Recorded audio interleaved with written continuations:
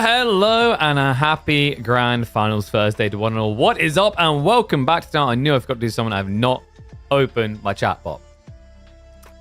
There was always going to be something I was going to forget to do. But hopefully you are well rested, had a good time on Wednesday, and are now back ready, frothing at the mouth, hungry for more high-level Age of Empires 4. And we've got a packed up day, guys. It's going to be a fun one. We're kicking off with B versus Anatan, followed up immediately by Cat versus Wham. And then after that, a best of 7 grand finals between the victors to see who will be our 27th champion of midweek muster. That's right. There's only 4 left. I can't believe it. Like, it's actually crazy.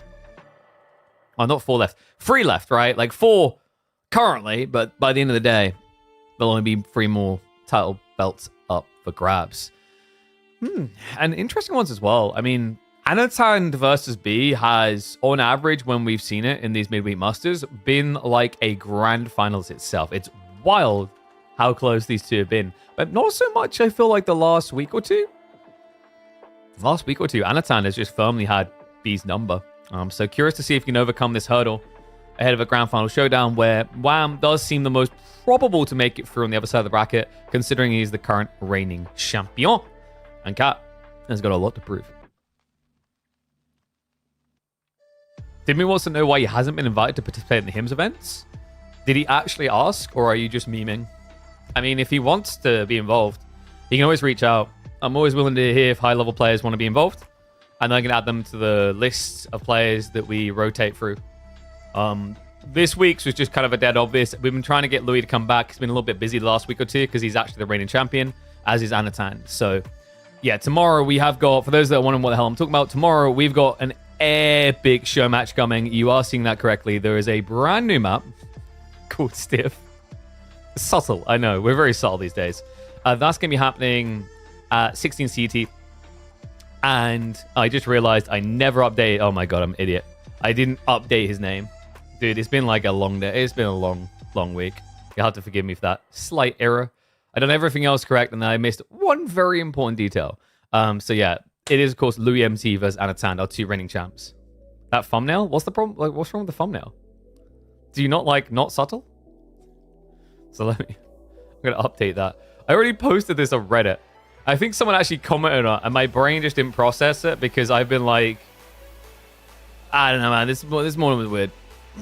Weird in many different ways. God, I've still got like a rough throat as well. I'm hoping I'm not coming down with something. It's more like the kind of stuff you feel like you need to clear your throat all the time.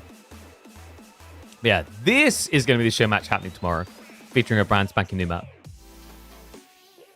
So, draft underway, and we are getting an early priority in Lancaster. I'm not surprised. I think Anatan is one of those players that actually has, I want to say, he's been enjoying Lancaster quite a bit, especially the way he's been playing it. And then in response, I imagine B's going to go Sushi Chinese. I remember we have got a new pick ban phase. We switched it over. So if you guys are looking going, I don't remember this from KPMM. It has changed. It used to be, if you guys remember, you used to have the 4 bans on each side. Now it's been reduced down to 3. So a little bit of an alteration. And this seems to be the way like all tournaments are going. So I believe EGC's tournament's going to be doing this. And we also have got like the Steel Series tournament doing this as well. Yeah, it does mean that as a result, they split the civs in a very interesting way. They did get back around to the bans of, you know, China and Knights Templar just on a slight delay. But that's fine. You know, I don't think those were going to be high prio over the Roost and Chinese Sushi in particular. Maybe you could argue the Lancastrian priority is a little bit intriguing. But, I mean, Kawasan's a nice map for them. There are, like, alternate picks. I'm curious what Anatan's going to be for that map, because so far his draft hasn't really resolved that problem, right? Like, that's still a big question mark. Is okay, what are we going into the double pond map with? Because for B, it already makes a lot of sense for Sushi. Mongols was a nice kind of variant option, but I just don't think people rate as highly anymore. I think for Anno, maybe we see something on the end of the draft, such as a Bassett. So like something low prio that's just not going to get banned out. And then you focus on prio picking the other maps. Like, for example, Lancaster feels very targeted at receding. That's something that B hasn't answered, and great job at Anatan. He takes the Malians away, which would have actually been a great solution for B. We have seen some auto picks on receding. I think the Mongol picks in particular are a little bit of a bait. Occasionally China comes out, but I think there's better maps to reserve them for, just standard maps like regions, Dry Arabia. For Alopecia opening, though, also that's where Malians can be really solid for Anatan. So B, I think he's probably thinking something like Shushi or Chinese there, because these Pro Scout civs have felt, I think, just default comfortable on that map. Classic matchup Anno B. Oh yeah, I was just saying, like, when these two clash, at least on average, it's always felt like a grand finals to its own. Admittedly, the last two times I think were a little bit less grand finally, right? I think we had, when it was B Anno in the grand finals, wasn't it? Was it 5-1? 4-1, I think, in the end. So yeah, pretty big annihilation in favor of Anno. And we are going to round out with an English pick. Now that is interesting. And you know what's interesting? Seeing prime subs like that. Thank you very much, United44. Appreciate you, mate. Welcome back to Swarm. Remember, guys, get those subs in. You do not want to miss this. We have potentially got 17 games of absolute top tier Age of Empires 4 happening today. And then we also have 9 more epic ones coming up tomorrow when we return for the Hims Cup show match on a Friday. It's crazy. It's crazy. Like, if you're not subscribed, I don't know why. Do you just like ads? I don't know. Maybe on this video, I think some people just enjoy ads. It's almost like calming. And if you're that person, fine. But if you want to dodge them, there's ways to do so. If you want to support the channel, there's ways to do so. Now, the question is, what are we going to be seeing in the opening game here? Because Alopecia, we mentioned like Shushi/Chinese makes sense. Malians or Roos on the other side. I think it's going to be Roos from Anno. He goes a different way here. Yeah, we've got China from B, but Anatan chose Malians. So the Roos is being reserved for, what, Dry Arabia or regions. You don't really see it in Kawasan. We saw 1 or 2 players like sort of try it recently, and it feels a bit weird. Receding, I said, you theoretically could. I mean, there's not many maps where you couldn't Roos, but there's much better locations to use them, I feel. So I think for Anno, he just wants to keep the Roos Flexi as kind of a threat pick for further down the line. So let me mark that in for the boys. So China versus Malians. God, my throat is going to be annoying today, isn't it?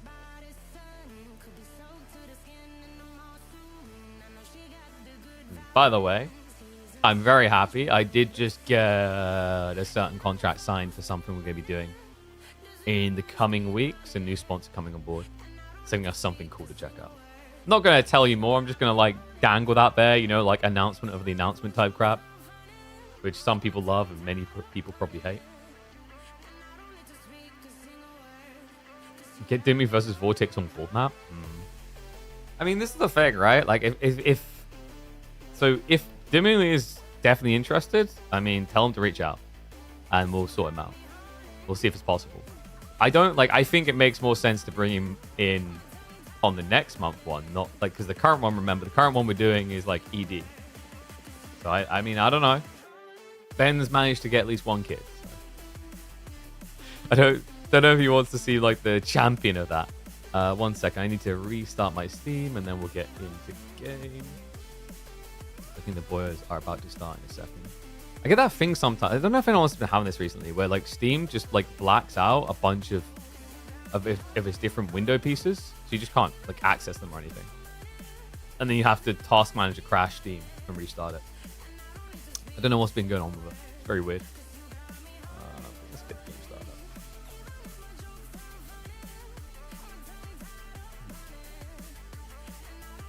And I'm wondering like what we're gonna do if we don't bring KPMM back as well. We'll just retire. We'll become like a Age of Empires free tournament organizer or something. That's about the level of money I can afford on my own. I feel bad for them. It's kind of crazy when that happens with big content creators. Like, have you noticed that before, where they've been like, grinding out the big game, they got like 10k plus, and then they just get like bored or burnt out, and they do like the most random stuff. Like maybe they go back and they start becoming like a Command & Conquer Red Alert 2 streamer or something like that. It's crazy to watch. All right, I think the boyos are about ready to kick us off though.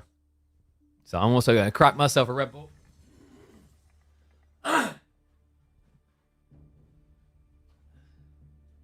I do like these melons.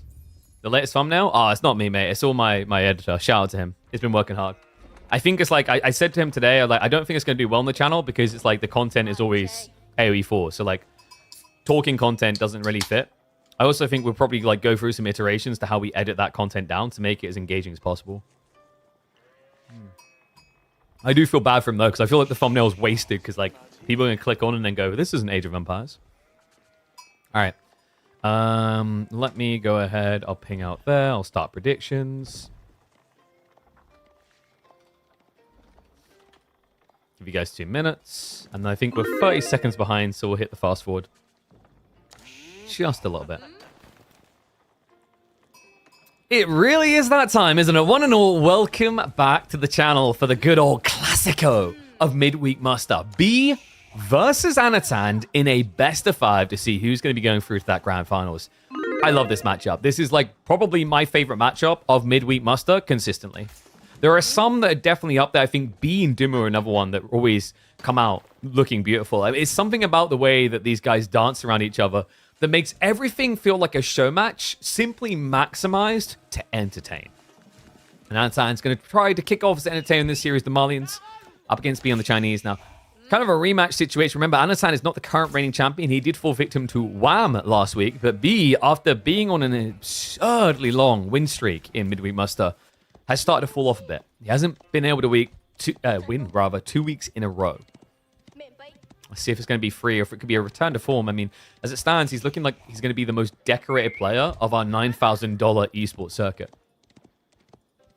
China versus Malians is interesting, actually. Anatan had Roost, which, if you guys have a look at his draft, would have made a lot of sense for a map like this. When we look at Alopecia, the big focus point is going to take you towards these trees. The Stealth Forest plus the tree lines, this is fantastic for Roost play. We saw it from Wham, actually, just the other day, where he ended up building 7, 8 hunting cabins all around the edge, generating, I think it was in excess of 300 gold between them. Actually, it's maybe like 300. Definitely when you add in the high trade house, I think he was at like 500 plus. It was pretty insane.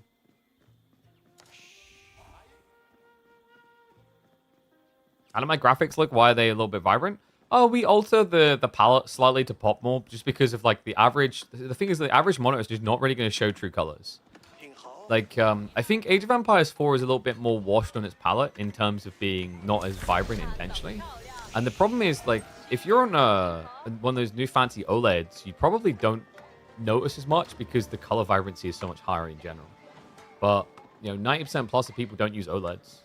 They use older IPS or VA type monitors where it's not going to really pop. Now that has popped my eyeballs out of my skull. What? We've got Saharan trade network for no reason. At least not the reason you normally expect. There's no outpost rush. There's no spear rush. What happened? Did we miss a bait and switch? I don't think we did. Is Anatan going 2TC? I think this is a 2TC build. Well, he does secure the deer on the backside. He's going to have safe gold, safe wood. Secondary gold's not too far away. Like, I could very easily see this being 2TC. I've seen Anatan do this type of build before. If you guys recall, there was a very infamous game in the midweek muster about midway through our 30 weeks where it was Puppy Paw versus Anatan. And it was a high view game that ended up being almost 2 hours long. I believe it was French versus Malians. And it did start off with this trade network to allow him to be greedy. The question is, how is B going to respond? I mean, so far, I don't think he even knows. No, he's been hanging around over here, so no clue to it. And I think that's the other interesting thing about Anatan's positioning. It's just so far back, it's unlikely you scout this easily. And no, there is no mark on this map. That is intentional design. So it's not about trading.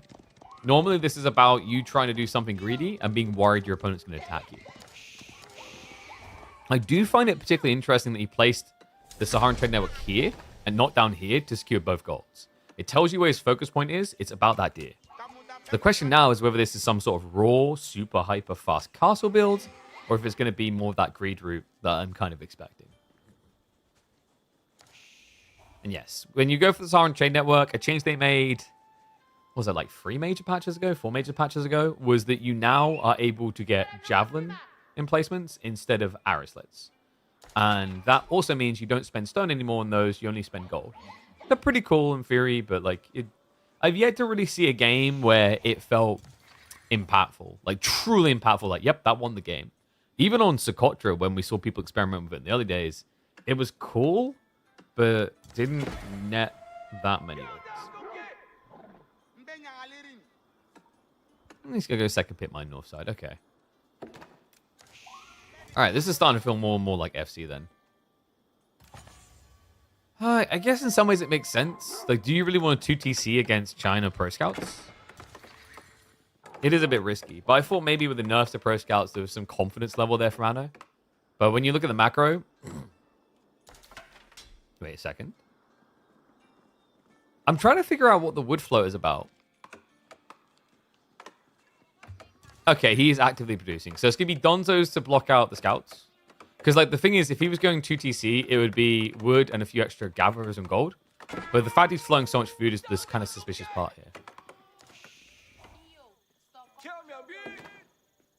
Looks like B does actually get confirmation quite cheaply of what happened there. Yeah, got the spear away before he died. Did not waste any scouts over here. Now, I know. Is he going to go outposts on the secondary deer, maybe? Just to try and protect against your opponent diving and gathering? It could be interesting here. I feel like the build-up would take too long. You'd have to deer shove in, probably double outpost to make sure your opponent couldn't dive for them. And then you need to get double emplacement, which ends up being a 350 resource investment on top of the fact that 2 villages have to spend a minute building the outpost, or rather 40 seconds, sorry, plus the walkout. Like, if you talk about the lost gathering there, plus the cost of the play, you're going to be spending close to 500 resources to double outpost up. It just doesn't feel worth it here. Much better just to build a few Donzos and then play linearly from north to your opponent's base. Problem is with this Donzo play, it's like coming in so late, the deer are already getting vacuumed. B, he's already ready to pull the trigger. He's going to be going to Castle Age about, what, 8.5 minutes?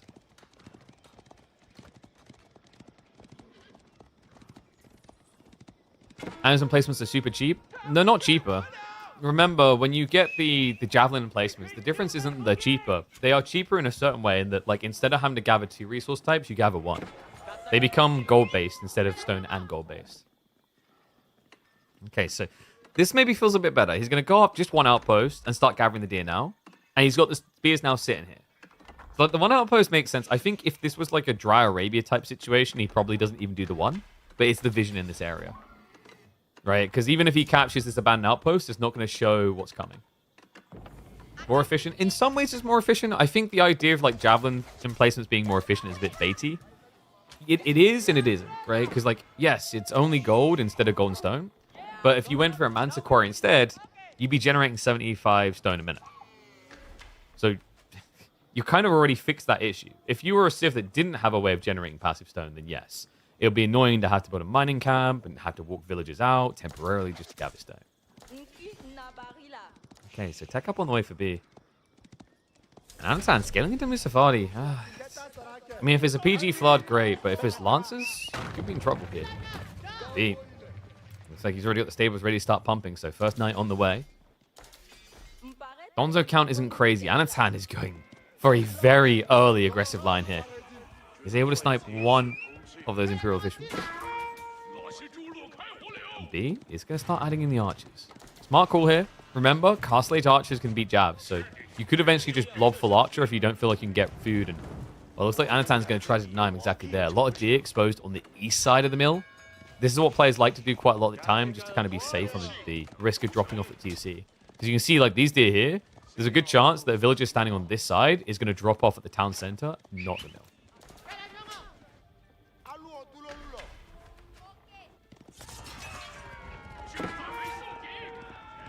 Yo, what is up? Wait, what is that? I haven't seen that before. Is that someone... I think that's someone subbing on YouTube. Is that? Oh, wait, no, that's an... Oh, no, that's an announcement thing. No, that is a member. I was right. Yo, thank you, twins. Appreciate it, bud. And, no, to answer the question earlier, I do not have one of the fancy new OLEDs. I am talking to a brand that might be sending us one out, though, which I'm hyped for. There you go. That's nice to see. Members on YouTube do get access to a few things. I think they can avoid ads, and then they also get a few of the emotes.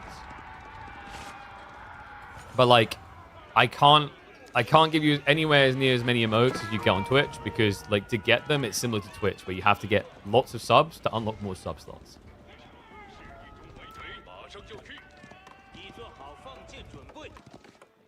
I wonder how multi-streamers perform when it comes to memberships over there compared to Twitch as well. Like, I'm trying to remember what the full list is that you get on YouTube. I think one of the main things is, like, the emotes and whatnot. I assume you get to avoid ads, but for most people, they just have that premium subscription service to do that anyway. Wow, Anatan, looking pretty premium on this Javelin count. This is starting to feel like it's going to be a Javelineer build. Yeah, poke damage is added up. He's found a few of the Taxman kills primarily. But once you work his lead in there as well. You have lances plus the scouts come up here. Okay, I don't think I actually did send a lancer. It was just the scouts alone. So one Donzo can do a lot of work here. He does get denied on some of his deer, but is at least able to hold on to a few.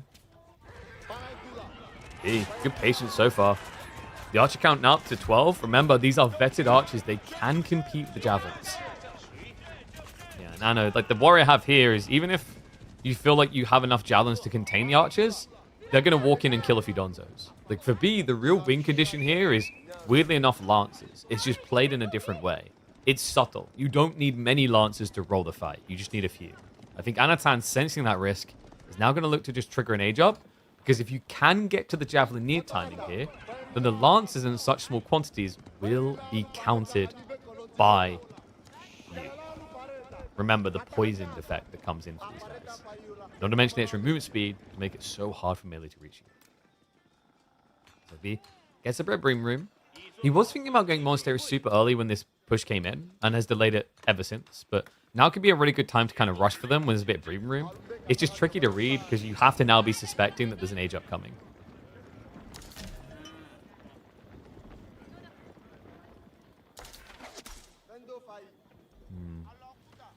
One thing that is going to be a bit weird is like a little bit less gold intake because you did go for the Saharan over the Mansa. I would be curious as to what Anatan's thought process was with this landmark choice. Like, did he think that his opponent was going to rush him? Or was this meant to bait a reaction out of B, make him think that it was the 2TC thing we thought that Anatan was going for? It just feels like the trade network is a detail that wasn't needed, but there was clearly something that had him freaking out. And now B might be freaking out a bit with that tech up triggering. Knows he needs to do some damage. He's going to be rotating to the north side, but the Javelin's already hunting, guys. And this is worrisome. Right now, he's just retreating away. The outpost in the area is giving full vision. So B just dives in, loses several troops, and gets 0 return kills.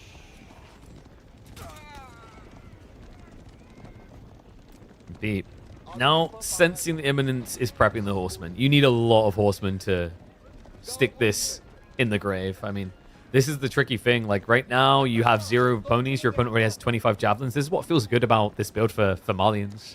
You know, I think for low-level players, the comparative would be when your opponent somehow gets up to 50 Lombos and then gets to castle.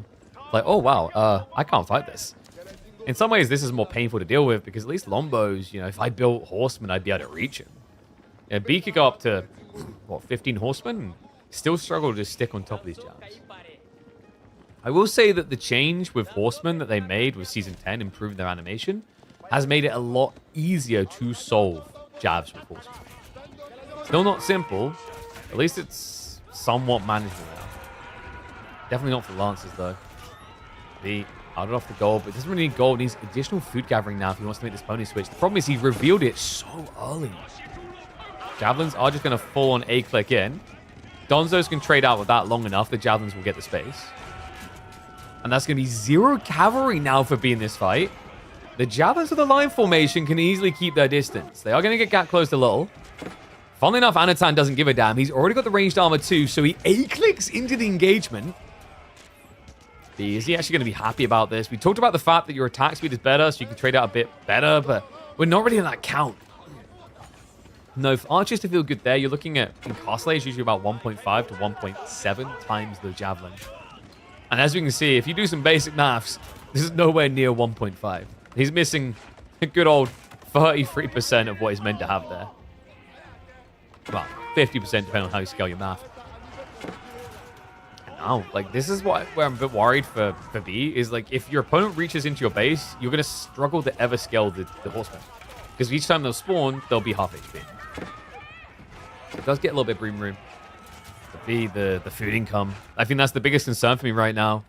I mean, what's happened here? He's running out of deer quickly. He's onto the berries. After that, he's going to have to go south side. So if he cannot reclaim his base now, he's going to be hard stuck. I know. Will not give this up. Look at the numbers fallen. And remember, this isn't even Anatan with full swing power. This fight only had 16 of the 25 javelins on offer.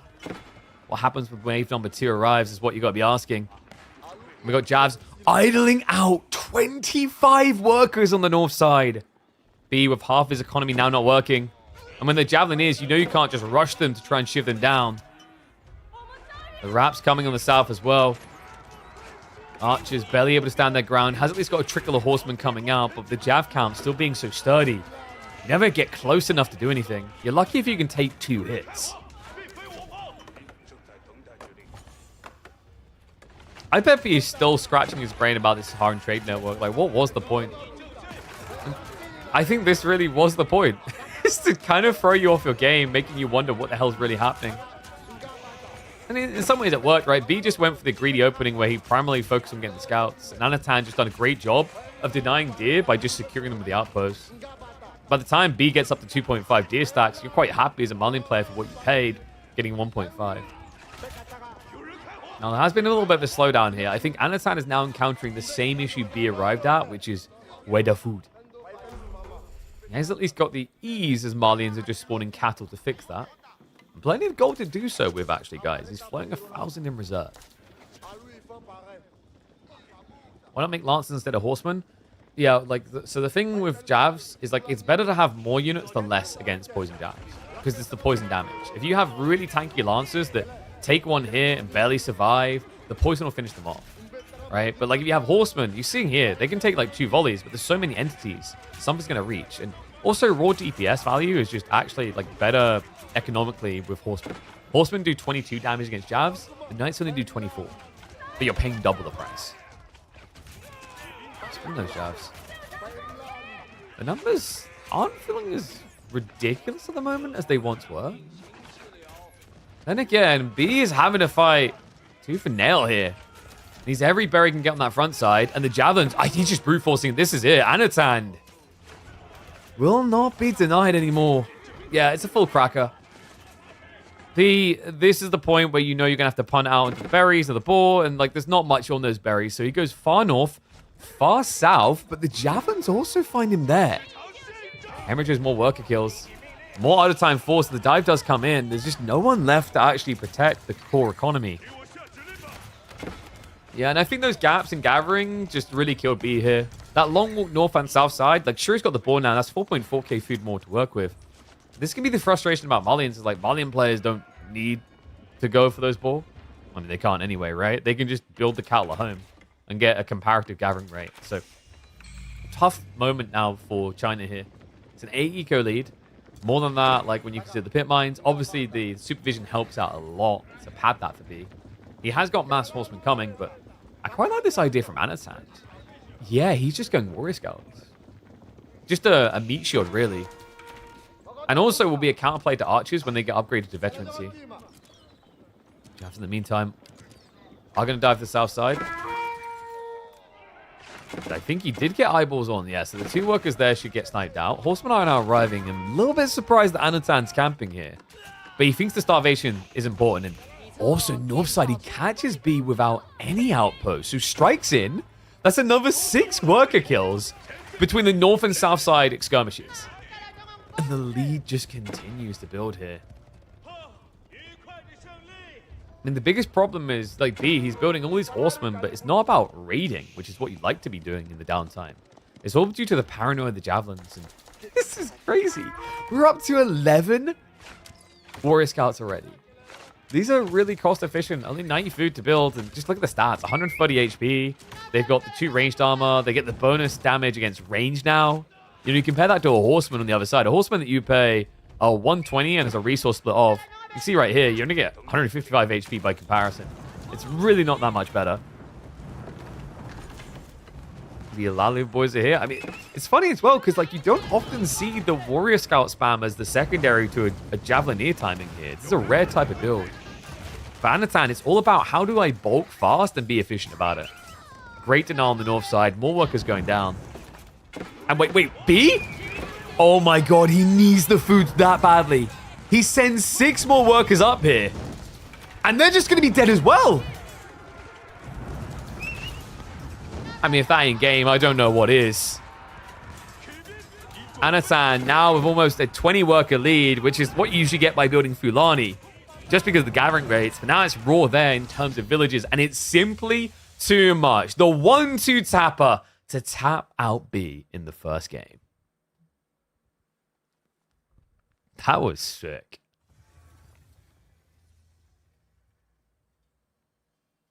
I mean, that one, I think it's like, it all begins with what the hell's the point in that Saharan Trade Network? Like, it's on your brain, right?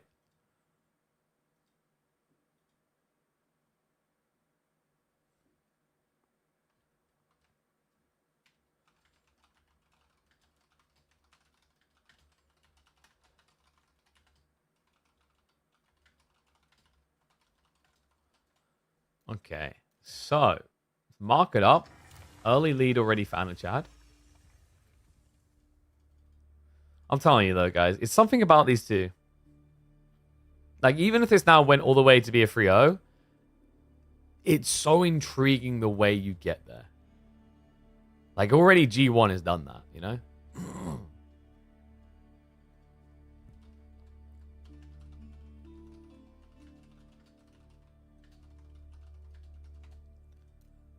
Okay, and G2. Look at the draft. Where would you go to kind of reset this as B? I think receding is going to be a bit tricky. You have got Shushi, so like in theory, the most obvious map to kind of get a reset here would be Kawasan. Maybe you save that for like G3, G4. And instead you could go for something like what? Do you do regions? No, I think maybe Dry Arabia is possible here with the Delhi pick. But Anatan does have a Rus pick. And Biz. I think the Byzantines might be about Kawasan. It's either Biz or Ibid there. Ibid seems more likely unless Anatan wants to do some funky grand winery in the center of the map build. I know the boy can be crazy, but I don't think he's often that crazy. Wait, Anno only had 13% of the vote? Really? Well, color me surprised. Damn, I would have thought it would have been closer to 50-50. Oh my god, dude, I can't clear my throat. You can hear it. It sounds like so husky. I don't feel like really, really ill. I just feel like I'm got something stuck in my throat. Red Bull will help clear it, I'm pretty sure. Oh dear, oh dear. Alright, so where are they taking us? I'm having a look now. So picks in for G2. It's going to be Mongol Ibid. Did he choose Kawasan? Or, wait, is this receding? I thought that Anatan would have used Lancaster for receding, though. Because like, I can't envision this being Kawasan when you have Shushi, is the thing. And Ibids would make sense for Kawasan. But I could also kind of see the sense in picking them onto receding just to move around and block out your opponent on the map. It would still be pretty weird, though. Like, this kind of has to be Kawa, I think. It's just a surprising Kawasan with the picks as they are. What, my throat because of the surgery? I mean, it'd be a weird thing to have caused it. Like, I was worried that I'd got, like, picked up something, like an illness while I was there. Because it's like, you know, a medical facility and whatever, and ill people and blah, blah, blah. But yeah, I don't know. Very weird. Okay. Why am I not able to observe this game? That's weird. There we go. I had to go manually trigger it. I was looking on the names at Nevershoe. I just don't trust the, like, joined by, like, friend list thing anymore. It's just so bad. All right, let's get predickies up. Let's get ready to roll.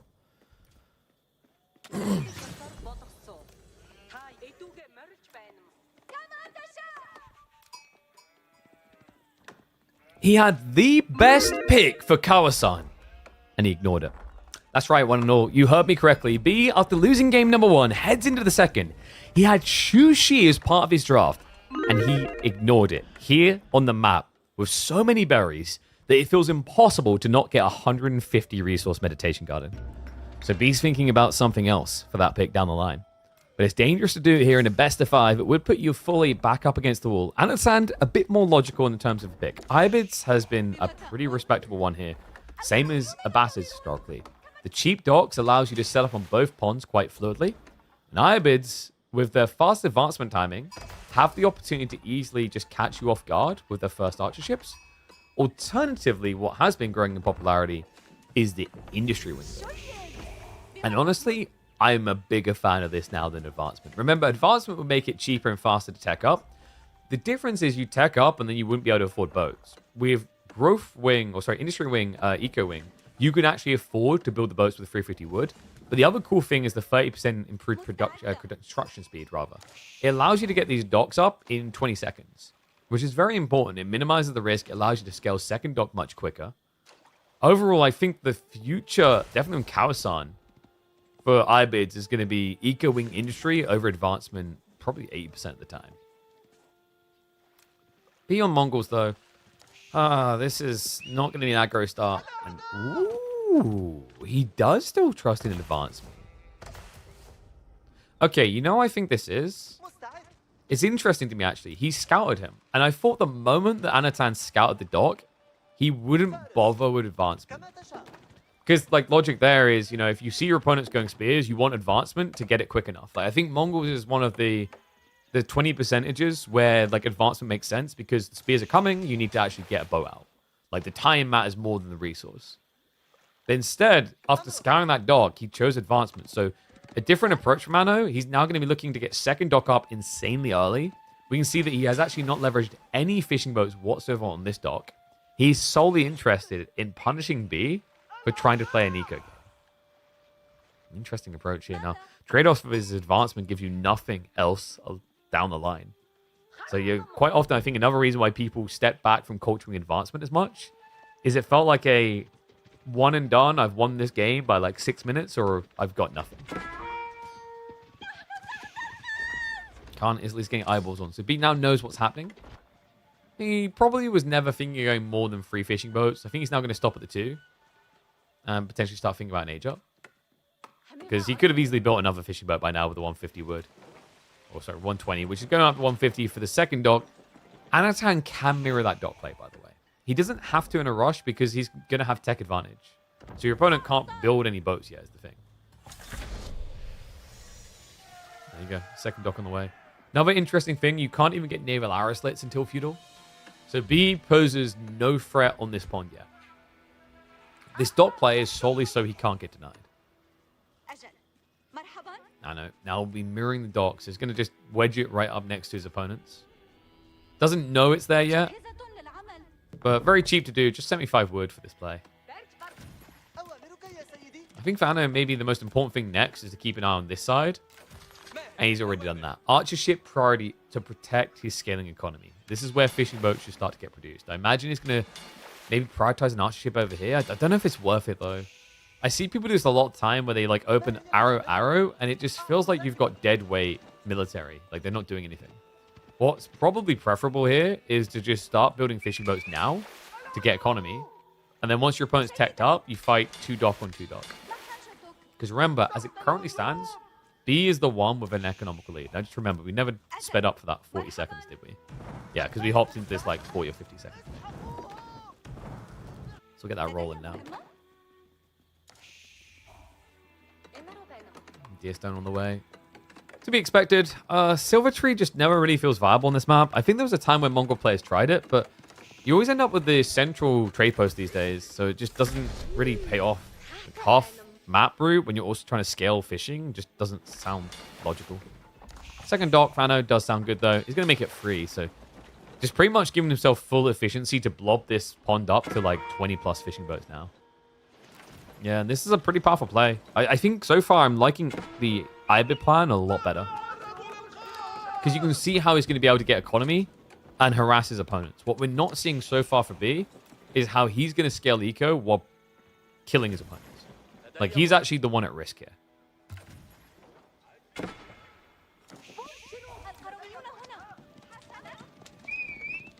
I think we can slow down, though.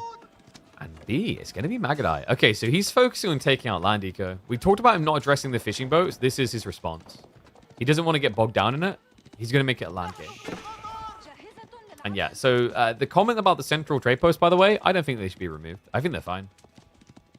The whole point in trade post on this map is, oh no, we've ran out of gold. How do we get gold now? That's fine. That's actually, like, if you think about it, that's what trading should be for most maps. There's still, I think, a lot of default maps that enable trading from the get-go, which is not ideal. Like this Wolf Mano. So he's already anticipating the Magadai. He's trying to protect his wood line so he can now blob fishing, because once he bloats fishing, he can think about doing things like Horsemen plus Desert Raiders to contest. But B, I think this is now going to be like a macro game. He's starting to stockpile, so Castle should be the clear target. Good news for him is actually, like, there's been no sort of contest on the sponsor whatsoever. So I think Anno, can he see? Yeah, he can see the calm. This is maybe where it's worth adding in an archer ship, because your opponent is going a lot heavier on fishing.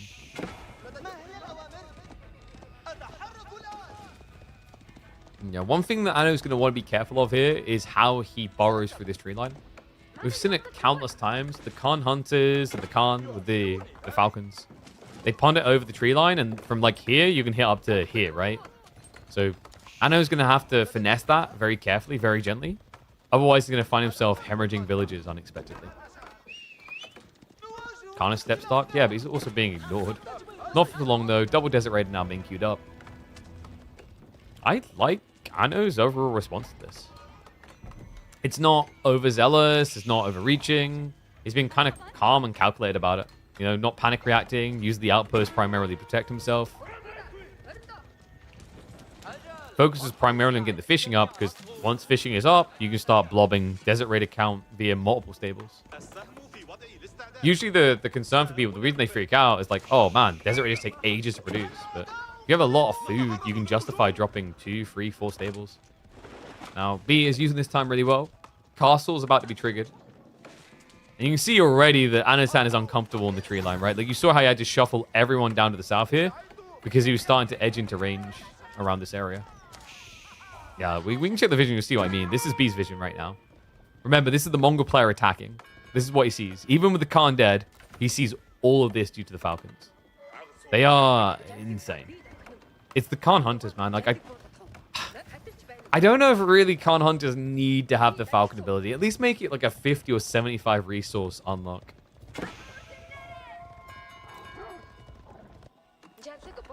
Looks like B, of course. Stepping out has to be expected here. Like, you need the better economy. Fishing is getting crazy. And oh my god, the demos! The demos! Anno! Sick hit!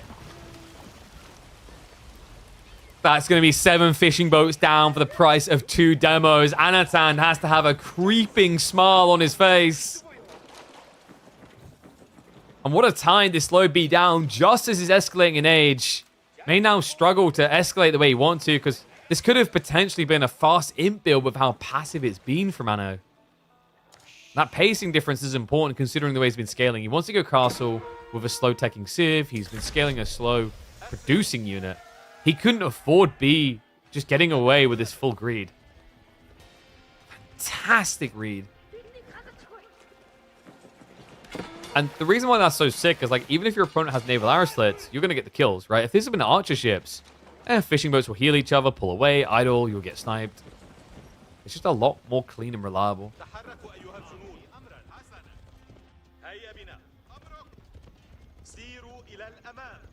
I know, he's not done with the Desert Raiders yet, guys. It's going to be military wing reinforcement.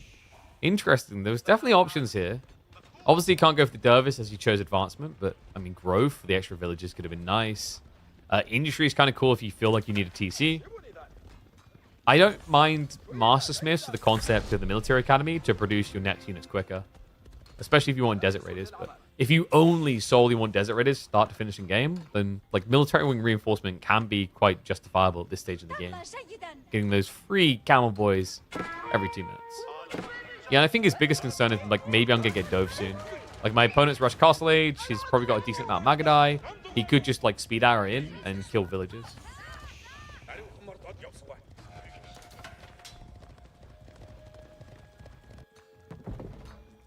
P is actually still going Imperial.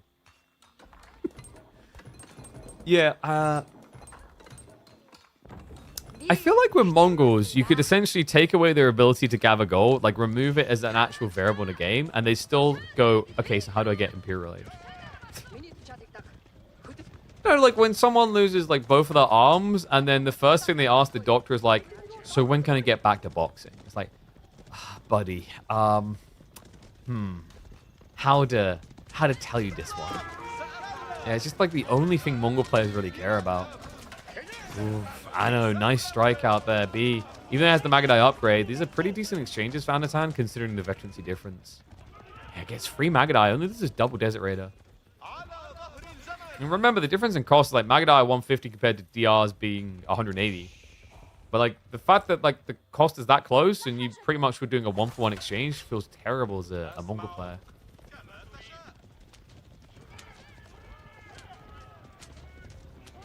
He's gonna try to poke. This is where you just kind of debate yourself. Remember, the tile range doesn't favor you. Mongols have very slightly more tile range with the Khan Hunter. It just gets that space. Does have the veterancy on the way. First, the Camel Lancers has been queued up. And we do now have spears to clear the dock. So this threat is now going to be removed. B, he lost a lot of economy off of this. Remember, he's up to about 16 fishing boats originally. Now he's at 8. Definitely feels the pain. Archership is going to be there to protect the second dock, which makes sense. As remember, this one over here, hard to contest when your opponent has arrow shots. Now, fishing for Anatan is looking damn good, by the way. He's sitting comfortable at 14 fishing boats. Could even consider adding in more for the 4th deep water fish. Archership should be fine. You do outrange Magadai, remember? So they're not as threatening as they look here.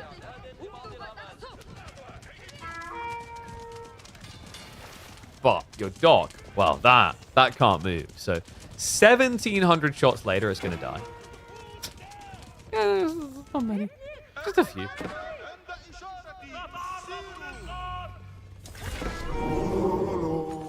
Well, it's now to be picked up, B.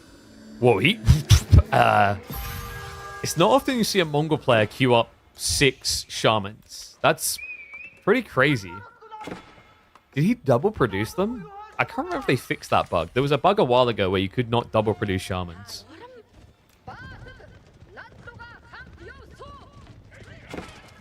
Okay, so the Lancer's here now. B kind of has a problem. Like, what's your solution? Because the idea of the Camel Lancers, they're not meant to win the fight. They're just meant to absorb the blows as you go. And you see how long it takes to just kill one. It's kind of a tricky one. I think B... Could he just rush an age up here? Probably not. Anno has also now got his own religious units coming, the dervishes. Has also secured the additional gold. That's extending him towards the dock. So it's going to be very difficult to ever palm and remove Anatan from that pond now. Another pond. Anno is going to have to start fighting proper here. So we've got Demo Ship queued up. B... he's just shy of what would be required to get an insta-kill, I believe. But the Archership could poke in to get him low enough. Here we go. Wait, actually, that is enough. 2 HP! That was the difference. So immediately pushes him off the fishing at a critical point. The D-border closest to B's side had ran out. So good out of time to be achieved here. Worrisome for B, considering he just wanted to keep spamming raw Magadai.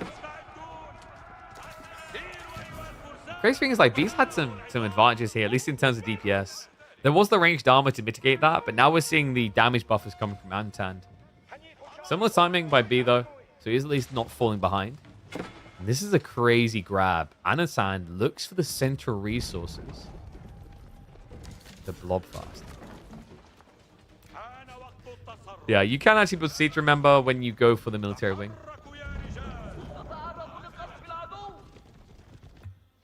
Damn, we're talking about Ghost of Tsushima now? Ghost of Yotai isn't too far away, right? Is it next year? I think it's early next year, they said. Or was it this year? Yeah, if you guys haven't played Ghost of Tsushima on your PlayStation Plus, I'd do it quickly. Sony has a little bit of a pattern of removing the previous entries in the series close to the release of the new one. which is pretty smart when you think about it, because like when a new game comes out and you're intrigued, you're probably going to want to like play the first one, or like you play the new one and you're like, oh, I never played Tsushima, I want to play it. It's pretty crafty. Oh, it's not crafty, it's this dive. Oh my god. So many Magadai just thrown away, and for what? I mean, he didn't really strip that much in terms of eco.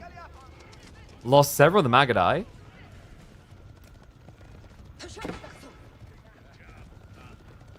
And the Camel Lancer. Okay, so I thought we'd be seeing DR up against Magadai, but I guess Anatan just doesn't see his worth. He wants someone that can dive and never leave, and this is crazy. 15 Lancers. Remember, Lancers also don't get countered by spears like you think.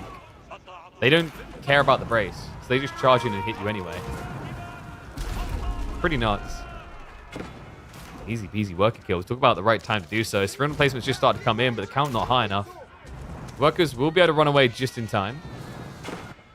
Now, pawns have been skewed by both players. This game definitely not over yet, but it's 11 fishing boats versus 19. Anatan has a clear edge here. Hasn't been able to strive to come out to that center of the berries again yet, which is important. If he does get his hands on that, I think this is like curtains. And that is interesting. Anatan now switching into Springles, which remember, you can build with all these camels. It's a very weird comp, but surprisingly effective. I've seen this before. You know, in the past, we'd see Archer Camel Lancers. And that's good against spears, right? But with the military wing, I actually think it's a lot better to do this. With military wing, you're able to just spam up Springles as you go. It slows your army down, but like archers are already doing that anyway. Sure, you can argue that like Springles slow you down more, but they offer up so much more firepower. Even against the Magadai, they're pretty solid, considering how low base HP they are. It's like B. Wait, is this going to be... No, I thought we were going to be getting improved siege engineering. I'm a bit gutted. I was looking forward to a blast from the past. You guys remember we used to watch Abbasid versus Mongols? And it would just turn into like mass siege spamming as you crawled in. We don't really see it anymore. It was meant to be the Civ's biggest advantage because usually the challenge of switching siege and castle is like, oh man, I have to do it at home. New units have to come from home. But that's where the Middle Eastern Civs and Mongols had a very clear advantage. But ever since the nerf to Mangonels in Castle Age in particular, we haven't seen it utilized as much anymore.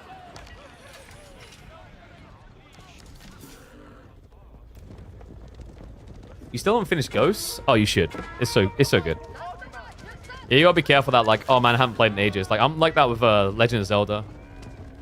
I still haven't completed Breath of the Wild because like I just never find the time for it. I want to sit in front of a TV for that one, not just play on a handheld.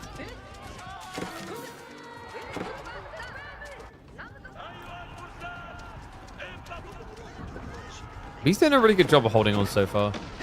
The Springles have now arrived, and oh boy.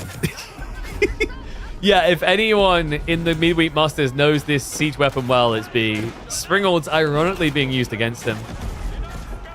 Camel Lancers are trying to rope him into a fight.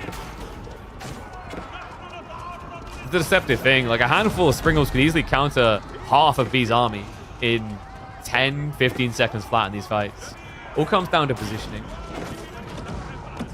It's weird. Playing spears against Springles, like it often feels like it's much harder to micro right with the spears compared to Springles. Which is odd to say of a siege situation. And oi, villagers pulled. He doesn't even have the textiles.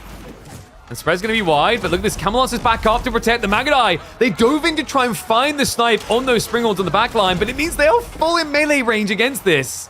And aren't going to be able to clear. That is going to be a clear path to victory. Anatan absolutely annihilates B in this fight. With Springles in the Mongol base. Oh man, this is a blast from a past. A reminder, folks, a GG comes out, and maybe we should all be taking another look at the old school days of siege creep builds on the way to the enemy base, because in this game, it sealed the deal for Anachad. God damn, that was crazy.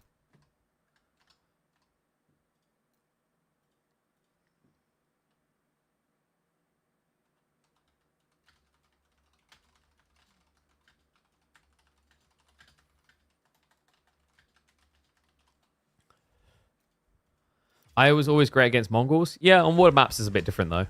And also the way he was great against Mongols is extremely different. Like you telling me traditionally like Ibids are good against Mongols because they build Springles? Hell no.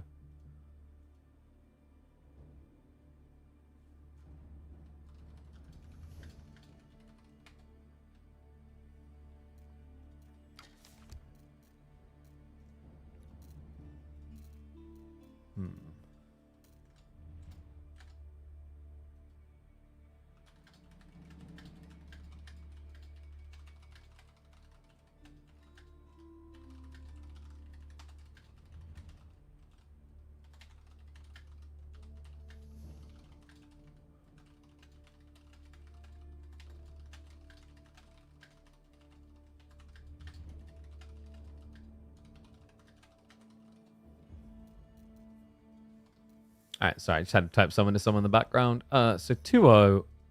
Potentially only one more game in this week for B. Oof. This midweek muster's full of upsets. I wouldn't really call this an upset. I mean, maybe like the idea that's going to be more of a steamroll, possibly.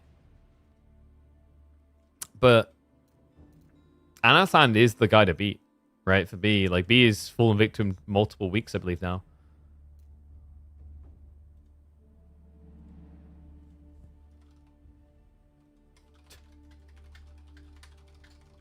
Someone just messaged me like, look at you doing a Twitter stream. I was like, yeah, I don't know if anyone ever watches them. I was like, what the hell? Like, it doesn't cost me much more overhead to run a like stream on there. I can definitely afford it. I need to find out, like, dude, I don't think you can, like, Instagram stream is not a thing, right? We did try TikTok streaming for a bit. I need to revisit that. I didn't continue it because, like, in my eyes, there was no point without having everything else set up. Like, I want to be posting edited videos before I bother with live streaming there because I don't think it works the other way around. All right, so receding. Ooh, English. Okay, yeah. So, how did I forget this? We've actually seen English up against Lancaster on this map before, and like English do, I think, pretty well with an aggro timing. So, we might finally see B net one. Stream on YouTube. We already do. That's why you literally could see people from YouTube's comments pop up and chat. Like, look, YouTube, talk to him now. A few of you were chatting earlier.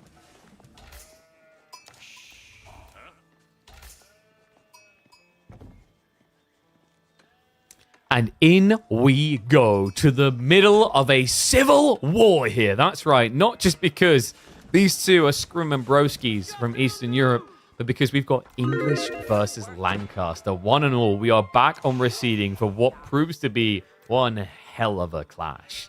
English, an undervalued civ in certain matchups, and Lancaster could easily be one of them, folks. Yes, that's right. English with these all-in aggro times with Council Hall have been capable of shutting Lancaster's greed down. Let's see how Anatan's going to address that, because we do already have the highly desirable Spearman opening from Lancaster, which is surprising against a civ that you know are going to get lombos, but the idea for Anatan is to capture the central points of interest to make it worth the value of the investment. Unfortunately, step one, which would have been nice, would have been a deer shove, and B is already looking to mess with that. Yeah, he's doing a good job of it. He came over so fast, and you can come over this quickly. Like, you know, I know people have a lot of issue with deer shove, but something that's really cool about this map is because all of the sheep spawn just around your TC, you can quickly grab all your sheep and then go and do something with your scout. You're not limited by the requirement to go find everything on the map for the first 2-3 minutes, which would allow your opponent to get a short deer stack pushed into their base. Yeah, really cool dynamic. I like it for that reason. I like that there's a bit more freedom. You know, I think you have to go two ways with, like, elementary design in Age of Empires 4 for scouting. Either the scout's task is, like, focused on primarily absorbing, like, information, or it's absorbing resources. And, like, the way that AoE 4 is designed right now, the reason why compared to, like, older Age of Empires, the scouts have so much vision is because in older Age of Empires, like, your opening play is very different, in my opinion, right? Like, we see it, like, the resource options and the way that people played, like, AoE 2, they're doing different things to their scout rather than just, like, let me find a Kajunian food to pull back safely to home. Because I think in AoE 4, losing the sheep roulette game can actually just end your game a lot easier than any other Age of I could think of. But imagine if we just didn't have, like, the sheep matter as much anymore. Like, if it was different. If it was different, we could probably cripple the vision on these scouts so that scouting's actually harder and it's something you commit to. So, no deer shove coming in from B. I wonder if we'll switch over to that. We do have the Council Hall now. And this is where the Civil War starts to erupt in favor of English. Yeah, like, this becomes a pretty tough one against the Yorkians. Because, like, Lancaster just want to build a Lancaster castle and sit there. But the thing about Longbos, they actually can poke raid in on you as you do that. Nano is moving up north. It's going to be the Lancaster castle quite defensively. Yeah, this... I mean, he's got the gold at the back, so he'll have access for a bit. That's fine. But his stone is horribly placed. And you're not going to be able to hold on to these Forgotten Ruins for long, folks. Remember, the Forgotten Ruins are how you generate your stone to get the manas. You garrison villages inside of here after capturing them. With the tech up complete and Lombo's already on the way, Anatan's going to want to consider going home already. Wait, is he? Okay, that's sick. Wait, what? How have I never noticed that? English villagers shoot you from inside the Forgotten Ruins. What?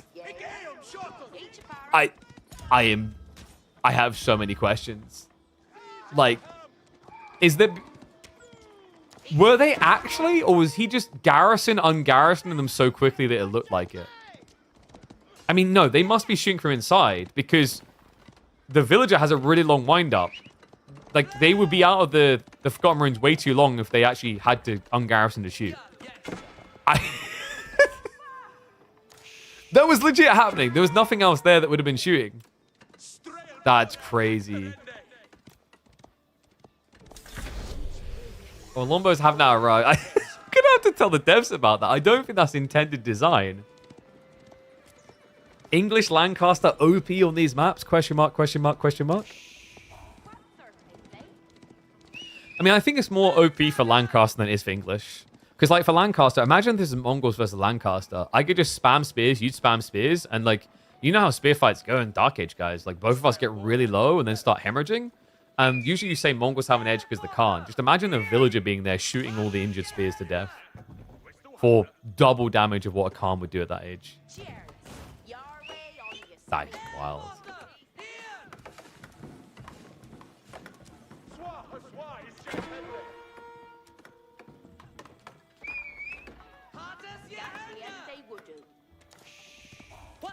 So, Yeoman count isn't on the way for Anatan. He's just going greed. He's not trying to mirror the longbows yet, which makes sense. Like, in small counts, Yeoman will just get destroyed by longbows. Oh, and thank you. Sorry, I got so distracted by that, I didn't notice. Let me flip the score. Reminder, folks. The leader in this one is Anatan. If B loses this game, he is out.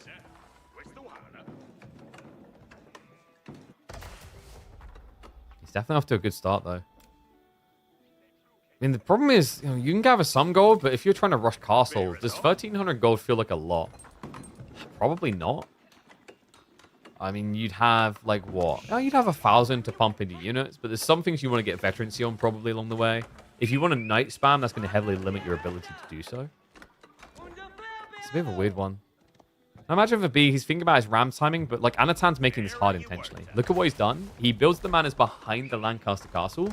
That does mean your rams have easy access to the thing that is making these manors attack you. But it also means your rams would have to deal with a 5k HP structure. Looks like that is going to be the goal, though. Like, B has switched 11 onto wood. I think we are probably going to be looking at a blacksmith timing soon. Actually, there's no one on gold. Which makes it a bit funky. Like, you're gathering food on the deer. You've got a lot of wood gathering.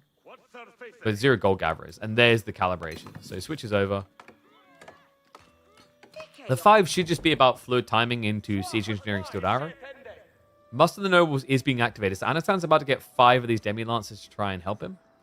But there's already 4 spears, and Lombos are also higher base damage. They trade out better into the heavy cav that probably have no right being called heavy cav. I've said about this in the early days of Lancaster. It almost feels like this is intended to be a new type called medium cavalry.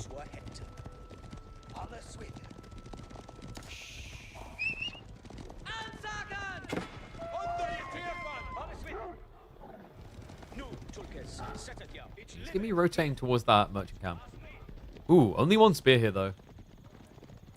Yeah, so I think you're quite happy to take this trade if you're Anno. Especially when the spear comes out like that. Like, hello. Easy snipe down. Lombo's the only thing they can do is get rid of the scout. They'll be cleared up. The rest of the army is on the way, but guys, that's only 2 spears as well. No, I think someone went a bit rough here for B. I'm trying to figure out what he was doing at home. Like, the timings just don't make sense. Completely stalled on Lombo and spear production to get to blacksmiths, and he's going straight into men-at-arms. Interesting. I think the idea here is, you don't want to be building spears against yeomen. They'll kite you. The men-at-arms get kited, but they'll also absorb a lot. They scale really well into castle if it ever happens. And the other thing is, your opponent could build spears to debuff your armor to make yeomen good against you, but then he'd be building spears against Lombos. So I like the thought process here from B.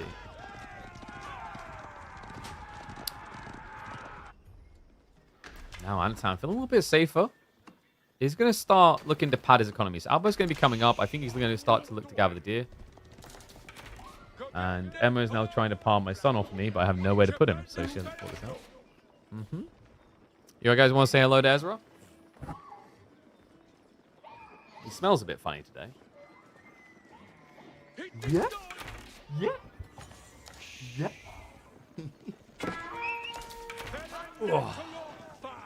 I got a co-caster. Oh, but you can't sit on my lap, mate, today. So you need to be good. Yeah, I'm actually, like, super paranoid having him anywhere near my groin right now. Ugh. I don't need to freak out as much with him as I would with Freya, but still. Some more MA on the way, but look at Anatan's blow. We're already up to 15 yeomen. The goal here is to get high enough that you can just freely jump on top of the Lombos and then run away again. I would say, like, out of the two, Anatan's execution is a lot more micro-oriented, whereas B is more about positioning. Sorry if you can hear him rubbing the mic. He keeps grabbing it. What is it with my kids just inherently knowing what the microphone is and trying to grab it?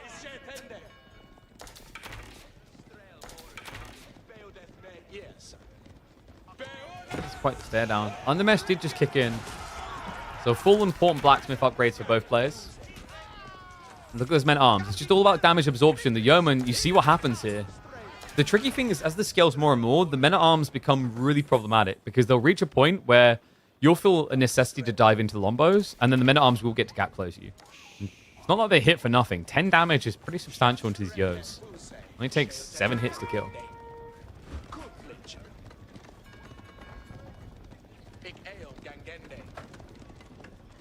I like how Ezra has brought a bunch of his toys out to sit on the floor, and what does he do? He immediately grabs an empty box of Red Bull. He's got his priorities. Yo, Clash coming in, though. More outpost spam from Anatan. Arislets are also being added in. I don't mind this idea. I mean, Arislets are going to be able to trade here without you taking damage in return. But love the read by B. This has been what's been missing, remember. The classic aura attack speed buffer. He needs to get it faster. Anatan's looking for a switch down to Hoblars. Villagers also being sniped. Great micro there by B. They split it off. The dive's coming around. The rotation is going to force the villagers away. No outpost going up. And it looked like B got a lot of value there, but may it cost them even more. Yeah, the yeoman just ignoring the men-at-arms. Same way that you'd actually play HRE into English. Just ignore this MAA blob and just take out the backline. So all Lombos now remove. And a lot of space created. Now, you can't necessarily outright just win the fight with the Hoblars. They suck here against the MAA. But now Yeoman can kite and kill. Yeah, this is worrisome. And this is starting to feel a lot like a 3-0. I mean, I was praising B. I like the way he played this, but what do you do now? Well, he has got active Gathering in the Forgotten Ruins. So maybe there's a gradual 2TC play here, but you'd be 2TCing at what, like 16, 17 minutes in the game? That's scary, guys. Like, Anatan could easily go Castle by then. And I think if you go 2TC here against Castle Lancaster, you just die to Earlsguard. It's really hard to justify. I think what was really happening there is B wanting to get the outpost up and get fortifications Arislets. And then maybe add in additional outposts. Because you could see that Anatan was making this a bit of a tower defense game.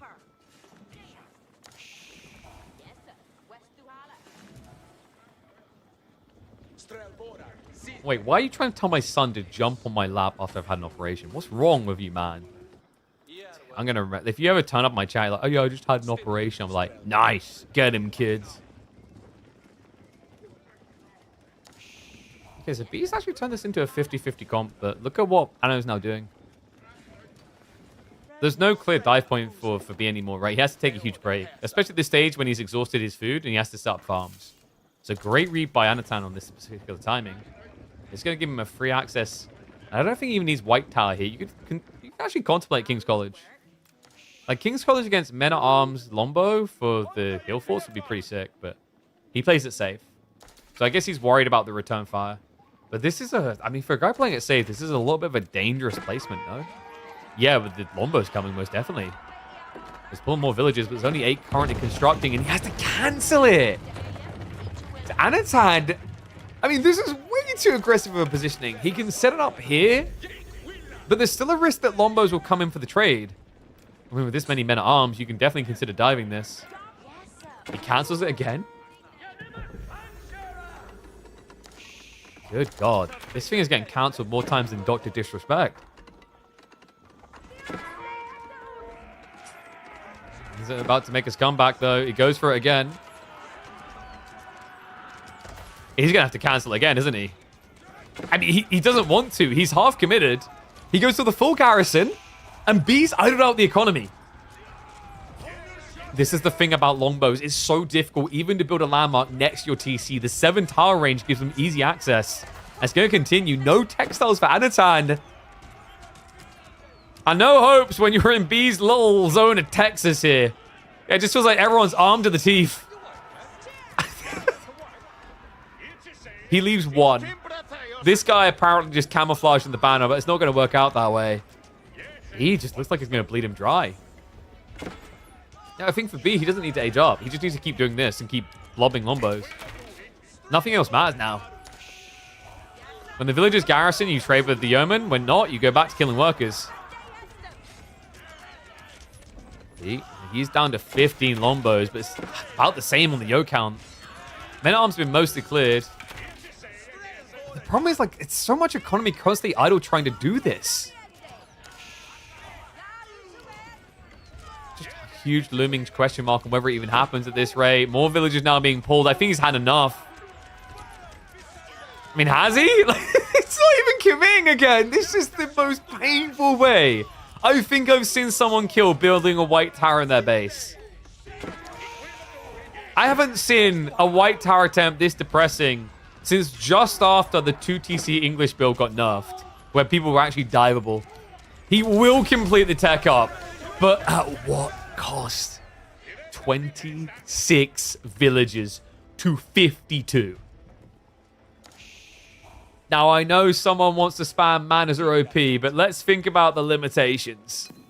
They don't quite pad you that much. B will just retreat fully, and he's going to macro himself. Yeah, I know. He'll take the punt with knights on the way.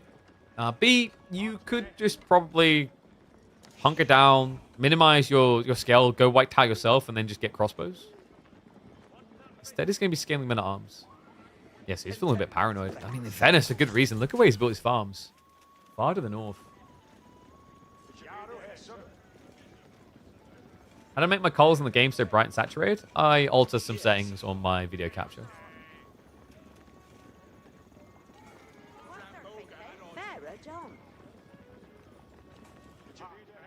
But there are tools and methods for you to do that locally on your own monitor on a Windows level.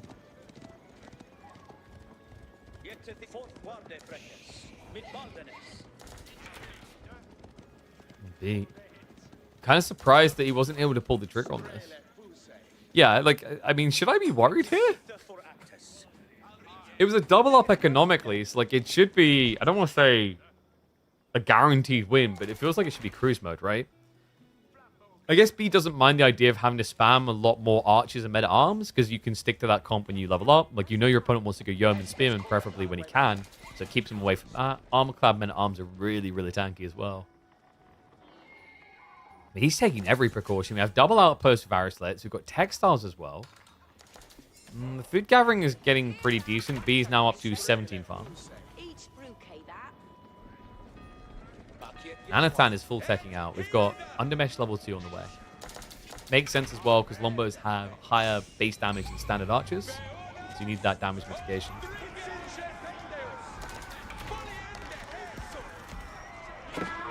And looks like we have actually got a relic queuing. Yeah, actually, I just noticed that the northern one got tapped all the way by B. So he kind of gave the opportunity here for Anatan to drag a relic. Does snipe it just in time, but new monk being produced.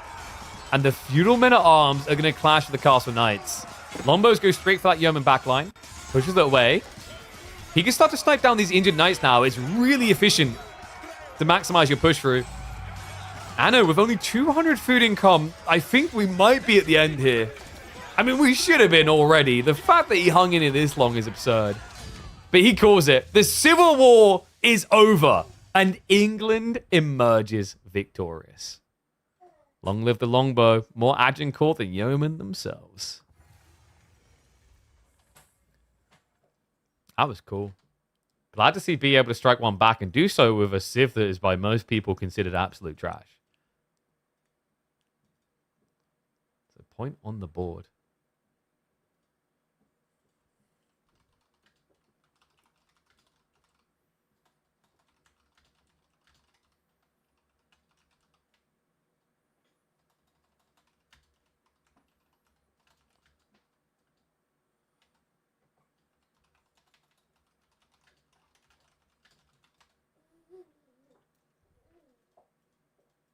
Anatan didn't really... Wait, who's saying Anno through?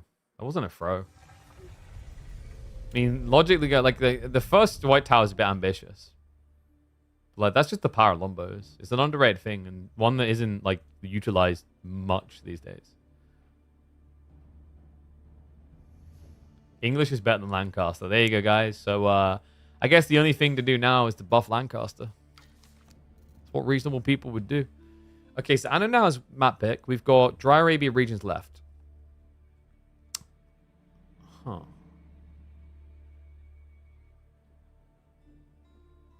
You could Dry Arabia for the Roost pick.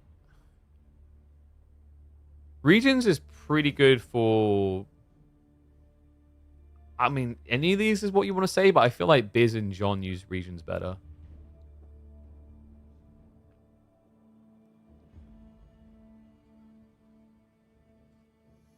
My emotes don't work on YouTube? Some of them do. Just not all of them. Oh, that's actually weird. Why does the stream bot doesn't translate them correctly? That's a little bit weird. I'm not sure why that is.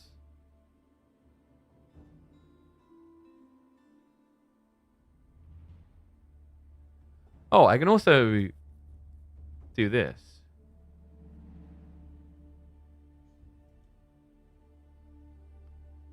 I just turned the bots on, so it should communicate messages back and forth now. I must have missed that before. Interesting.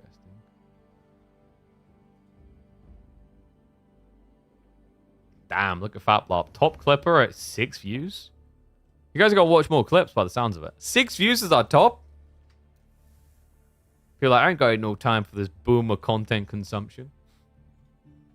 Alright, so I think the boys are now getting ready for the next game. Let's see. What did they draft? He's actually quite chill for once. I hope he stays that way. Because I don't know what I'm going to do if he starts crying. I'm not holding him if he starts crying. Okay, Ottoman Byzantines. Oh, this is regions. This reeks of regions for these two. I think Anatan almost always picks Biz on regions from what I've been seeing anyway. So we'll mark that up. We'll get ready. Okay, they're not in game yet. So, is it cross-posting now? Because it should be cross-posting now. I activated it. Maybe it's just not going to work until the next stream. There's a possibility as well. Yeah, the bot's meant to be like cross-posting. So I like activated both the YouTube and the Twitch bots. So like, they should be basically posting the messages into each chat, but it's not doing it. It's a bit weird. I'll look into that later. That's something more advanced. But I noticed like the option in, and I was like, oh yeah, I'll just click this. No, it didn't work. How weird.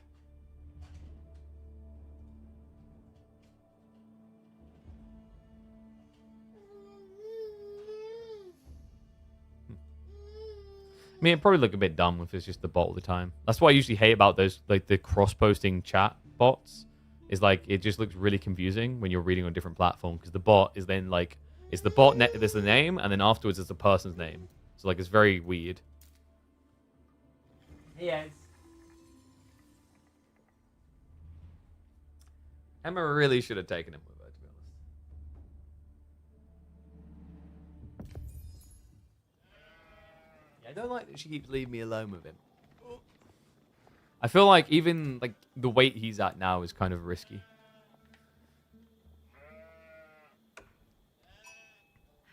Which has me a bit worried about tomorrow because I'm babysitting him all day. I'll just let him roll around. It'll be fine. All right, Predicky's up. Let's go. Let me flip that.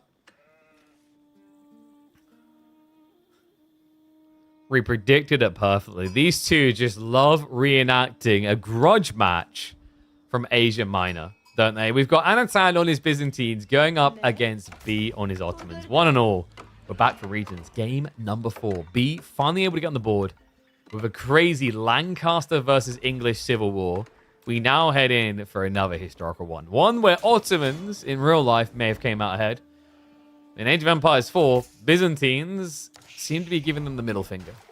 And Regions is an interesting map for it. I feel like they've actually looked pretty good on this map, especially with Anatan, the way he plays them. Regions is an interesting map. Pro Scouts has value. I just think the value is a bit diluted. And that's why we haven't seen that be a priority. Like, when you look at the draft, they both had Pro Scout civs. Shushi, Jean, Rus. They're all there. But they both ignored them. And I think that's because the reality of how this map usually plays out is one deer stack typically gets shoved in the enemy base, and the rest of the deer are too linear. If your opponent wants to, he can block you off of this. And I find quite often, like regions, you can afford to be defensive until it's time to secure the gold in the center. And that real secure only happens once you're looking at castle drops, right? So you know you're safe until age 3. And apologies, my son is being really grumpy.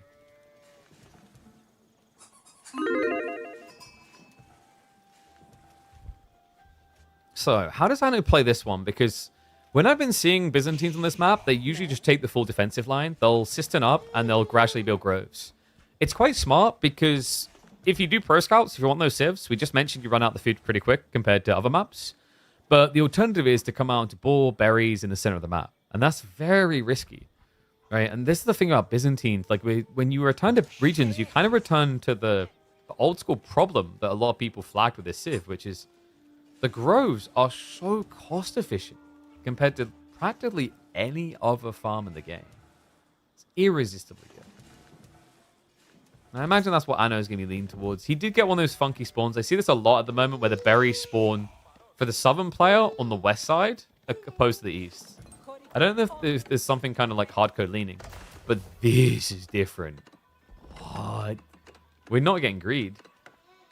Okay, so Anatan has assumed something about Ottomans here that forces Hippodrome. And I think the assumption has been B's playing them.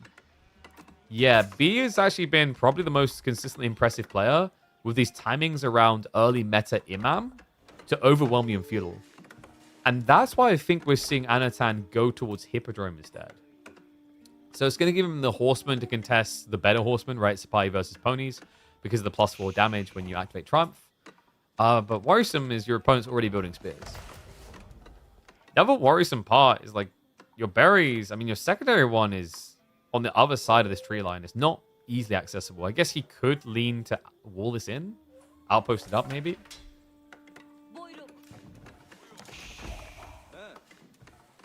Meanwhile, berries are going to be safe. It's going to be Madrasa coming in for autos. And we are getting the spear shove as well. Yeah, everything looking great for B, I think. Like this playing to Hippodrome, I've been talking about Hippodrome just being kind of a limited value play. It's very hard to actually get maximum value out early on. It's more of a threat that you'll do something. But the problem I've always seen with Hippodrome is quite often, once someone calls you on your bluff, the Triumph idea falls apart. And the worrisome part about it in this matchup is, like, do you want to be doing mass Horseman against Gradual Janissary? Do you want to be utilizing this with Cataphract down the line against Janissary? Yeah, it's just a very weird feeling when against Ottomans, you take a cavalry focus. But, like, if you're going to do it, the age to do it would be an age 2. Anna, order the 4 stone now. First, the Horseman to be produced. B is going to be setting up the blacksmiths to buff the military school we already got. And then I imagine we're going to be looking at, what, Sipahi?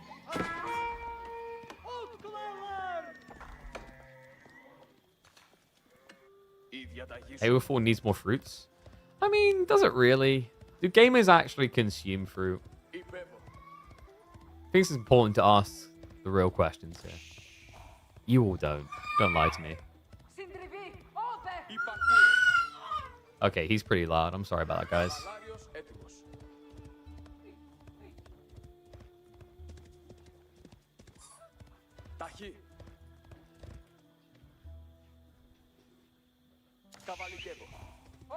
We are getting the meta straight away from B. Yeah, that's going to be passively produced, though, so still a minute out. I don't mind this. And it's going to set him up for the Archer timing. Wait, Archer's into... Has he scouted? I don't think B scouted the Hippodrome. No, dude, Ezra is not practicing bird noises. That's more like pig noises. This boy squeals. See? He's just previewing the pigs that they're going to add to AoE 4 soon.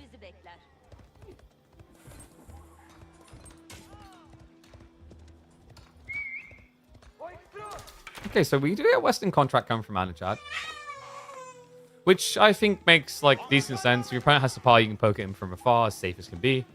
Whereas if you go Javelins in Sapahi, you're probably get ran down quite cleanly. Can leave you weaker against Mass Archer Blob from B, though, especially with the meta timing. But the other important thing that makes Longbows feel so good in this matchup compared to any other choice is it gives you a way of sniping the meta. The meta is a key here. Oh my god, Ezra. What's wrong?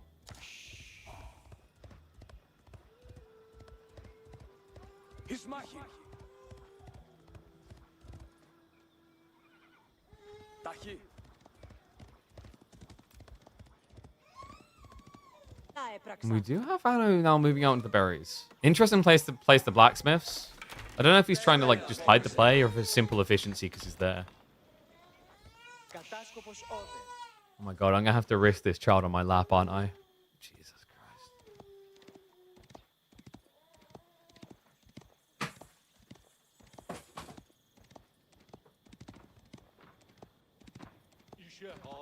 When will Ezra be joining KPMM?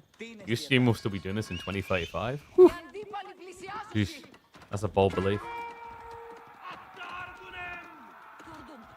And I see the problem. He's done a poo, and I have no way of solving this now. Oops. So, Memo and Imperial Armory on the way.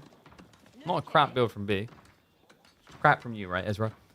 So, Anno is going to try to contest this with a Kira Siphon timing, which I'm not sure works here. Yeah, like, you don't have much threat with army right now. I get the idea of trying to punish your opponent. I guess you can at least idle him on the gold, right? But the Imam's also going to make that detail even tricky. And 5 Lombos isn't great for sniping Imams. And he's trying to smash my keyboard right now. Ez.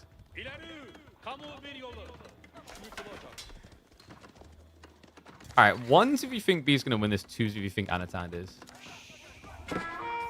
We got the Horseman poke in the back, but the Imam's going to make it impossible to snipe easy kills. Thank you, Ezra, for immediately dropping my phone on the floor.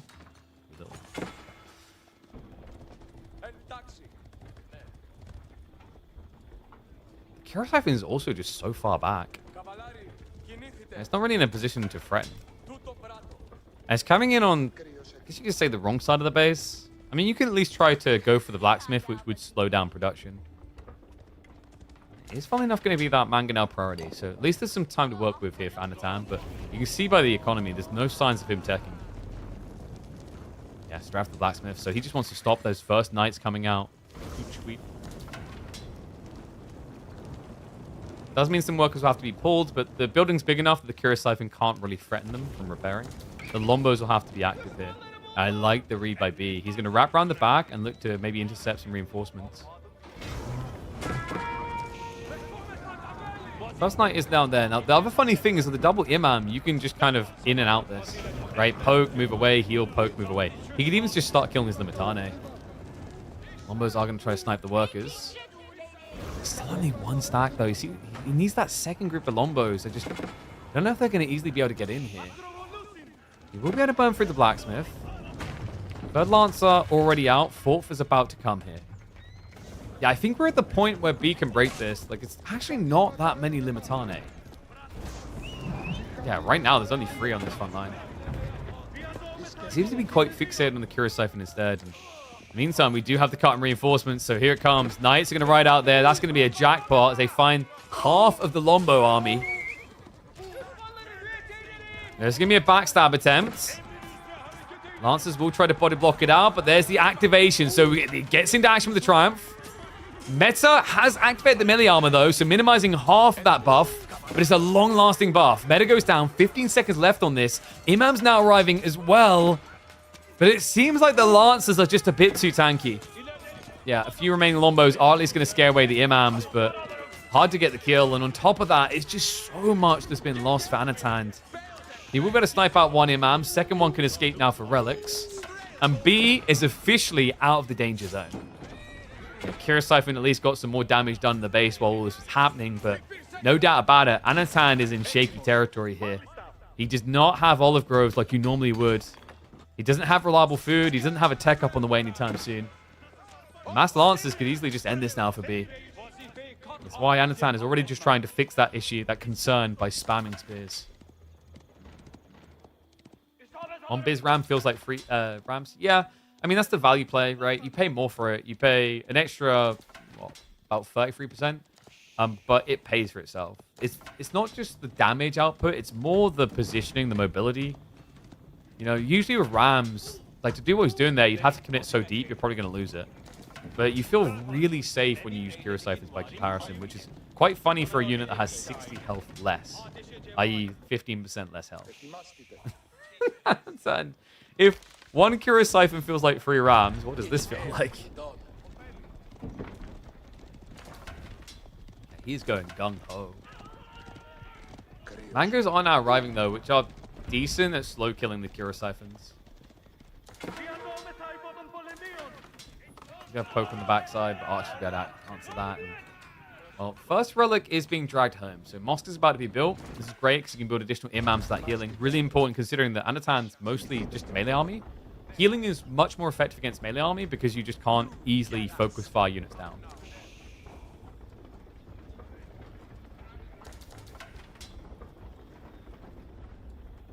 Kira on the way in. I'd love to see him hitting the houses. Pop blocking would be really high value here. Mangoes are going to start poking. So the archers, but the knights are out of position here. B, he sent them across to Anatan's base. Yeah, so easy denial on the production. He's going to show a little bit of respect, though, so he starts to back up a bit. Could easily keep pumping into this, though.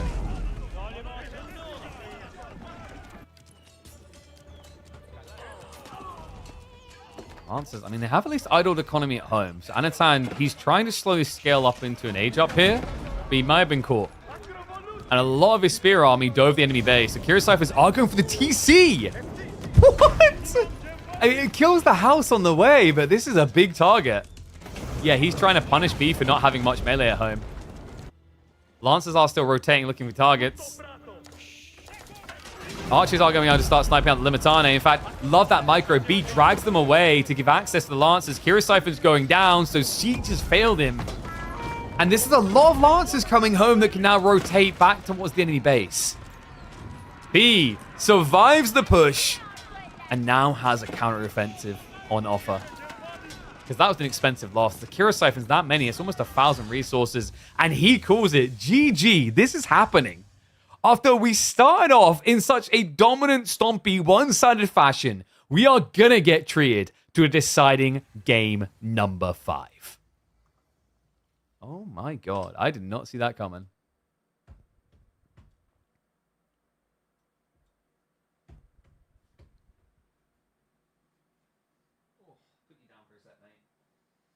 What was I going to call that one? English?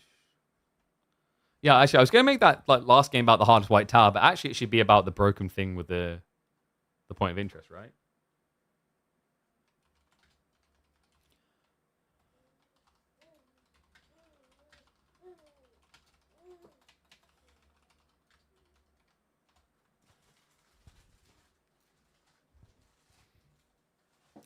Is he in Bumbo? Yeah, but he's booed. I can't go and deal with it right now. I really can't.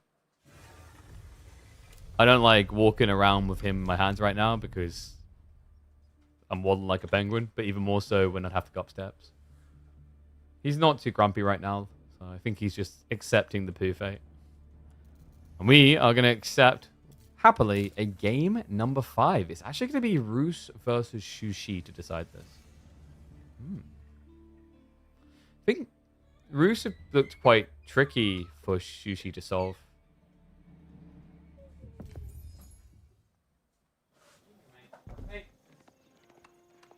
So for some reason, like dude, he has toys, like 3 or 4 toys out here he could play with. Do you want to know what Ezra cares to play with the most?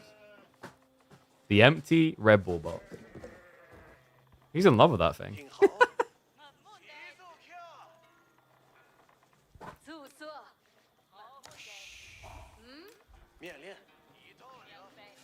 We would have felt robbed with anything else. One and all, we are getting that game 5. B versus Anatan, and it is all going to be decided here on Dry Arabia in the semi-finals of Midweek Muster 27. Winner to go up against either Cat or Wham, and we have got a Roos Shushi showdown. Matchup that actually I think has looked pretty good for Roos based on the recent games we've been seeing. It's surprising as well because you think Shushi would have an answer to things like Horse Archer or Chuginu, but quite often at the moment, like with these type of civs that like pro scouting and fast castling, what's most important is who has better momentum, who has the cavalry advantage. And although Shushi have some value in things like Lancer play, Roos's Zerg of Horse Archers is still proving so frustrating to deal with. Let's see if maybe, just maybe B can show us a different way. I mean, usually he's a player that is marveled for his creativity, his out-of-the-box thinking, and I think if you take the linear approach here, just fast cast on the Lancers, you're probably going to run into some issues against Roos. Especially with the way that Roos are quite happy to even play the spear spam beginning. Sorry, my son is squealing in the background. Guys, I'm not even kidding. Like, he's obsessed with this box. It's just one of those Red Bull little pallets, you know, like the cardboard ones. Completely content as long as it's in range, and the moment it gets away from him, he's full on screaming.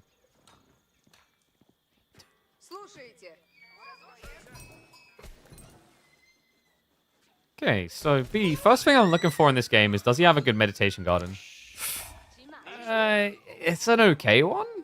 Oh, this is actually pretty sick, but it's a little bit far out of the base by Dry Arabia standards.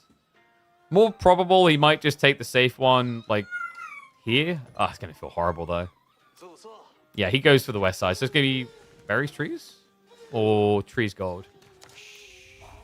He doesn't really see much else.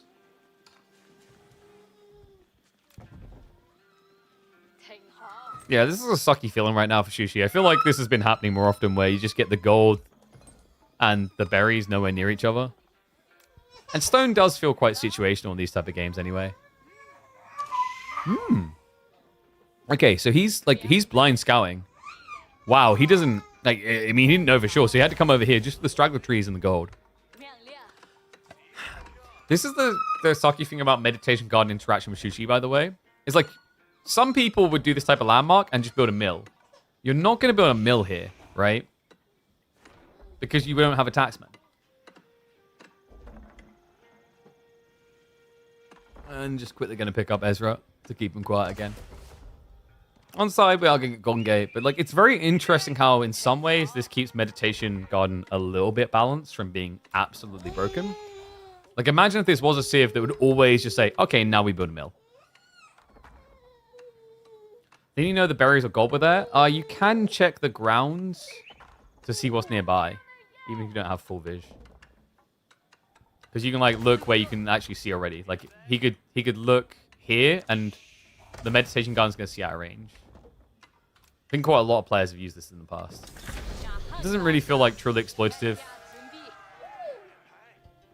Unless I missed something, they changed it so it doesn't actually show that info.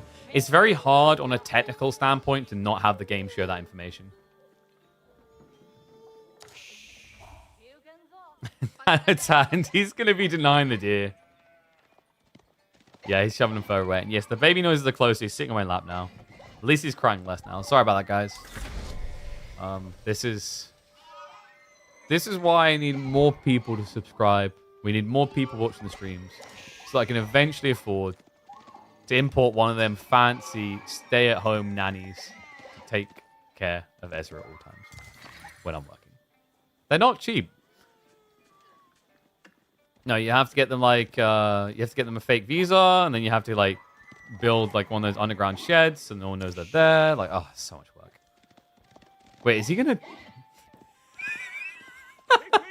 Oh, this is sick. This is so sick. Yeah, because B, like, you can't really stop it with one scout. This is Root's advantage, right? Like, they always have more scouts at this stage, so you have to wait. Now, in fairness, Anatan, he has gone Spears Archers, which are going to be slow to arrive, so B will get the lane, which is important. That was actually elegantly micro to split it between the two scouts. But now you don't have any close deer stack to grab with pro scouts. And your opponent's already going Spear Archers in a way that he'll be able to block you.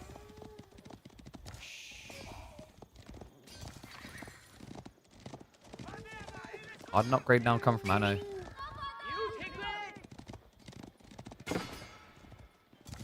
So does B try to mirror like going Chug? There we go, yeah. Correct read. Like if you go Spears here, you're already counterplayed. That's what Anatan tried to do. He split the power of his initial transition timing by going 2 unit types to cover himself. Ezra, stop it. Come on, buddy.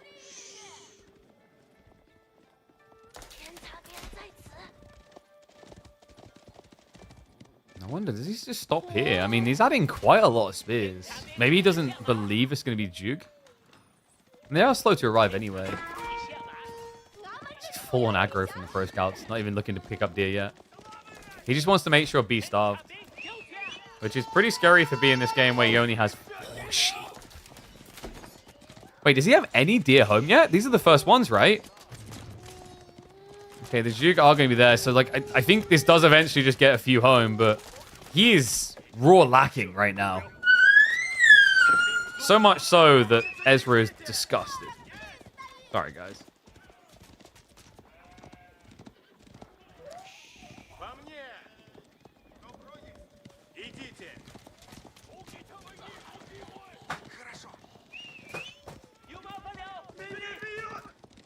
Okay, count of Juke is up to 6 now. Like, I don't know if Anatan wants to take this further.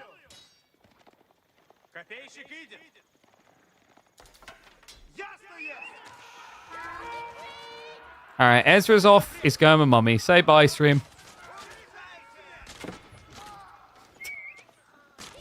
Sorry, my ambient screaming in the background is gone. I no longer sound like a medieval torture dungeon. Then now we can actually up our observing a little bit. So, Zhu counts getting up to double digits now. Anatan is choosing to brute force this, by the way. He's spamming archers into it. Interesting approach. I mean, he does have the pro scouts, so like deer are being picked up, but this has been slow, man. He's only got 2 left after that bout. Has Anno burned himself? I mean, he's not remassing scouts that quickly, so there is an opportunity now for B to take the majority of deer off the map. Yeah, and he's already snatching center-bound ones. Chug is the biggest issue I see for Anno. Like, how are you solving for this now? Yeah, having equal number archers is not going to be good enough. Chug do 12 damage and archers do 5. That's not even close in terms of an exchange. I mean, your only hope is to outnumber or, like, out-tech, but it's so hard to out-blacksmith Chuchi because of how quickly they can supervise into them. This is maybe a bit overly aggressive, B. Does need to slow down a little bit and respect the fact he's pushing into defensive archer play. Like, numbers are decent. Maybe now they're good enough for the repeated crossbows. Look at this, it's even at count. Backs up just a little bit and waits that second wave, and all of a sudden, Anatan at risk of getting no pro scout play here. Yeah, he's picked up like, what, 4, 5 deer? I don't think it's been that many.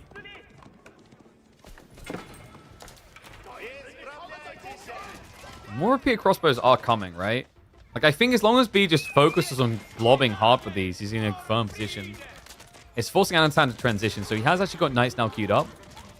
The repeated crossbows may be hanging around a little bit too long. We'll get traded out, and hold your horses as you release your horses. Anatan does get re-access onto those deer. Now, it did cost him a few being dragged back home, but all of a sudden he has a surprise opportunity here. If he just kites out the archers and reveals the knights, he could run a lot of these Duke down. The problem now, though, and he understands it, is the blacksmiths. Yep, first knight comes out, but the steel dagger already there, so Actually taking 6 damage per archer. Doesn't make you feel that tanky. I mean, you're definitely going to trade out well here. Already killing 3 and staying alive. But was forced to reveal the play early. I don't know if B really considers going Spearman here. Like, you don't really want to have to when you see your opponents doing archers, right? Not unless there's a necessity. And because Undermesh isn't there, you probably don't feel pressured. See? He's going to stand his ground, which isn't a bad idea. Like, at this point, you could quite easily kill the knight. Weirdly enough, he's splitting damage. Goes after both. Another round of deer coming home for B. Keep in mind, like, the reason why B's army hasn't been blobbing much quicker is because he's teching. What's happening? He's stockpiling. Whereas Anatan is putting everything into defense, and it's an expensive defense. Each one of these knights going down, 240 resources lost. It shows you how polarizing repeater crossbows can be. He's basically on the edge of being in Anatan's base. And with defender's advantage, everything else, having a counterplay unit, like, you're still seeing the Zook hold on really well. I mean, the funny thing is, like, just look at the destroyed value. It tells the full tale. Feels a bit rough as well, because Anatan's idea at the beginning was super sick. The archer spearman timing, you know, maybe if he was just, like, lobbing more scouts behind, he could have just greeted off of the back of this. But B's reaction was perfect. I don't think this is a matchup where scaling Duke feels safe. There's a lot of risks, but he played it really well. What is up, Matt? Thank you very much for the raid, mate. I hope you had a good stream. Welcome, one and all. Just in time for the 5th game, the decider here. That might become quite decisive, actually. B, after being back fully up against the wall, actually on the floor, dead with resuscitation needed, down 2-0. He's on the verge of being able to complete a reverse sweep. Malnu Academy to complete in just 10 seconds. And with Malnu Academy, that gives you the supervision buff. He can spam out knights to contest the feudal knights. You guys gonna get sacked. But I think you're pretty damn happy this is your B. All deer have been removed from the map. And Anatan has been removed from midweek muster. What an insane outcome in our first semifinals of the day. A reverse sweep and a return to grand finals for B after being absent for 2 weeks.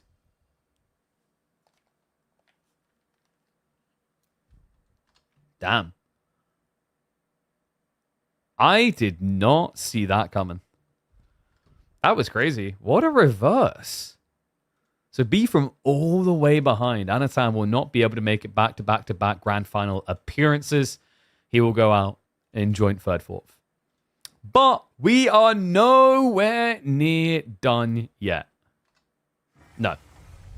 We've got the second one to come. That's right. Up next, and they should be getting ready in just a second, we are going to be having a showdown, a hoedown between Wham and Cat to see who now B will face in grand finals.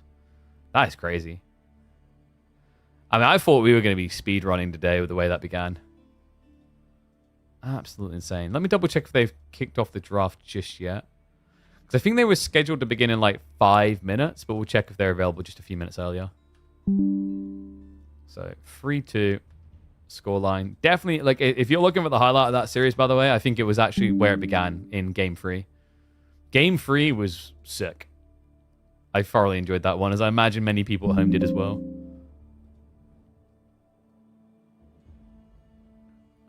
Okay. So, let me have a look at AW2. Oh, dude. After having him on a lap all that time, I feel really uncomfortable. I don't feel good right now. What do you guys reckon? Who's going to win this week? Anyone want to bet on the Dark Horse Cat, who was able to, I think, surprise a lot of people with a free over Dimmu? Ooh. Or is it going to be the back-to-back for Wham? Yo, imagine if Wham like gets a good win streak going and Puppy Paul's like, yo, I've missed this, and comes back. It's interesting, is like at the start of the midweek musters, like Wham, I think if Puppy Paul wasn't in them, Wham would have been like the big winner. It's kind of crazy the way that one played out. Like, actually, we can have a look at that. If we have a look at the earlier results of midweek muster, It'll paint the picture.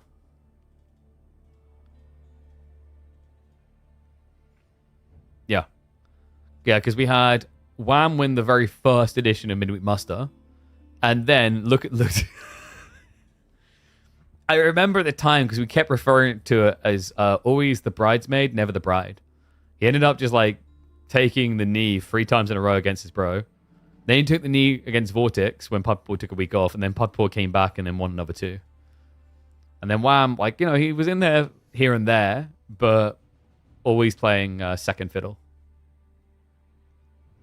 What qualifies someone to play in KPMM? Pretty simple, actually. So there's a sign-up method, and the way it works is the top 16 from the previous midweek muster are automatically invited to the next one.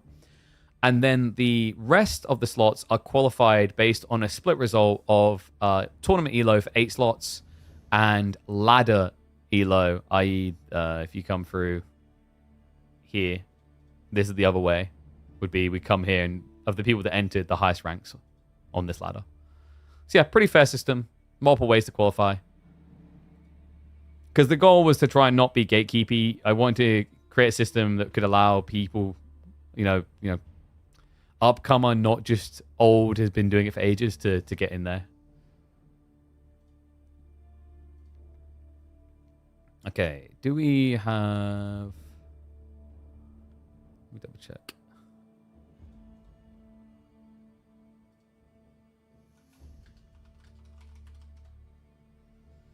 And yes, I realized this morning I used the wrong picture for the Hims Cup. Like, in fairness to me, it's been a busy week. You know?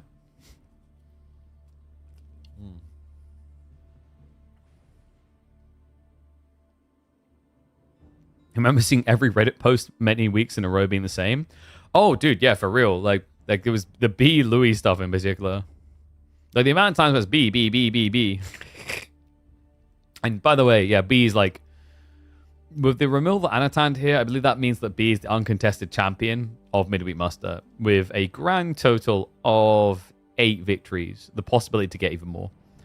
No one else can now beat that, if I remember correctly, by the maths. Wham's only ever won 2. Anatan has now been stopped from competing with that because he was at 4 and there's only 3 remaining. And the only other person who could take it, I think, is if Puppy Paw came back now, he would be able to mirror the count for B if B loses today against either Wham or Cat. Realize that 1 minute after posting, dude. Like, I'm gonna throw shade. I blame the players. There were last second scheduling changes, so I didn't post. Like, when did that Reddit thread go up? That Reddit thread went up at like, I'm trying to remember now. It went up like at 11 p.m. or something. Yeah, it went up. Yeah, it went up like midnight because I was getting ready to post, and then I got told, "Wait a second, we're confirming some things with the players." I'm like, okay. So it was super late, and like obviously we had the operation this week and everything. So like I'm dealing with all kinds of different things, and then I was like, "Oh wait, yeah, I haven't even organized the players we're gonna have yet." So, yeah, it was kind of comical. Like, it was just a backlog. And then I've got all my agency, like, influencer management related stuff that I'm sorting in, like, the background and catching up on because, like, I tried to take it a bit easier on Tuesday. I mean, I say I tried. I probably failed. But we have at least been sent the map draft, so Wham and Cat should start in a second. Oh, man. Wait, did we give out $9,300 here in the end? Oh, my God, I did. I gave out even more money? I just realized that. Yeah. Yeah, because we had, if you guys remember, over Christmas, we had the Midweek Muster All-Stars. Totally forgot about that. So I spent even more money than we budgeted on Midweek Musters. There we go. Just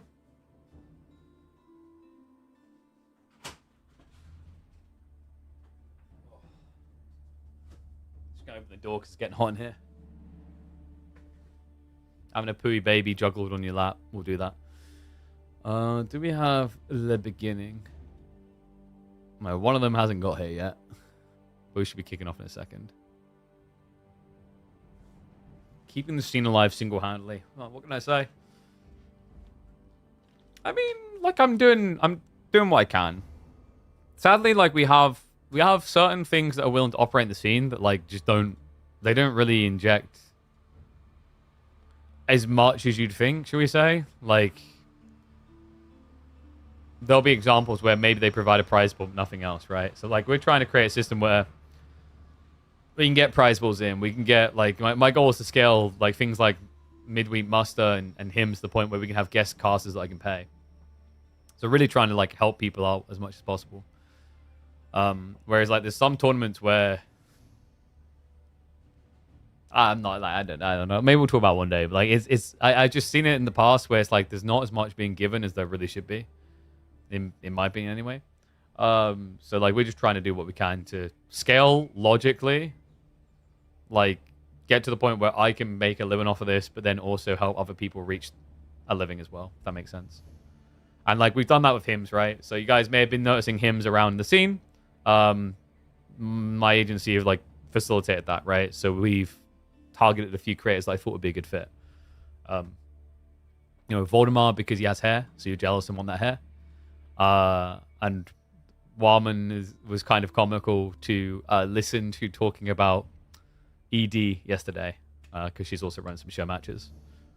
But that's my goal, is like to try and find target points where these brands come in. They're like, that was great value. We're going to give you more money.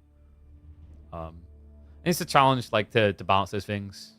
Like I think Hims have been pretty decent with it, but like I know of people who tried to facilitate these brand deals and like you deliver great value to them and then they don't like they go, oh, you can do that with so little money. Okay, we'll give you less money.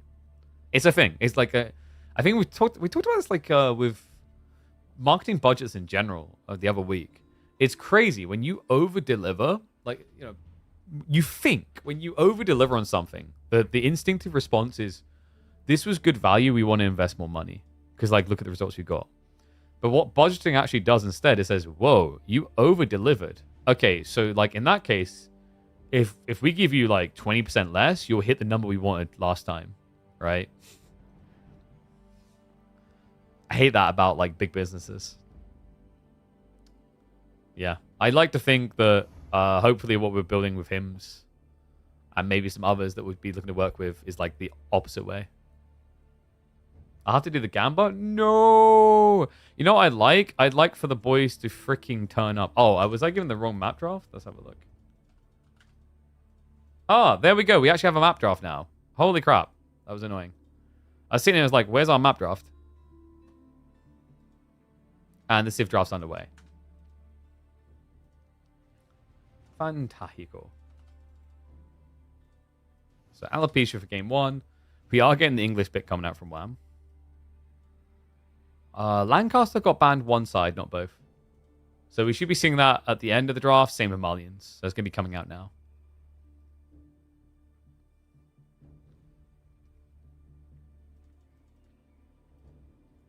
Trying to think if there's anything else I need to update. No, I think we've got everything. I like how there's this very long... Wait. Oh, dude, he doesn't go for his Lancaster pick. No, he picked Delhi instead. That's quite the curveball. So Delhi to block out English and Malians, I guess, because we just saw earlier that English can actually be an answer to Lancaster. I think that's why Cat didn't just go Lancaster. It's like, well, I'm kind of caught him off guard with the English pick. And then the cool thing is, like, by following up with Malians, you've also once again protected your English pick. Interesting. I just realized we actually didn't even get receding. But you could have maybe seen Lancaster versus English on, like, what? Would you do it on regions? Probably not. Maybe he doesn't value Lancaster. I mean, he valued it enough to, like, ban it, right? So he was at least worried about counterplaying him on some element of his draft, if nothing else. Why do I not pick Chinese? So the way that the drafting system works is you have to remember that you have pick into double pick on the other side. So like if you're given the option to get Rus, Chinese, or Shushi, you're always taking Rus, right? It's like that. This is, I think, we actually kind of need a balance patch because like this is going to be a genuine linear nature of I think about like 80 to 90% of drafts at the moment. Is that one player will take like either Rus or Knights Templar depending on like what's in the map pool. If there's any sort of water like Kawasan canals, you're going to see Knights Templar get banned instead. But like if it's not there, Roost will get banned. Otherwise, what will happen is it'll be Roost picked one side and then both Chinas the other. And that, I think, will be like 80% of drafts at the moment. Like, some players might value something a bit differently, where they'll go like China and then the Byzantine pick, maybe. But for most, it's going to play out this way. Now hey, what is up, Anatan, my friend? GG's, mate. Like, valiant effort, but an absurd comeback from B there. I was saying to the chat a little bit earlier, that game 3 in particular was very interesting. Hope you had a good stream there, mate. And folks, don't worry, you'll be able to see more of Anatan. He is going to be returning tomorrow when the white shirts face off. We're going to have Anatan versus Louis MT on Stiff. Yep, that's right. They are going to be trying to make their way up the shaft of the map to win in a best of 9 happening tomorrow at 3 p.m. UK time. We really did get less subtle with our map names as we went on, didn't we? We began with, like, receding, and now we're just at a map called Stiff. So, anyway, first pick is going to be Rus versus Chinese. Makes a lot of sense for Alopecia. The Rus pick, like, we were shocked in the last series when it wasn't used straight away by Anno, because, like, most people just take it without hesitation. The Chinese response is going to be intriguing. I don't think China is completely crippled here, but you've got to keep in mind that Rus are heavily enhanced by the fact that this map has a lot of trees encrusted on the outside. So you can get a lot of economy. And yes, Marlians are the last pick for Wham. Because he banned it. This is like the strategic nature of splitting Final Ban. If you split Final Ban, you shouldn't pick that Civ until the end. There's no point. Because like your opponent can't pick it. So what you can do is just dangle it there and be like, okay, do I need this when you get to the final pick? Yo, what is up, Zuby0T? I see you, mate. Oh, legend. Look at that. A smart man with the subs. You're in Istanbul right now? Nice, nice. How is it out there? Hot? Wet? I don't know what the weather's like at the moment. I've never been to Turkey at all. The closest I've come is I've went to Athens.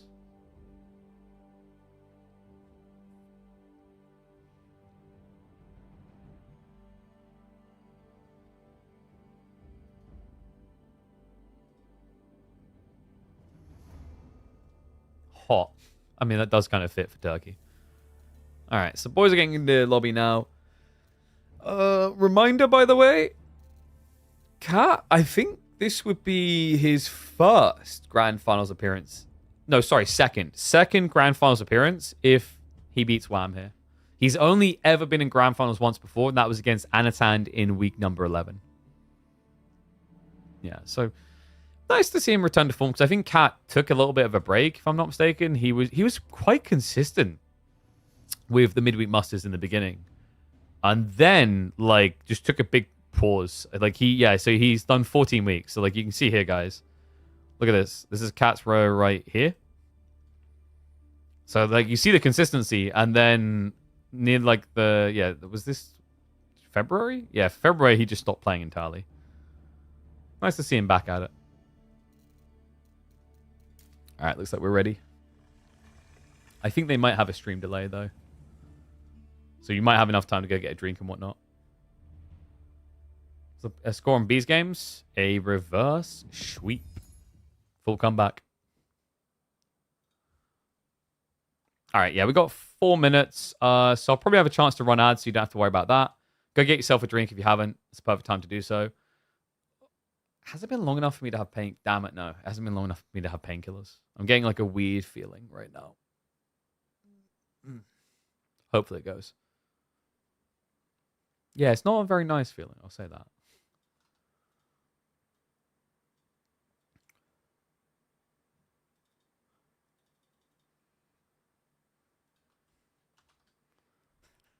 Someone's messaging me like, I've been watching you on Twitter. I was like, whoa. My #1 Twitter fan. I don't know, like, Twitter live streaming is a bit of a funky one. I think where, like, live stream makes sense on Twitter, people are a really big fan of, like, these, the talks, right? Where you have multiple people in discussion. I don't know if I've seen many people that have found great success from, like, just standard, like, stream games or whatever. I'd be curious to see, like, who have been succeeding. I could see it working in like non-gaming. I'm not sure about gaming. Like this is the weird thing. I think Twitter's become a little bit devalued for the gaming audience. No, like some people moved to Blue Sky, and then I think a lot of people just got fatigued with it. Like, what is the social media platform for gaming now? Really, it's like pretty obviously still like YouTube and Twitch, right? But they're not really social media platforms. You know what I think the future actually like gaming social media is going to be? I think it's just going to be Discord. I think the majority, like there'll be people who will be successful on mobiles, right? But I think a lot will be Discord. Yo, what is up? Is that my boy Dimu coming through the raid? Thank you very much, mate. Appreciate you. Just in time for our second semifinal of the day.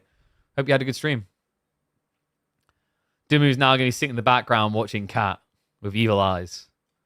I don't know. Ooh, is Dimu going to be the person that's like, I want Cat to now win? Because then it's like, I lost to the champ? Or does he want to see him defeated? I wonder. It's always interesting when I ask people this, because you get like mixed answers. Some people with the mind like, nah, dude, I want that guy to lose. He beat me, I want him to lose. But then others are like, I mean, if this guy goes on to win the tournament, you know, I basically lost to the best player. But yeah, reminder, by the way, guys, we've only got a few more weeks these left. These are going to be running through to the end of June. And then I'm going to sit down and have a review, reflect, and see what comes next for the channel. Timu's the guy to want everyone to lose. Really? I don't know about that. Is he still doing fast imp, Mongol, and Imperial Officer trick? I mean, I can't remember. Like, what's the details in the Imperial Officer trick? I've heard it mentioned, but I feel like the way it's been described is like it's not against any rules and everyone does it, right? Gonna miss the KPMM? I mean, honestly, I think sometimes the best thing to do is like vocalize how you feel. You know, Reddit threads, comments, etc. The thing I always say is like the way you measure success and whether these things come back is how they're supported. So like if there's great views on the YouTube and the Twitch, it increases the possibility of getting to come back.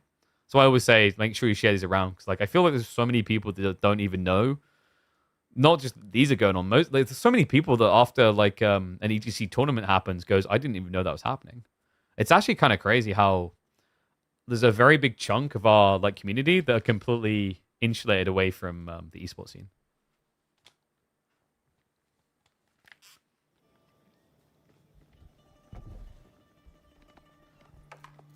All right, let's get ready to rock and roll. Do we have predictions? Oh, that's right. I got told I have to do them now. Ugh. I need to get more mods. More people I pay in imaginary money, not real money.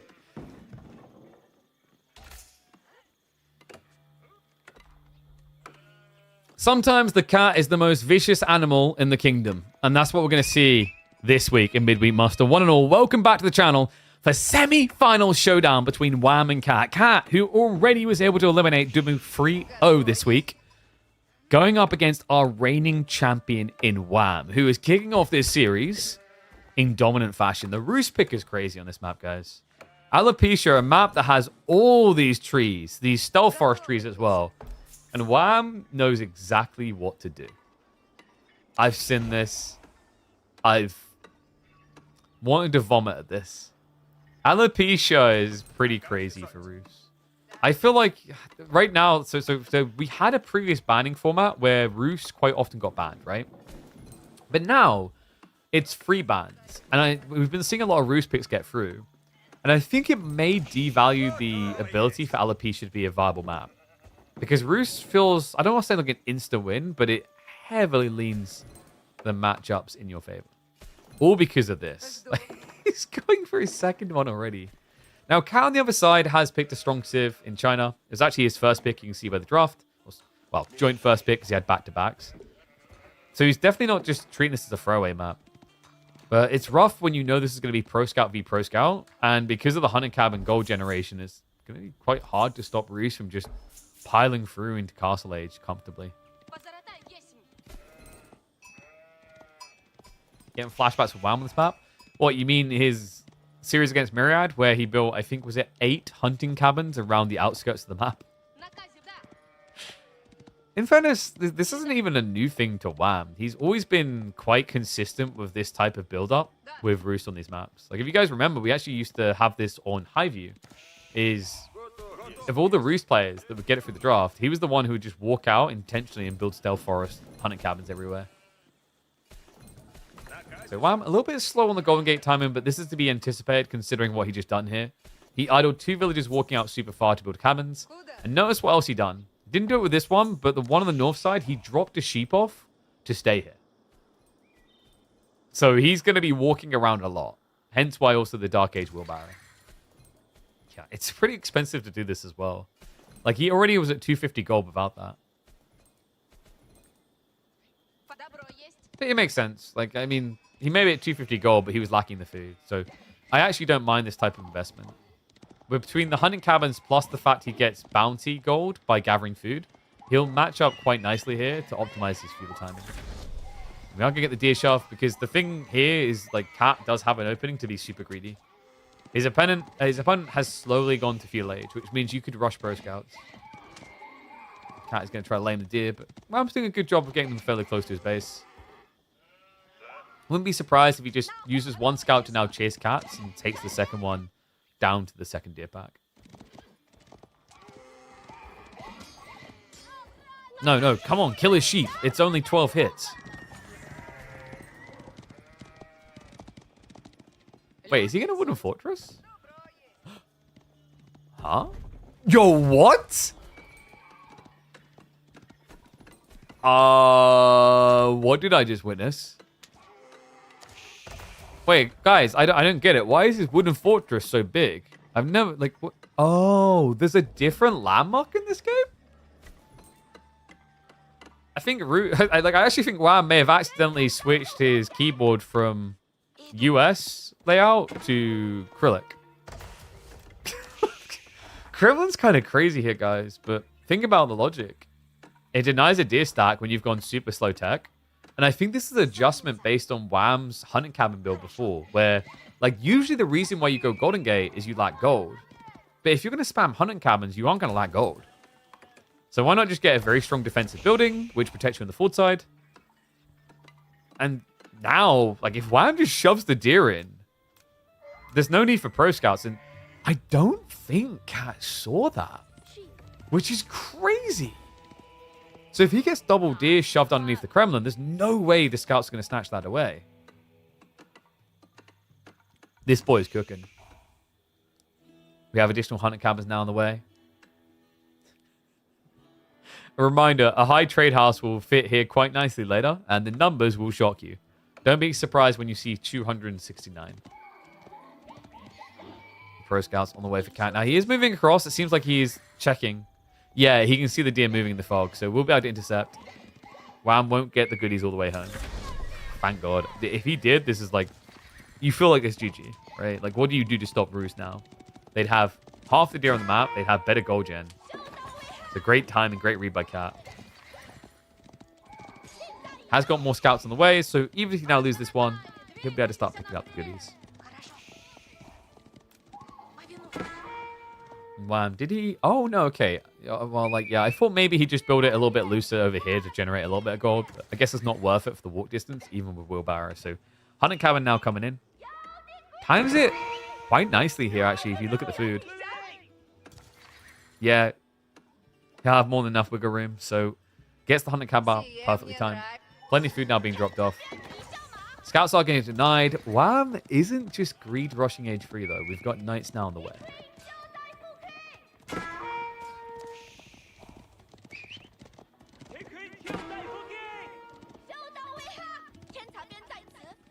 The other funny thing is, like, I don't know if he just doesn't think it's ever worth it.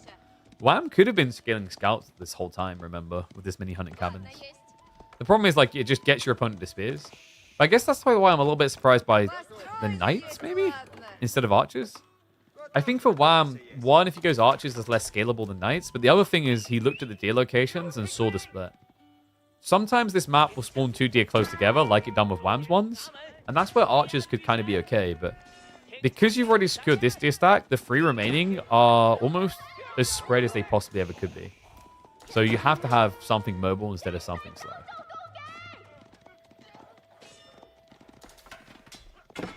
This knight is at least finding some good impact. Good denial so far. Does he now switch archers or just tech? I mean, adding an archer range to build 1 or 2 archers isn't a terrible idea here. Remember, you're usually thinking about horse archers down the line, so if you're going to do that, you need to get into archery ranges anyway.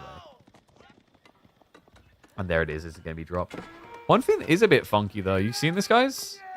Yeah, Wham! He didn't take the 4 tree line, which would have been buffed by the Kremlin. Ah, yeah.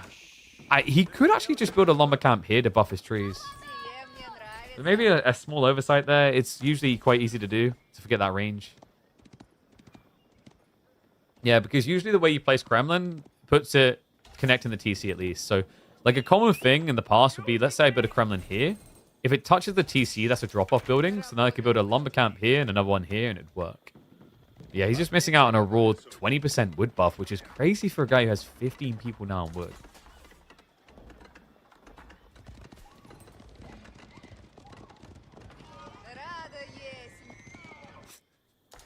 All right, get your numbers in. What is the maximum count of hunting cabins we're going to see this game?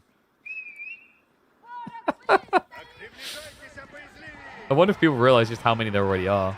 And what? He's trying to wooden fortress the central deer. That's wild. Villagers going to use his frontliners here against spears. Not a terrible idea, but there's a lot of pokey sticks. Looks like you may end up losing a few of those workers. Going to start to microwave the injured. And the militia have done a decent job of tanking themselves as well. Okay, so he does end up losing 1 eco unit. Will be forced to retreat the knights. Failing Wham in a big way. I think this was maybe just a block too far. Yeah, he did not want to give over the triple deer stack, but it cost him dearly here. Wow, now in an uncomfortable position. Now, he does at least have good eco inflation, because, guys, you are seeing that correctly. He's adding in another one. He's going up to 9. Honestly, wouldn't be surprised if we get 10 hunting cabins. Not all of them are going to be on tree lines, mind you. Some of them have to be away.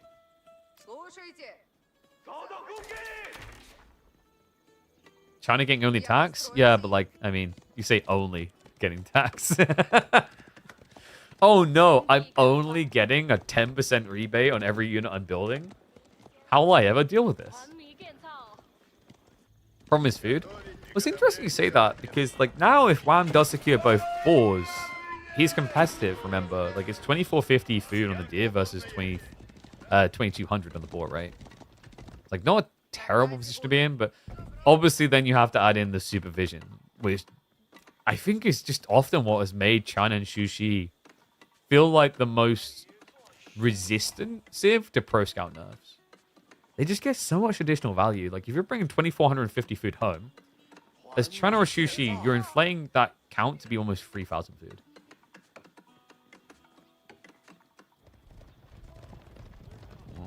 Now going to be inflating the age. We have got age 3 on the way. Wham's going to be slower off the mark with this. Which is to be expected. He just walked people out across the board. This is why pro scouts can be such a polarizing tech. Like, it just leaves you so lean and efficient. Barely any walking time, right?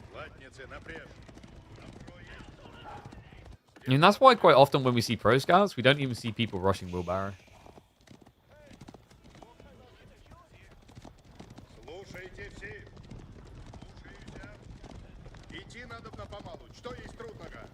I'm going pro scouts. How do you get them to drop off at the middle instead of the TC?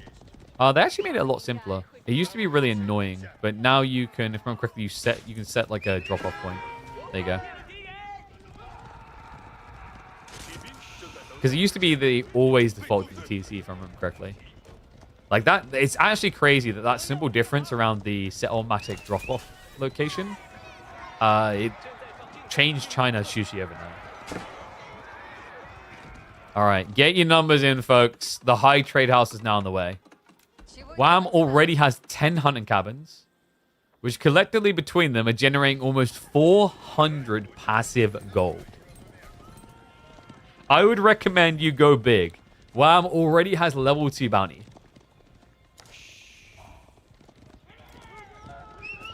Oh, wait. The scouts... Oh, you're right. They didn't deliver at all. Yeah, you're right. Damn. Dude, it feels so long ago. I'd forgotten that. It's hilarious because when the game first came out, everyone pro-scouted. So even with that annoyance, they didn't care.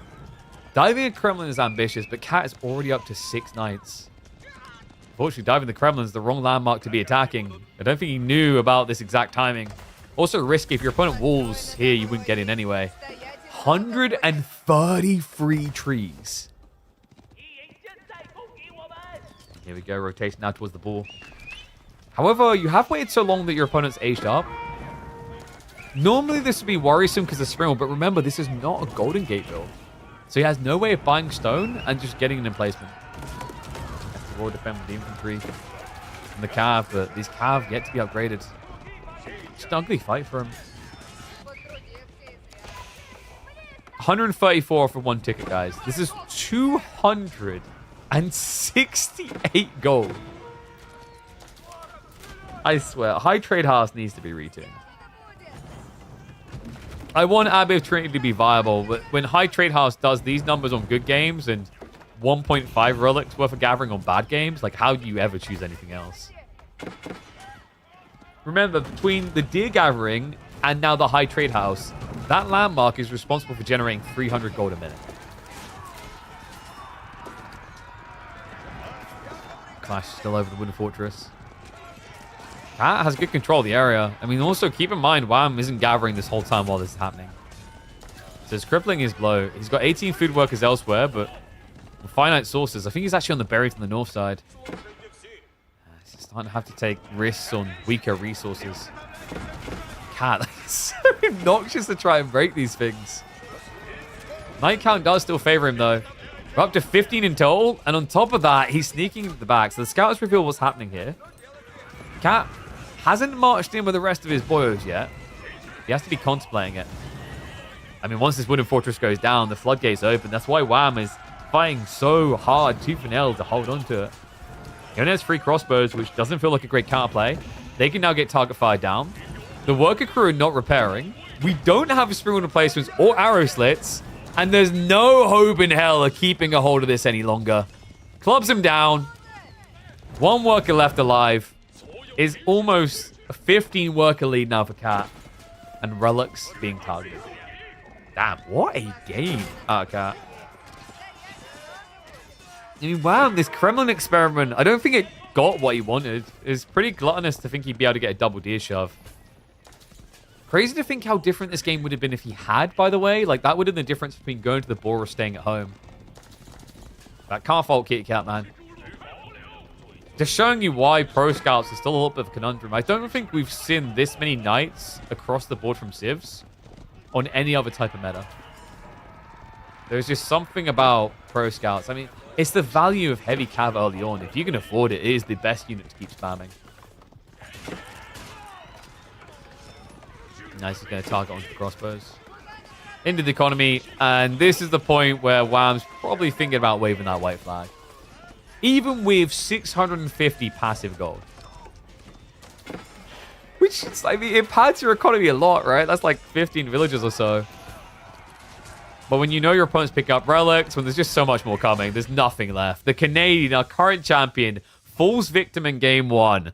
And I'm already getting a cold shiver down my spine that reminds me of that Cat demo series. Is it going to be Cat's week, man? Is this guy just a monster? No way he does it like 2 people in a row, right?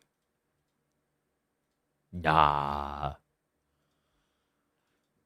I mean, I genuinely could see it at this rate. Have you got any feedback on Alopecia yet? Are players liking it? Actually, no. I don't think we've had too much feedback. Is Chim here? We could probably ping someone out in the channels now that it's in KPMMs. I feel like Alopecia works quite well. I was just saying the only issue is like Roos is like, because of the design of the Civ, they're always going to kind of be a problem with that.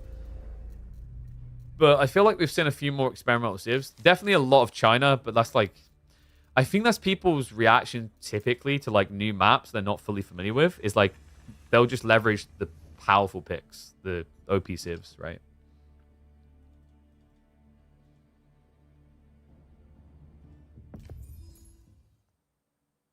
Okay, how long we got? 2 minutes until in-game. Fantastico. And then we'll do predictions. Cat with the G1 win. I'll put 5 minutes on the clock for game 2.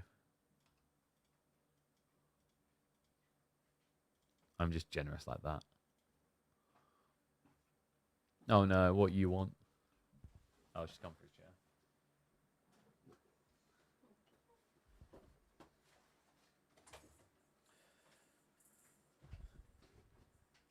Like the scout camps, it adds a bit of play to the map without forcing people to do stuff like treasure camps. Yeah. I mean, like, I think there's different levels to which you can have points of interest. But the whole concept when we were doing that map was like, kind of just, like, I think part of it in my mind is I wanted to create a better basin. Because I don't think basins, like, I think basin has issues that never really got resolved. It's not worth trying to resolve them now. And Caillou, like, yeah, he done a great job of it. It's delivering pretty nicely. It's like, it's nice because we kind of got someone that kind of looked like a balding head for the alopecia remark. And good read by Caillou on that name. But it ended up, like, developing in a way that I could see it being very competitively viable. Receding is a bit of a weird one. Still, I'm not sure if it actually has that depth. I think receding could actually feature in tournaments as well. It's just, it couldn't make a good default map, right? Because I think it's more of a situational pick. But as I was saying, like, with alopecia, I think currently the reason why we're not seeing much, like, we are seeing some civ depth, but the reason why we're seeing a lot of China, Malians, Shushi, Rus, I mean, Rus because, like, it is clearly going to be broke on this map, but, like, the others are just because it's safety.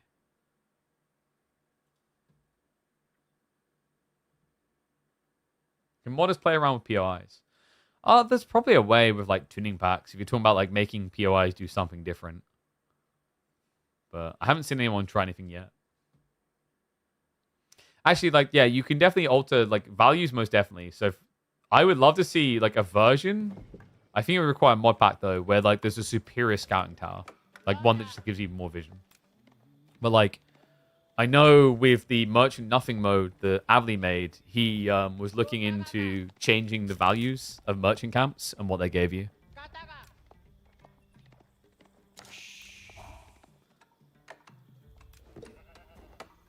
Oh, make no mistake about it. That score is correct. That's right. 1-0. Cat is leading against our reigning champion, the Canadian phenom, Wham. Game number 2 of this best of 5 semi-final. It's going to be Marlins coming out from Wham. And Cat punts Japan. Oh, I like this. I think Japan can actually be pretty impactful in this matchup. Spear spam in the opening. And, well, then you can actually follow up into your standard kind of greedy tech plays. Game number 2, we are going to be on regions, by the way, not Dry Arabia. Curious to see actually how both players approach this map. Pro Scouts, to me, still feels a little bit weird with the way the deer are aligned on regions. And the berries have to be mighty tempting for Japan, considering they have one of the best gathering rates on them in the game. But they're so far away, and we're usually talking about a Civ that likes to be greedy after the initial aggression. Speaking of that aggression, the Spearman is making his way across the map. He did not go for the deer shove at the back of his base. Cat, is he looking for a full commitment? I think he is, an outpost rush. And this is something I've started to see creep in a bit more. Puppy Paw kicked us off of it at the start of the year. The outpost next to the pit mine, which should be followed up by him dropping off sheep here and placing a mill. What would even be sicker for Wham is if instead he shoved the deer in from this side and then killed them here with a mill. And great read by Cat. He's like, okay, I'm not going to waste time on this. I'm content with what he's done. He walks home after seeing the outpost. And love this. Just make sure that he lames the deer, shoves them around a bit.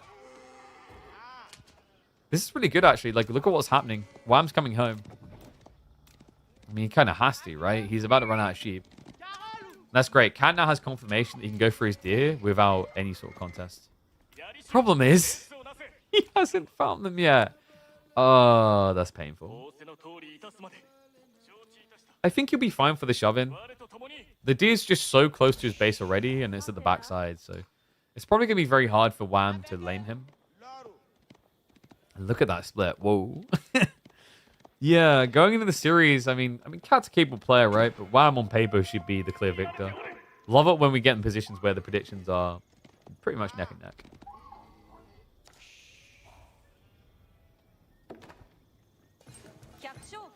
How does Wham want to try and approach this? Is this going to be that Pro Scouts type game we talked about? I wonder if Fulani would feel better. It makes sense because we've been seeing Byzantines can actually look really comfortable with like the Grand Winery mass growth type builds. So I think treating Malians in a similar fashion, i.e. Fulani, could make sense. I like this. Yeah. So he's just going to set up on the mill. Because he saw the Spinman play coming, I think it makes sense in Wham's mind that like Pro Scouts is not really worth it for 12 deer.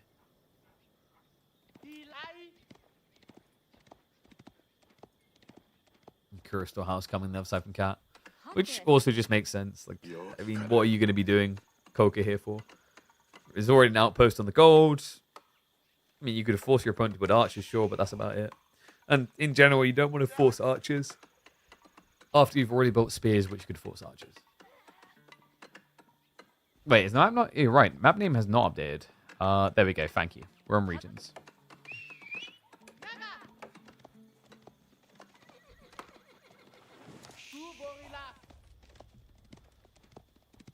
Now, one thing that I have been seeing at the moment that was kind of interesting is a few players trying to scale Yuumi into Malians. I think the idea is like you kind of bait your opponent and then just tech beyond them. It's something that you're like really good at, right? It's like your opponent can't really catch you when you're doing that. Would feel quite risky though. Oh yeah, I totally forgot. Didn't the Nintendo Switch 2 come out today? I don't know if I'm going to get one. I mean, if Nintendo want to send me one. You know what we need? We need Age of Empires on Switch. No excuses anymore. Has anyone actually tried that on like a handheld? I might have to reach out to one of my contacts and maybe we'll try that. I actually conceptualized a tournament that I thought would be really interesting where you'd have like some of your top pros, but they'd have to play on like a handheld instead.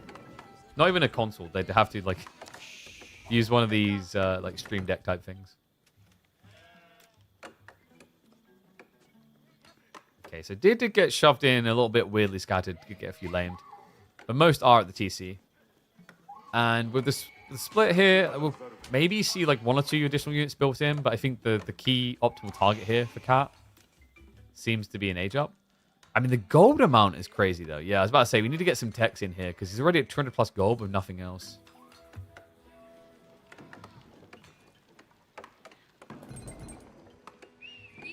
Yeah, how do you guys feel about paying $90 for video games? I don't know if that one's going to catch on, dog. The amount of devs who think they're going to be able to like justify charging $90 because Nintendo's probably going to do it is crazy. That's like bruh, I mean, like, someone's willing to pay over 100k for a Ferrari. Doesn't mean they're going to pay over 100k for like a freaking Volkswagen, you know?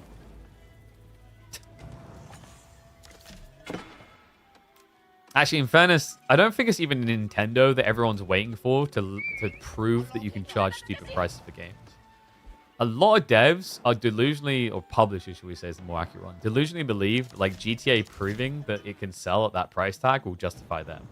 It's like, that is the example where you could not compare Ferrari and a Volkswagen at the same price.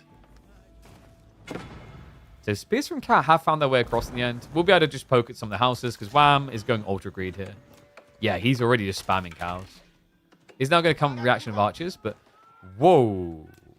Cat is doing that tricky builds. It is going to be the Yuumi. Oh yeah, didn't the Borderlands like CEO recently say something that... I can't remember the exact wording, but he might as well just said, don't be poor. Was his excuse for upping the price. Yeah, I don't think Borderlands 4 is going to have a good look about it this year with that comment. I can't remember off the top of my head, but reading the statement from the CEO, it reminded me of... Do you remember that Pokimane thing over the cookies, where she just called out like people for being poor boys? True fans will make it happen. That was it, yeah. I mean, I don't know, dog. I could just buy Claire Obscura for half the price. I'm actually currently stopping myself from playing through that game again after already putting 60 hours into my first playthrough. I've been doing all the side stuff.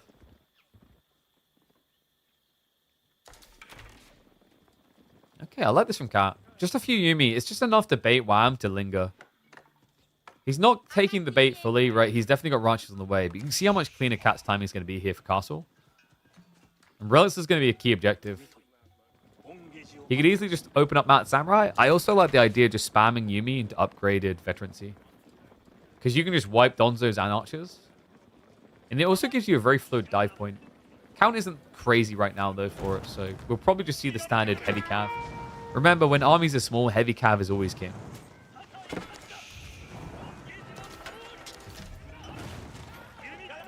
Yumi are revealed. Okay, so Wham switching the jabs. It slows down his timing quite a bit. I hope he doesn't take the bait over the top. Just like maybe 3 or 4 jabs max. What will probably happen here for Wham is he'll keep scaling javelins until he hears the tech up and then stop. Because we can see Cat has got additional ones coming across. Right? He's got 10 Yumi in total.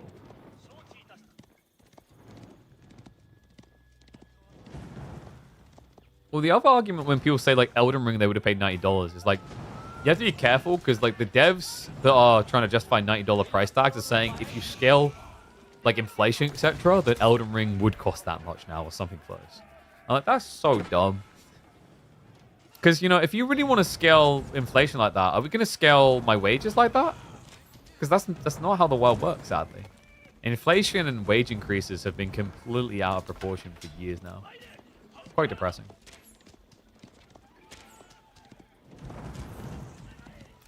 But you think it's bad for you? Imagine how it is for me. If a game's at $90 now, like how many subs does that mean I have to get on my Twitch? Let's assume they're $2.50 ones. That means I need you to give me, for one $90 game, I need you guys to give me 36 subs. That's assuming that it's $2.50s. Whew. As in like $5 subs. That's quite the assumption. Gaming ain't cheap, y'all. Neither of these Mount Samurai. It is giving you a Shura drop. Daimyo's already there. He already has the Uma Bannerman.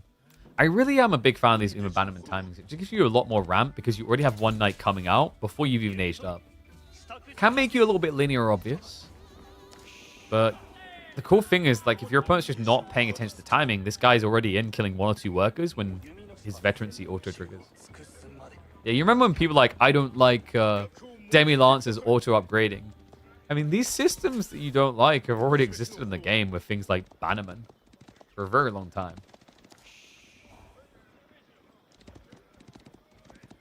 Remember they said if we increase minimum wage prices, we'll increase, but then they just increase the... Yeah, that's what I mean. There's always these promises, and then it doubles, like, up the other way. Guys, do you like... Have your parents ever told you the times? Actually, no, I forgot. We're Boomer Esports, so I can make this comment. I mean, I didn't have it because I'm too young. But yeah, you know that whole thing where there was a time where having a second job just meant you had a lot more income for your household to get nice things? Those days are gone. Because people realize, oh, you've got more money, so houses and also rent can go up now. Well, I'm now going to be going up the 3rd age, by the way. Fulan is coming in. Cat's army is not that intimidating, really. The veterancy for Yumi is still, like, what, 20 seconds out? Donzo count at 14. There's only 3 mounted samurai here. You're going to start diving in, though. Workers, they don't have textiles, but with this many Donzo, it's not like the mounted samurai should be able to hang around. So a dive in and a move out here. Cat forces a little bit of other time, does find a few worker kills for his troubles. I think the most important thing, though, is that he's able to start pulling back relics from the center of the map. So the age up complete. Wham could consider Sofa here pretty decent against the Yumi. Like, actually, Sofa, like what? Sofa Musafadi against Yumi can be kind of weird. Might just be that you stick Donzos and then switch to Sofa. Archers could also just make sense for the poison arrows over time.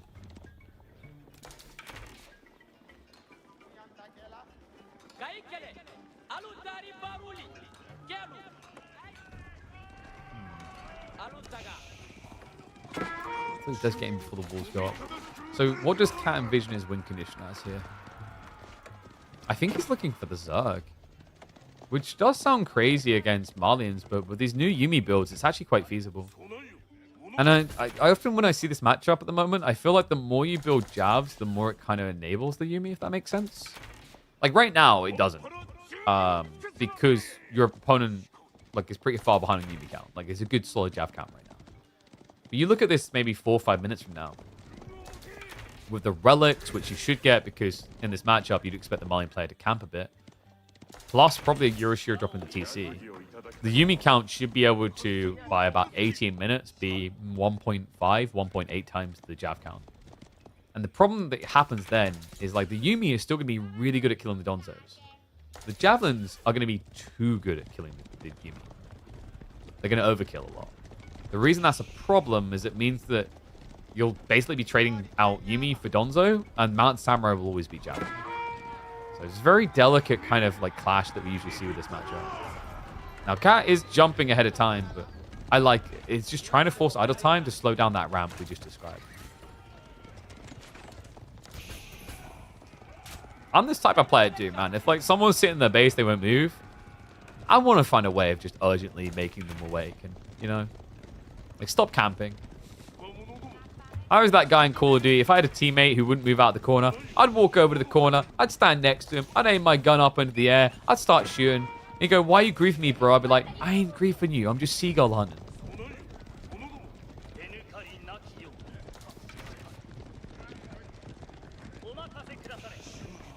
So we actually have Wham coming out.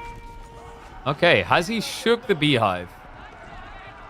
Because 14 Mounted Samurai looks pretty scary here. Even more so when you remember they got the Uma Bannerman buff. We do have that Sofa switch now from Wham. He was stockpiling quite a lot of resources. I think he just wanted to see what his opponent was doing. We did mention that Yumi hate facing off against Sofa here. So he's going to force him home. Hello, Spears. Wait, are you kidding me? We're mid-castle, and there's a hardened spearman just forcing the entire army home. Pretty good, actually. That means that Cat's going to be able to make it a 4-relic game with no pressure. He can look to lock 2 Sacred Sites after this. And then the Doomsday Clock begins. It's not a realistic objective against Sofa, but it's just extra gold. Leave seagulls alone. They don't need... Whoa. You're telling me seagulls don't need hunting? You know, like, seagulls are some of the most douchiest animals that fly in the sky. By far. I've watched seagulls actively go out of their way to kill pigeons. Like, they didn't even need to. Like, I remember one time I was walking home, there's like an injured pigeon on the ground. It was barely alive. Seagull's like, well, we're going to come in and stop that. I think it was pinned in a, like a little, sewer duct type thing.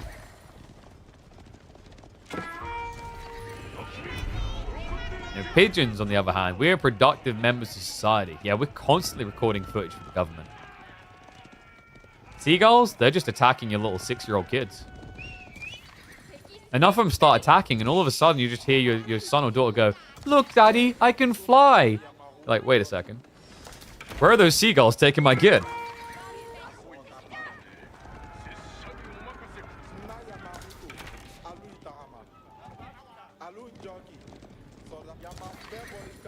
Ooh, wow. Diversification. Like this timing. We talked about archers as an eventual answer into the samurai in a weird way.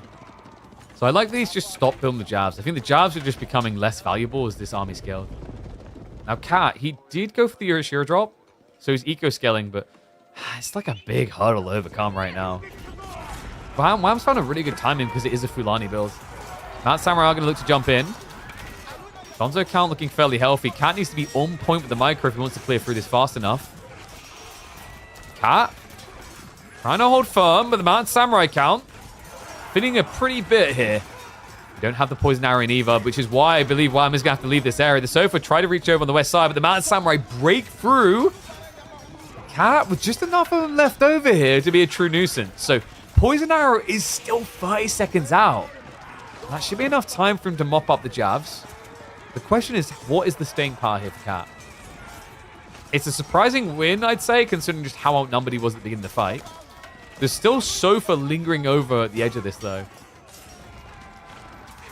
I think he understands. He has to reset. So, big claim here now if Wham forces a retreat. He'll be able to get the pit mines up, and all of a sudden, you're going to have an insane gold gen.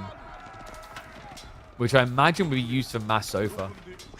And yeah, this is like the scary part, right? It's the remax afterwards. Like, Spears, Archers come out a lot quicker than Mount Samurai. So, Cat, even with the Yoroshiros, it's going to struggle to kind of remax there.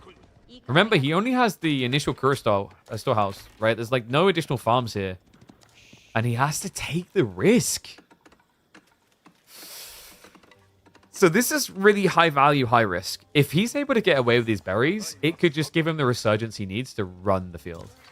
But it is so dangerous against Malian Sofas. You'd like to see Japanese inventories for once? You're hopeful. Yeah, I just... I don't know, man. I do think there's some matchups where Bugeisha are slept on. But Samurai is so hard to justify, man. I think it requires matchups where you can build Samurai in Feudal Age. Like, we've seen on Enlightened Horizon, it's not too bad there. I think whenever you've got a more kind of exposed map that isn't as linear, you're never going to think infantry. Because, like, it's something I've highlighted in the past. Like, it's why Mount Samurai don't get nerfed. Is, like, Japan hadn't many options in the past, so it had to be Mount Samurai.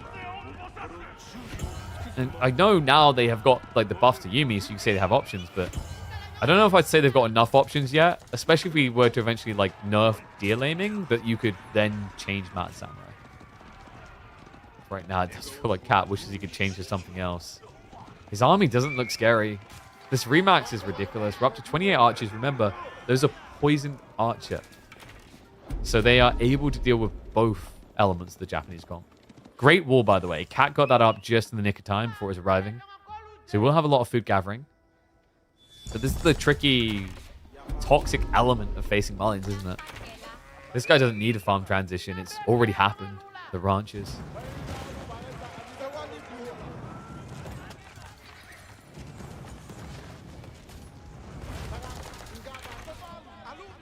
I think for Wham, as long as he has the same number of Sofa, roughly, as Mount Samurai, these fights should be, I don't want to be saying simple, but like fairly straightforward in their approach. Because Malians, like, this is where they always look best. It's pretty much being at the point of Akelek. And they always achieve this because of how zergy they are. Yeah, sometimes it makes you wonder if, like, maybe this Civ should have had a worse production rate that got scaled by something. A little bit like how the Ottomans function. Idle on the gold. Can't afford to be without that. Remember, the Mount Samurai are expensive.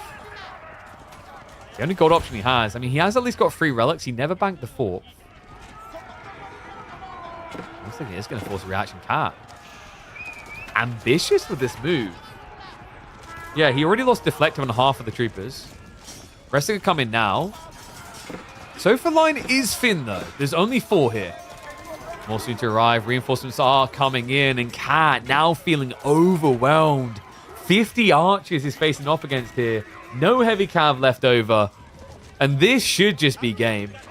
Yeah, it's like, it's never going to stop. If there was a different Civ in place of Malians, you might expect farms and a slowdown. But these guys have ranches online. No breaks on the Zerg train. Game 2. And it's a swift strike back from the Canuck. Yeah, no Nippon love there. Not able to make it work. And also, I think that's like a pick that he values quite highly. I think a lot of the 3D Clan members actually value Japan very highly, if I'm not mistaken. B is the most obvious one, but we've seen it from others as well. So mark that up. A Malian W. It's a matchup that I think does often do quite well for Malians from what we've been seeing. We've seen it with multiple like high-level players versus absolute top players. Like Myriad versus Louis is one that comes to mind. Myriad won't mind me saying. Louis is just on another level. But like in some of the KPMMs where he's taking games, it's on stuff like, I remember the Coastal Cliffs game where it was Malians versus Japanese. And it's just that flood timing. It's always weird to just see Yumi mass Zerg builds get out-Zerged by Malians, right? When you think about like the logic there, that it should be quantity versus quality. Because even though the quality of a lot of Malian units is meant to be lower, like compared to Yumi, I mean, Yumi's meant to be the trash that you just spam infinitely.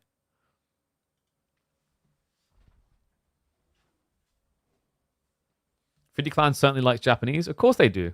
B used to have the scrimming partner. What's his name from Japan? I've forgotten. It's been too long. Yo, what's up, Pope Diaz? Thank you very much, mate. Appreciate the sub. Welcome back to Swarm. Reminder, guys, always get those subs in. It supports the channel, supports us on our journey as a full-time content creator. And it makes it possible to do tournaments like this more and more. Because, you know, if we're making enough money to make a living, we can commit more hours to these and other endeavors. Koinu, that's the one, thank you. Oh, but yeah, he used to be called Psyarch. That's why I was getting mixed up. He changed to Koinu after he came to AoE4, right? He used to be called Psyarch from StarCraft. That was it. He went back to... Did he not go back to StarCraft? I think he might have also started playing Stormgate for a bit. He was good. Sad he left. Yeah, dude. Like, he had some really cool... You know who else was, like, really sick? There was a certain Korean. Do you remember? From the early days? He was, like, not Leonok. It was, I've forgotten his... Oh, my God. How have I forgotten his name? Top.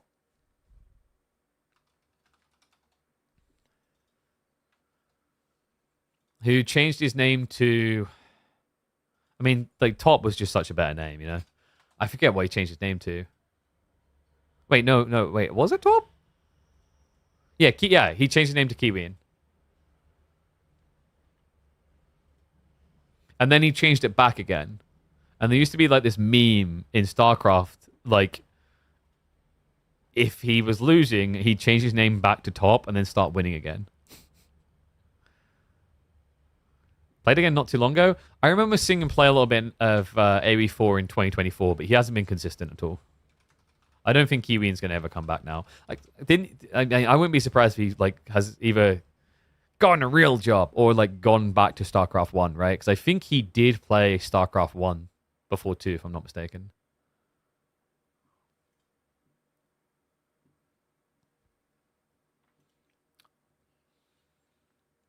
Oh, I forgot to run ads. Oh well. All the more reason to subscribe. Please, I need money. I got people spamming me in the background to go play Dune Awakening. I'm like, brother, there is no time.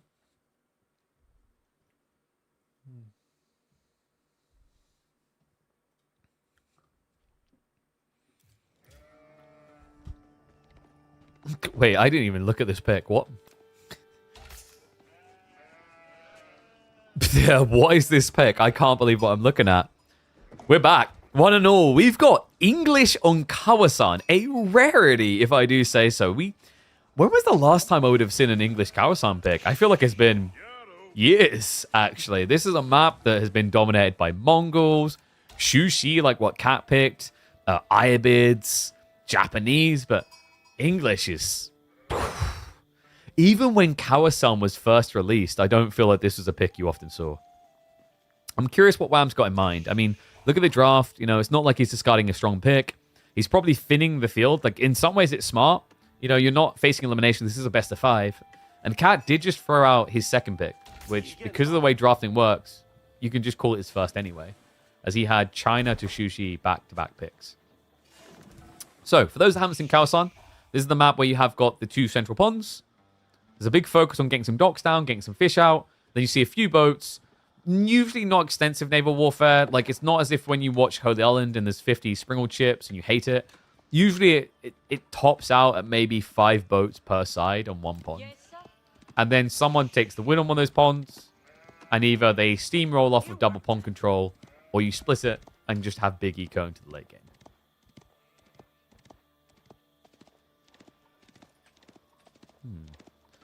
So with that in mind, does Wham even try to fish? Because I'm wondering if this is just a classic Count's Hall rush timing. Shushi used to hate English picks for this reason.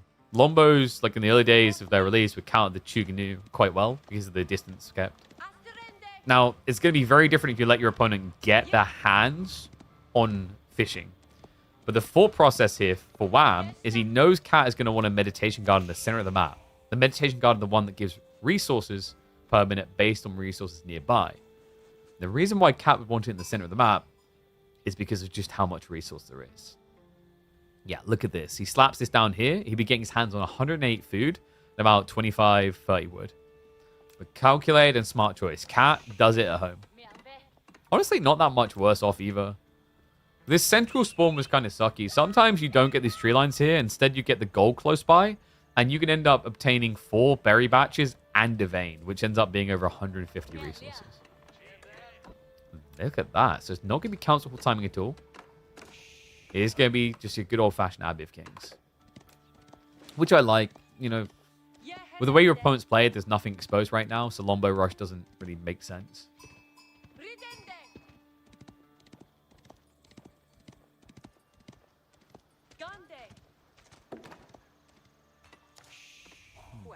Predictions actually favoring Cat, but maybe not as much as I would have expected with an English pick.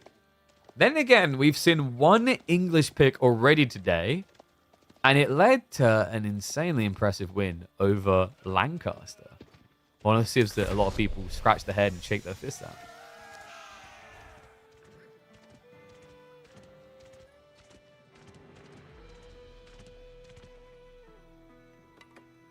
And I wonder, does Wham move out for the ponds? Yeah.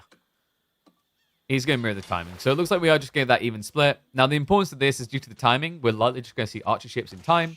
Neither will block the other out.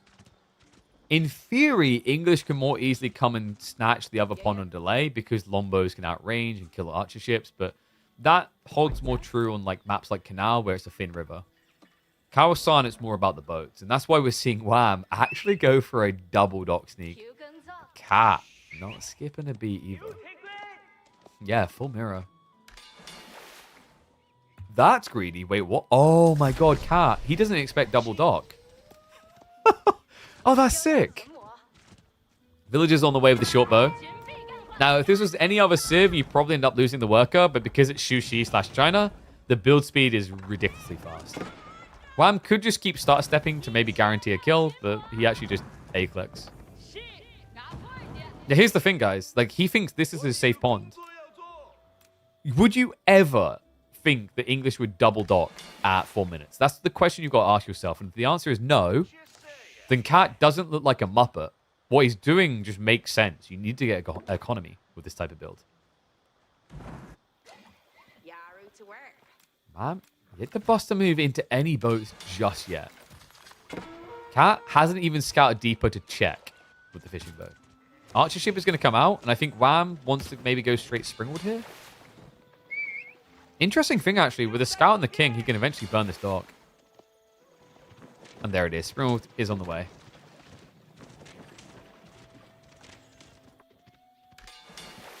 And Cat now going archer ship, but, I mean, it's already there. Right? So, he definitely has the right idea before scaling the fishing further, but this is now a little bit of a liability for him. Like, you guys are obsessed on the deer shove push, huh?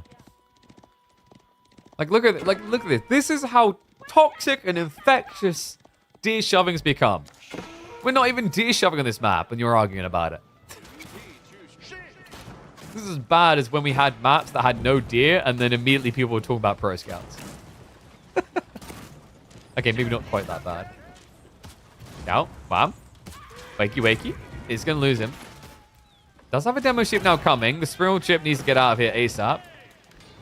And, oh, okay. He could maybe get the counterplay here. So if he turns and gets that shot, yep, there we go. Chases in now. And the demo connection will get the trade out. Wait, what? Oh, that was sick! Cat, the perfect timing on the man the sails. I can't believe that. That looks almost like a tick rate interaction. Guys, he triggered man the sails just as the demo ship was going to make connect point. Now, that's really important because there's something funky about demos. Demos, when you click to attack to detonate, they have a point where they reach contact. But remember, demos also have a slight delay on detonation. So Cat perfectly timed that with man the sails to just pull away. That was ridiculous. I can't believe he got away with that because he was definitely low enough to get insta-killed. That was sick. What a play. That's a huge advantage here right now. However, Wham is padding himself. He has now got a second dot coming. Cat is still sticking 1-1. Yes, sir.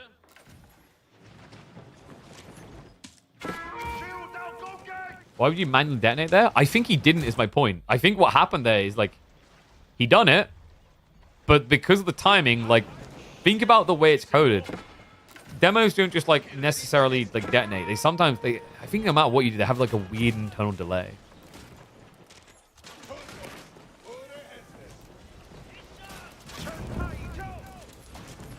Man the Sails is the ability that lets you move 40% faster.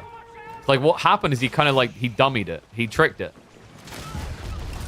Because, like, yeah, think about that contact point. But if you hit Man the Sails, you pull away, like, maybe half a tile as the explosion goes off. And it doesn't completely kill you. And yes, in most cases with demos, you want to right-click, not Q demo. Sometimes it's worth using the detonation if, for example, there's multiple boats and you're standing between them. But in most cases, with demo ships, you right-click on an enemy. Despite those flex moments, Wham is starting to win the pond here. The burn damage from the king is gradually adding up, but at the same time, Cat has got control on the south. Yeah, but lack of fishing is a little bit problematic. So there's no clear economical advantage yet.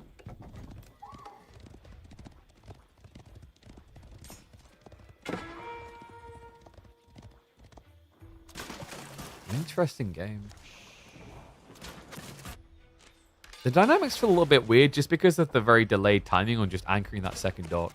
You're seeing Cat is now kind of reactionary in that regard. He didn't just do it straight away, and it's why Wham's now winning the west side pond. Like, you can't match the pace. If you constantly produce out of this dock, your opponent's going to be able to outproduce you because of the double dock play. Even has fishing coming in. Interesting idea from Cat, by the way. He actually has gone in for the horseman. Maybe assuming that he needed to deny the king, but that's already been removed as a threat. And I don't know if Wham really wants to reinvest at this stage. It's 200 resources for that one guy. Oh, well, that... what? Well, that's a gift. Cat ends up getting a war junk out, but not getting the repair across from the villager. So that's just going to be a boat lost. Folks, these are expensive. Thinking about what a war junk costs you, it's a pretty lofty 340 resources. That's almost... that's the equivalent of, like, what? Having 3 horsemen instead.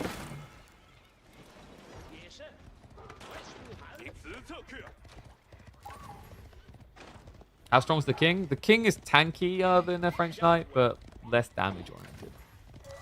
The big thing is that they can just keep running away, healing, coming back. That's where the king was very annoying. If you guys remember, we used to have the meta in Season 8. The 2TC English meta was incredibly toxic. Because early on, that one king could just trickle damage into you to slow you down to protect the 2TC build. And then you couldn't rush with urgency to deny 2TC, because if you did, the king would poke at you on the way across. So it just felt like you were screwed either way.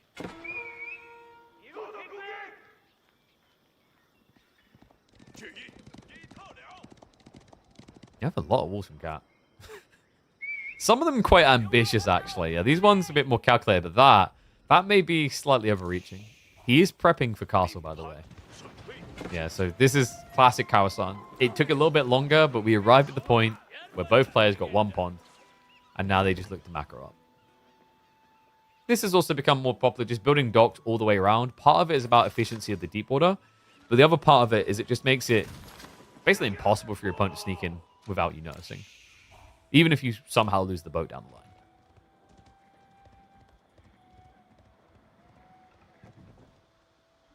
Now, you guys think Templar Brothers melt everything? Just sounds like you need to brother more. Like, I'm a fervent believer in that if you lose a fight, you should have brought more friends. It's hard to make friends when we spend all our time in our basement, but like that's simple, like, RTS logic. Build more crap. Win game?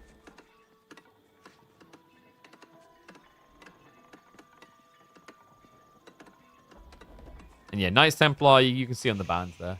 It's priority ban. It's literally banned before HRE. I mean, you ban them at the same time anyway, right? But like the thing about Knights Templar, very, very good on this map. Very good if someone like Canal gets in. If there's any water orientation, it's strong. And that's a staging point.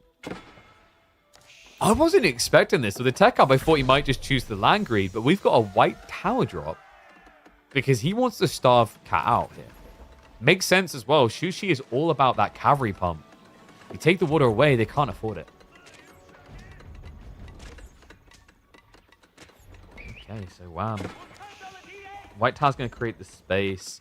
He could even add in a Springald here. Springald's are really solid, actually, because of the blob.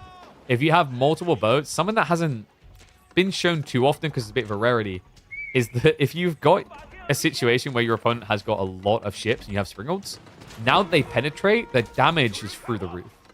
And you know what? Apparently says my memberships today. I see you there. Look at that. What a legend.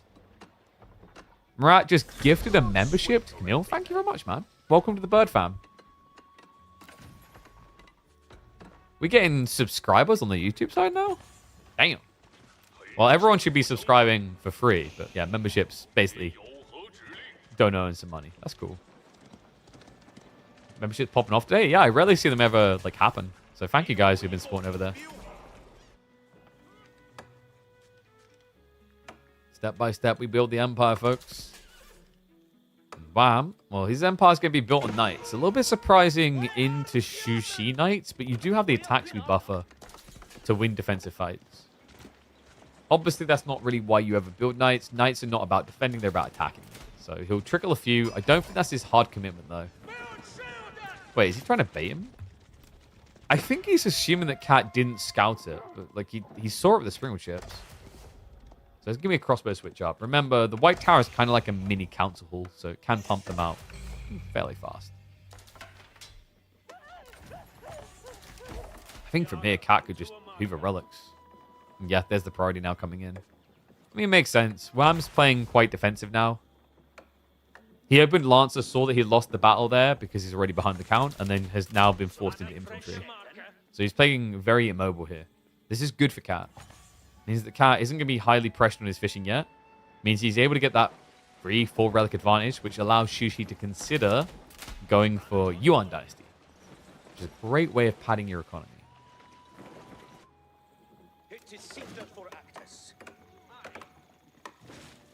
Watched on YouTube too. The Red Bull Wall last year, then found your way to Twitch. Damn, look at that. Yeah, it was interesting. Like, I mean, I think I got quite a lot of compliments from like AOET people and whatnot when we done Red Bull Wall El Renado. Because, like, I mean, some people didn't like AOE4's small footprint there, but like the way that it was designed, the broadcast order, in some ways actually got like more eyeballs from other AOE games on AOE4 Myth than you otherwise would. Yeah, very wholesome community. I think I'm quite fortunate to be able to like weave between those scenes. And say I think it's fair to say I have friends in all of them, which is cool. What is up, Kicks? Thank you very much for the membership, man. Welcome to Swarm. Here's the double dock. He swarms villages out for this as well. We'll get the arrow of fire. Kills one of the Springalds. Okay, now Cat in a little bit of a panic is going to be thinking more boats quickly. It's going to be double dock versus double dock. And we do have trebuchets from Cat. My brain for a second was like, wait, where's the cannon? No, we've got a treb. Which makes sense. He wants the White Tower gone. So Cat was already prepping to deal with one threat. Now he gets to deal with two.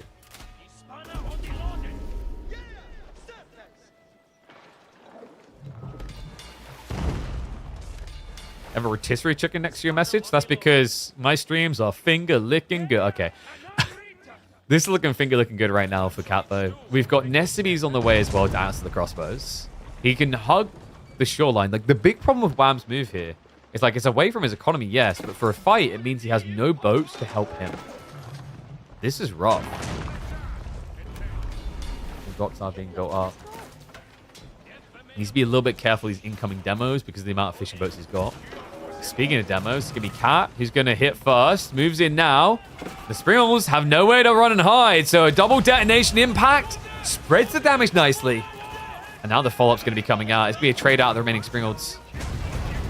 And the demo almost gets rid of the dock. It's two trebuchets now, so difficult for Wham to keep these things alive. Meantime, we do have Knights sneaking in on land, so Wham's trying to draw attention elsewhere. Should be able to do so. There hasn't been a reaction coming in just yet. Yeah, this is tricky. When you're this focused on water, just one Knight can actually do quite a lot of work. The hand cannon slits should eventually clean him up. But losing taxmen is especially problematic here. You're not China. You don't get them cheap. You don't get them out of a separate building. It is TC production and expensive TC production at that.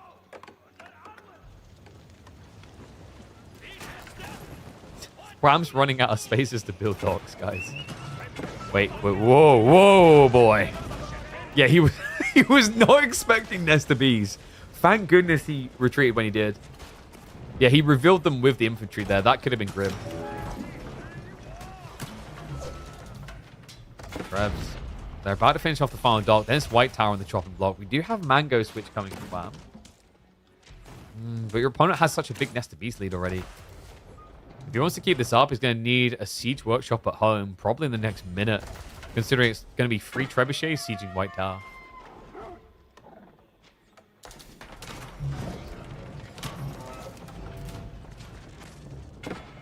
What does he do against this, really? I mean, he doesn't really have the food income to think about horsemen yet. Down the line, you could with farms. We've seen time and time again, like, Nesta Bees at this stage in the game, if you let that scale up to 7, 8, is there really anything it can't kill? Like, the only thing maybe is horsemen.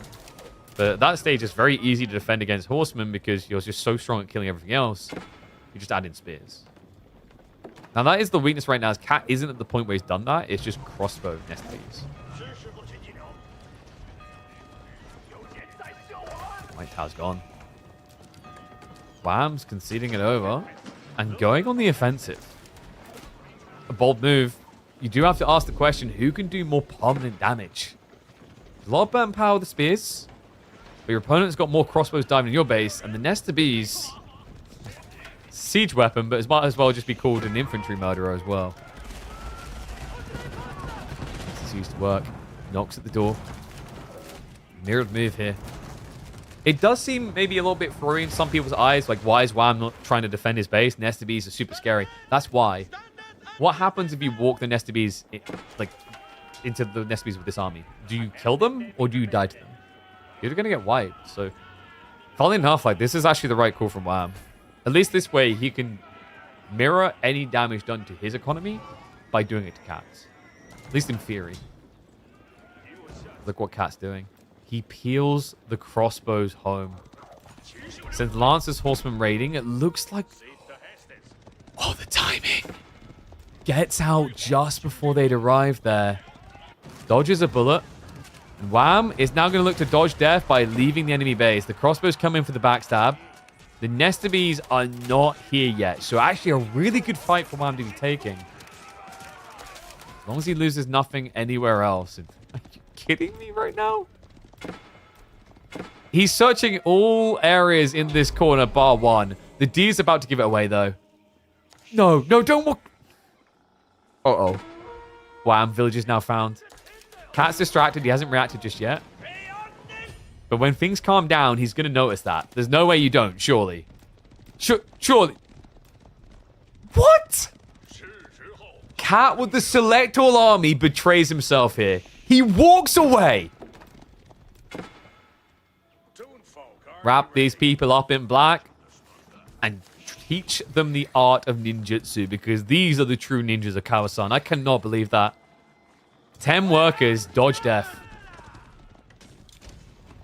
That's just going to reset, now playing for central control. So he's set up here to be able to gather the berries down the line. But Wham, he's going to have to start thinking about farms soon, probably. And what is up, Zuba0T? Thinking about all those bits, those tips. Thank you very much. Why has he got 2 mills? Clearly, like, you know, adding in a second mill increases the density of the wall, which breaks the Wi-Fi connection with Cats, Horsemen, and Lancers, so that they cannot relay information about villages being there. It's very smart.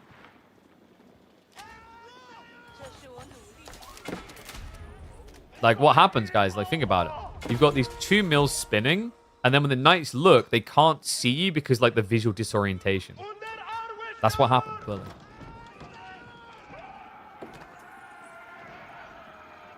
Now, the trade-off is that type of like 5G radiation is going to probably ruin your testicles. You won't be able to have kids, but we're gamers, man. Like, why would you want kids? That's less hours in the basement playing AoE4.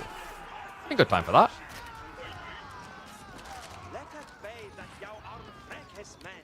And Wham is playing this absurdly well, by the way. Got to emphasize that. Cat was on a really strong point in the game, but Wham has bought so much time in the most abnormal fashion. Look at the macro. He's about to go Imperial Age. While Cat is prepping for prolonged economy, he wants to go farms. And it is going to be Wingard. So going quality? Well, he just cancelled. No, he's going to be switching Berkshire. I think that makes more sense here. You know, you're still freaked out by what your opponent can do to you. Wait, can we make up our mind? He's going to take the risk. Okay, so, like, reason why Berkshire would have made sense. Look at the military count. He knows his opponent has been blobbing a lot of army. There's a big risk. He thinks he can get away with Wingard, and I'm wondering why. Did he see something? Well, we saw crossbows over here. He still has his on the forward. He hasn't repaired the White Tower. He's quite blind on the map. And now trebuchets are sniping out the fishing. So, like, will he even be able to afford Wingard, let alone survive it? Is now what I'm wondering. It feels like a bit of a death sentence. Like, what's your big golden solution? Is it just to get raiders? I mean, even more so with this, guys. Like, he's queued up carrots. What? Demos come out as well. And oh my god, that's the fishing! We knew he was losing them over time, but now it's escalating. Here's the other thing, guys. Small pond and you add in carrots. Double, triple dock, and demos coming. No way that works. It's so expensive as well. Like, spending 600 resources on someone that will get sunk that simply. This looks like the beginning of the end. Wham has no true defensive structure to keep him safe. The White Tower is in ruins. And is simply mirroring the future destiny of Wham in this game as the dive comes into the base. The Carrot has come out. The demos aren't even reacting, but the moment they do, this is dead. Cat is focused on other things. He's diving the primary TC. It's full torch out for a torch down and a farewell. And a maintained lead now for Cat in this best of 5. It'll be just one game away from booking a showdown against his teammate 3DB. Right now, he's looking truly on course for it. A castle drop on the way, but the Nest of Bees are so close. There's no hopes. He cancels the castle, runs for the high hills. But now, you're forced to stand your ground with military infantry against these knobs. Flurry shots coming in, heavy dose of pain. Castle drop to complete, maybe, but even if it does, against this much siege power, it won't stay up long. Cat has just firmly embedded himself into the base. Wham. Well, he has gone raiding with those Wingard Raiders. I mean, it's a cool idea, but you're already taking so much pain yourself. Torches out. Castle soon to fall. The Nest of Bees guarantees you can't repair this, but he knows he must. He has to. Nice jump out there to try and burn them down. But the butchering is real. He can't keep it up.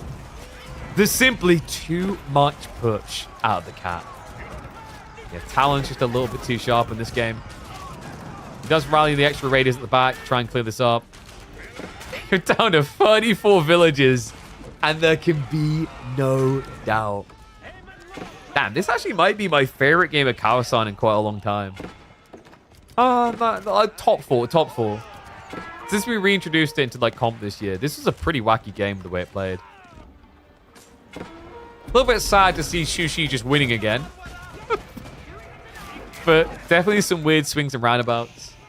I think that opening in particular, where they just ended up splitting after 10 minutes of kind of back and forth, was very Kawasani, but very polarizing the way it played. This White Tower idea, I mean, it's cool by Wham, but you see the weaknesses of it. When you're pushing into your opponent's side when they've got docks, when they've got pawn control, you're basically saying, okay, he's got extra unit types that I can't commit to. Let me know what you guys think about this, by the way. Like, you know, have people been enjoying Kawasan? I know there's very clear opinions when it comes to water maps, but Kawasan, the reason why we have it in tournaments is it's a very different style of water. It's not like your archipelago type things. And I think, although maybe for your average Joe, it's not relatable because you don't like doing fishing, etc., it's at least more digestible and approachable. Yeah, you never really tend to get to the stage where the armies are 50 boats high. I don't know what that character is. the GG's coming in 3, 2, 1.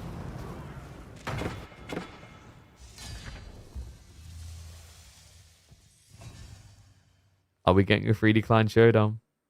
We're gonna find out.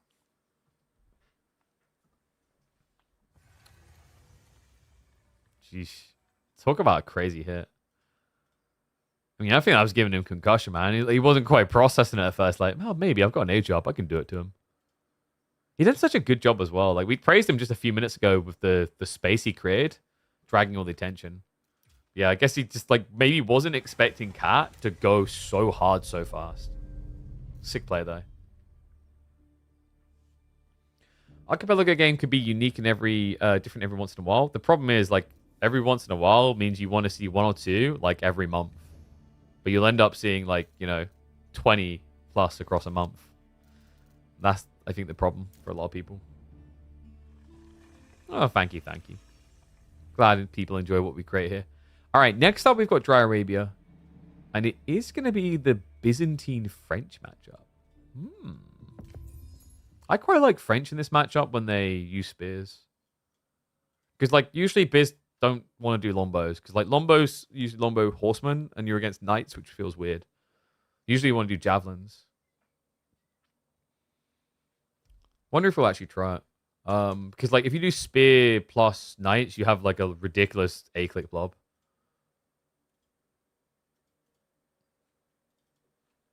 It's just, like, for most people, they just don't like this idea of how early you have to go because of archipelago scaling. Like, spearman blobbing feels really good when you can just clump it up to, like, a count of 30 or so, right? But, if you're worried about the scaling of, like, systems, you're probably thinking about how do I dive him at, 20 units collectively, 25. And that's where archers always just feels better for French.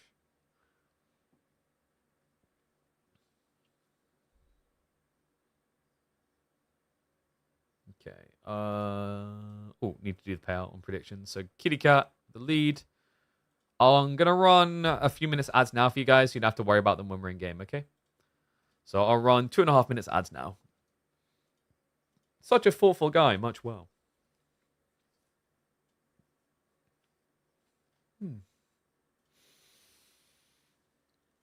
How have people been feeling about AV4 at the moment, by the way? I hadn't checked the numbers recently, but I'd heard some stuff about, like, maybe less people were tuning into things.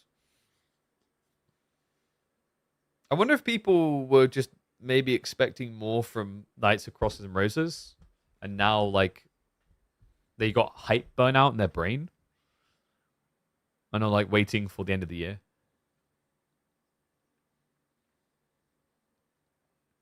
The new maze map. What, the one that Knights and Crosses and Roses added? I don't think it plays that well. It plays really oddly. I think, like, what you'll find on that map is people just all in you down the center. It's like, it's a map design where 2/3 of the map won't get used, in my opinion. Played 130 games of KT and then switched to Dota. There it is. Yeah, like, I mean, Dota 2 just recently got updates again after a long period of just nothing happening, so...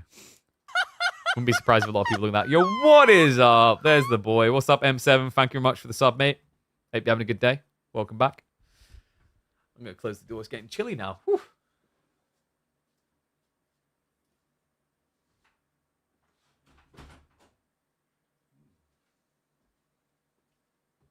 Damn. I think today's delivering some really cool games, though. Do I use Photoshop or Adobe Premiere? You'd use both of those. Those two do different things. Are you getting them mixed up?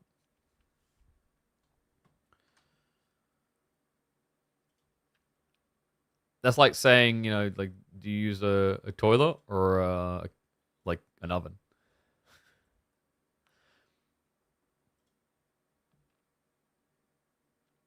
I mean, and or. Oh, like, I use both of them. But, like, I stopped handling the video editing or, like, the new YouTube uploads. So we have a new editor in who's been doing that. But before that, I use Premiere just to, like, quickly encode and up the quality. And then I use Photoshop for all things. Photoshop's probably, like, the only... only like generic thing that is worth truly paying for with Adobe across the board nowadays. You need very situational things in other areas. Like, I don't know. I got the full creative suite in case we ever need it for stuff. But, like, yeah, admittedly, I don't touch a lot of the tools. The problem is the way Adobe does their pricing is pretty scummy. Where, like, they've got, you know, what, 15 different products. But if you use 2 of them, it's more, like, it's basically worth about the same to have the full creative suite than just get 2 individual subscriptions. It's really weird. All right, but let's get ready to roll. I'm going to flip the scores around.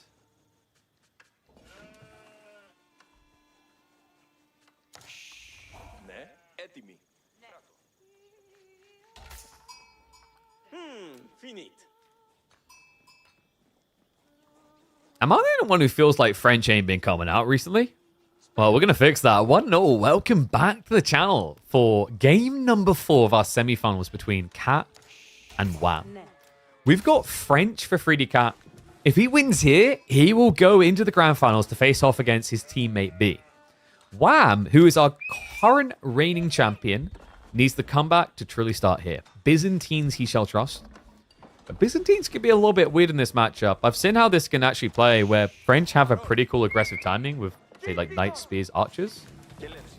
Byzantines quite often end up going javelins in this matchup, which I think once you get to the 1-1-1 comp can maybe weaken you a bit. I haven't seen this matchup much since the system changes. We used to get a lot of French and Byzantines. And I think with the changes to the system, while they're stronger economically as time goes on, there's an argument there's a slightly bigger window for French to punish you with in the super early game.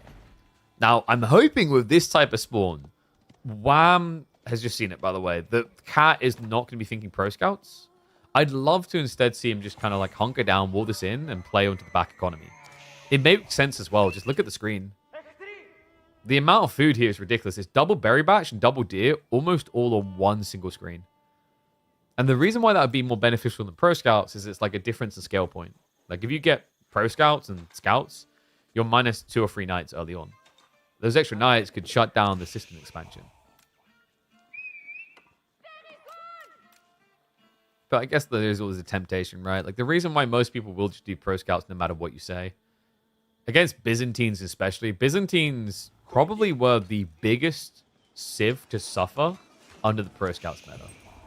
I can't think of any other civ that suffered more. You can try and say English because no one wanted to pick them, but in terms of civs that just don't fundamentally make sense to function in the Pro Scouts meta, Byzantines were top because they want olive oil.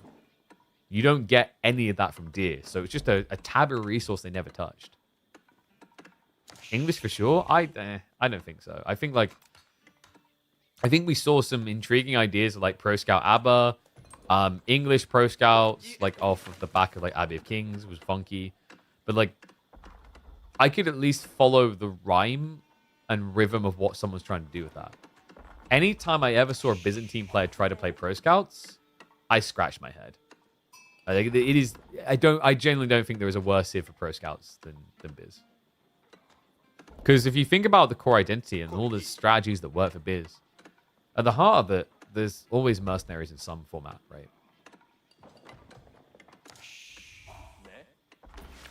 Compared to Biz, nobody played ABBA in 20s. Biz was still viable in PS meta.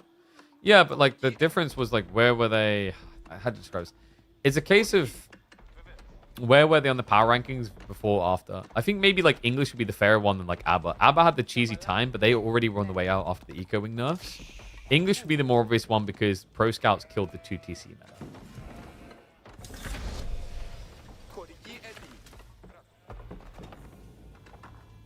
So yeah, I think it's like between English and Biz maybe. Even though Biz was still applicable, it's just like where you should or were out on the power rankings is where you ended up.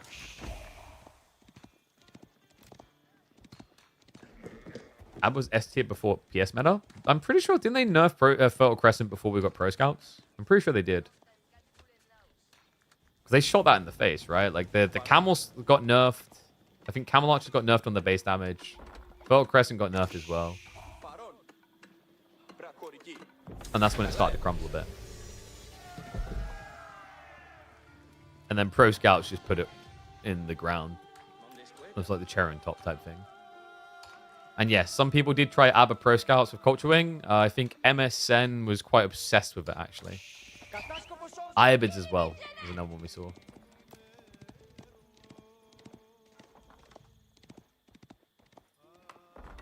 Yeah. I mean, we could argue about, like, which Civ got killed the most by Pro Scouts, but, like, I think it would be fair to say the Civ that felt the oddest one out was Byzantine. Because, like, you know, you could see an ABBA player or an English player or anything else finding value in gathering on deer, right? But every time I'd watch a Byzantine player try to gather deer, it felt weird. You know when there's just, like, a core concept. Like, imagine if you're... trying to think of another good example of this that really hits home. Like, yeah, imagine you're Knights Templar and you try to avoid ever gathering wood. Like, what? Because that's what you'd be doing by gathering deer. You're always gathering, like, deer. You're not gathering berries. I know someone's going to bring up, like, Jigglypuff's, like, you know, Fast Castle Cataphract build, but I think that was just kind of a little bit of a stage that we were going through. Like, the Cataphract Rush build reminded me a lot of... What would be the most obvious cheesy example? Like good old-fashioned Lombo rushes. They're oppressive when you don't know what to do against them, but then once it's been given a bit of time to breathe, once you stop panicking, fairly easy to... Actually, you know what? Like the Cataphract Rush kind of reminded me of the Malian transport ship rush, if you guys remember that.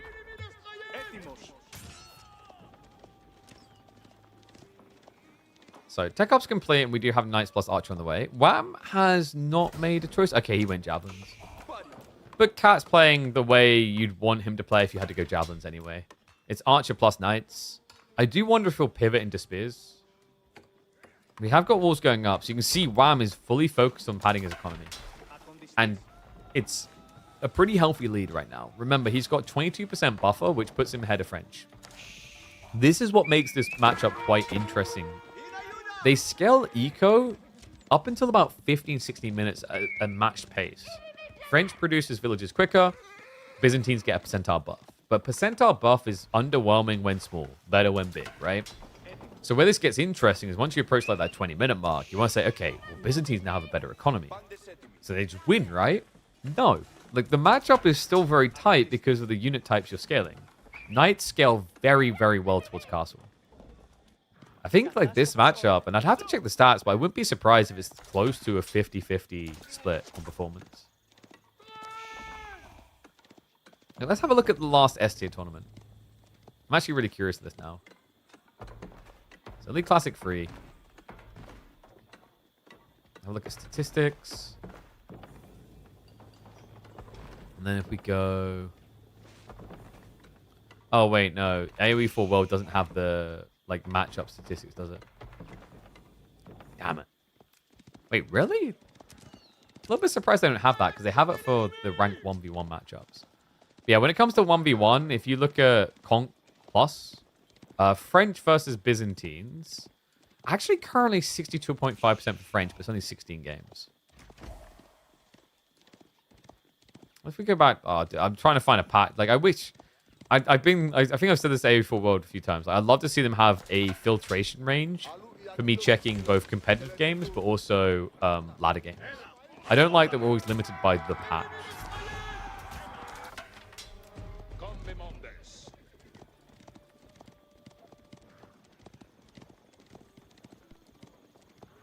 It's French favored, I'm sure.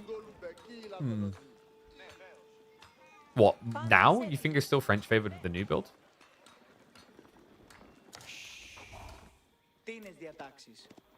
Because it used to be Byzantines really relied on the first mercenaries and doing something with them, which is like advantageous to French because of knights, because you're coming out of your base. But I do wonder if like with this new kind of hunkered down approach, it definitely puts a lot of onus on French to go in. Like it's definitely going to be spawn oriented. I think that's why Wham done this with the walls. Is like technically it stops that all in timing. He's really well padded here.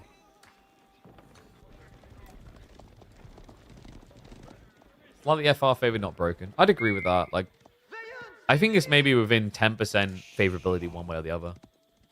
You're probably seeing French roll over Byzantines because think about the maps that are going to be in ladder rotation. Like, this is where stats really can lie to you. You know, shout out to my boy Nahaz. Always used to say stats don't lie. It's true, but people do, right? And if you look at, like, the pub map pool, if you're having things like Carmel in there, as an example, Carmel can be a really solid map for raiding civs, which French most definitely is. Terrible map for a defensive civ like Byzantines.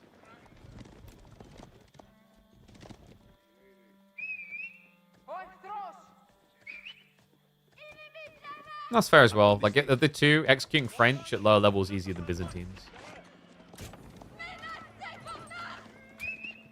It was also why I warned about when everyone was like, they've nerfed Byzantines, they're terrible now. Do you guys remember when they made the system change and the win rate was abysmal? And it's like, well, once again, stats don't lie, but circumstances can. Why is the Byzantine rate terrible? It was terrible because all of a sudden people had to figure out new builds. That's one of the weirdest things. That's why, like, you know when sometimes you see this change that makes a civ broken or underpowered? There's a reason why devs don't just immediately patch. They need to give things time to breathe, you know? It's like a fine wine. You open it up, you let it air. You don't just immediately swing that thing up in the air, suction your lips around it, and glug the whole thing down. Yeah. You got to let the buff tannins and the nerf tannins sell. Jeez, I can't believe you used the word tannins. All right, let's see if Wham's going to get a tanned ass. Cat. He's took the belt off. Papa's looking to pummel. He's going to start moving in. There's no... Wait, what? I mean, this just made an ass out of me. My assumption is that he at least had undermesh to defend here. There is no blacksmith upgrades. And now with the diving, he needs to find that punishment due to the tech up. Doing a good job of peeling through the Limitane. But he is now starting to dive the TC. Now, gold has been blocked out, but Wham has got backup options here. A lot of idle time on the backside as he gets distracted. And Cat decides it's just going to go for the age up. So he does back away. Remember, as we scale the economy at this stage, Wham is starting to fill that lead. With the system buffs at 26%, no doubt he's getting more value than Cat having a full worker lead. Yeah, Cat just, like, not finding any worker kills at all has to hurt a bit here. And Wham has got backup options, right? It feels bad to not have the olive oil like we talked about earlier, but there are deer.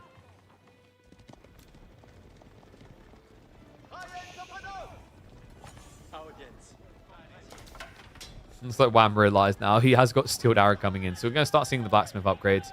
Guildhall coming in from Cat, though. So yeah, just protecting himself against the potential of this to drag later. Honestly, I think this just like fits more and more these days than Royal Institute. There was a time where Royal Institute was just the bread and butter. I think especially at the height of Pro Scouts, it made the most sense. But even when we had Pro Scouts everywhere, a lot of people were starting to move back to Guildhall just to give you that backup option. Because the problem as well is like, it's almost like you declare. You know how some landmarks are subtle? Like Golden Gate is crazy for this. I think Roost Golden Gate is like one of the most subtle landmarks about your intent. You don't know necessarily what your opponent's doing with those tickets. In fact, I still think there should be a visual indicator on that thing for the last 3 trades. But the difference, by comparison with Royal Institute, the moment you drop that, it's like you've declared your castle all in. Now, it doesn't mean you have to. There is potential backup options. But at that point, you just feel like you've wasted the landmark. So, tuck out complete. Cat is going to buy time. Wham was posturing, but decides against pursuing here. You missed Kremlin? Take that back. You take those words back. Why do you miss Kremlin? Wham already done it at the start of the series. And it lost. You don't miss a loser. We all like winners, right? I think, maybe. You see what your opponent traded? If you click on... Yeah, I'm talking like a Golden Gate. I'd love it if Golden Gate had like 4 market stalls in front of it that show you the last 3 to 4 things they've traded. Those type of cool visual indicators. Okay, so upgrade's complete. Cat rushes Steeled Arrow too. Undermesh is going to be mirrored though from Wham. See guys, this like I can't believe that as well from Blades. To his own boys like Wham without tech upgrades. No, dude, he's just being efficient Byzantines. You don't need tech upgrades. You just need systems, and then eventually you get a little bit of gold. You select a blacksmith. And then you just drag your face across the keyboards because everything will be complete in 2 minutes.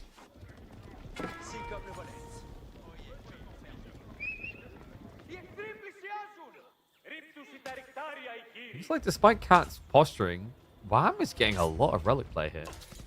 Yeah, this is triple relic. With the ability to produce mercenaries off the back of this, camels are going to be a big deal. And what we said about the Cataphract rush build being a bit meaningful, this is still surprising on a delay. Like, Cataphracts against French Knights is not often desired. I think Wham is maybe a bit worried about Springlers, which would make sense. Like, he's built so many Limitane. You know, there's Catas. They're also going to be great raiders in the meantime. Dives into the base. That's already 4 worker kills.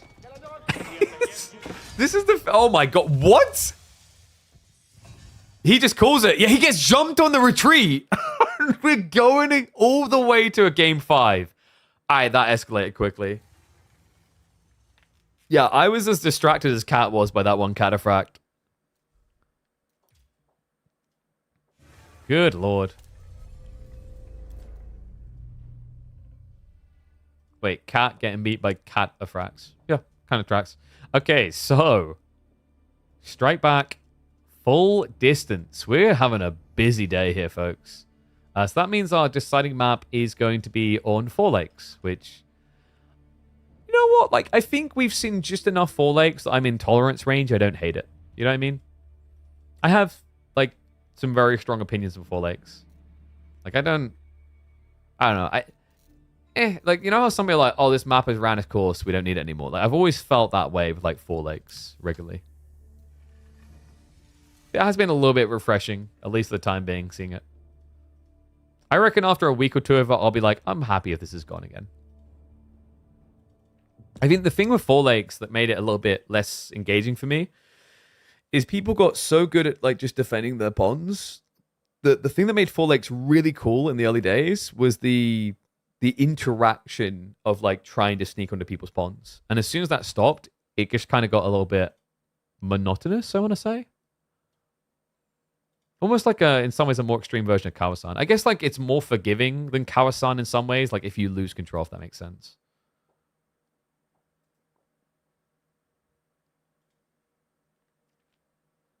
It's a more extreme version of Kawasan. Oopsie. That's the unmute my stream somewhere.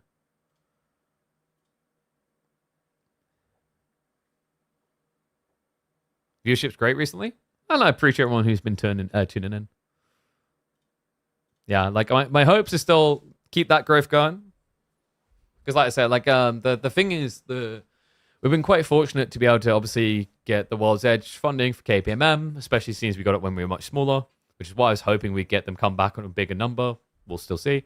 And then obviously the hymn stuff, but like I always set my dream for this year, like my goal I set myself is I want to be able to like say by the end of the year we cracked like 1,000 average viewers. And the reason is I know at that point I can start bringing big sponsors or decent sized sponsors in the scene. Fingers crossed. You love the consistency? That's the thing, right? Like I think that's important. I think that's like missing in so many places. Because like and it's not even like me just trying to like make my head big, but like if we're being fair, we're probably the most consistent esports location in AoE 4, right? Like we're literally able to say constantly Monday, Tuesday, Thursday, Friday be here. We've had rare breaks, like for example when we were working Garrison, but that just made sense. But like for the most, we're always here. We're always here. We see 600 people on average. We'll see a KB to Conk series. No, that was 750. 750 was the promise on that one. And that would have to be like consistently across a month.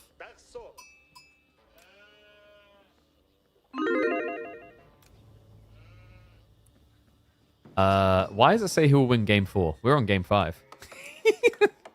Math? Is that my NA mod?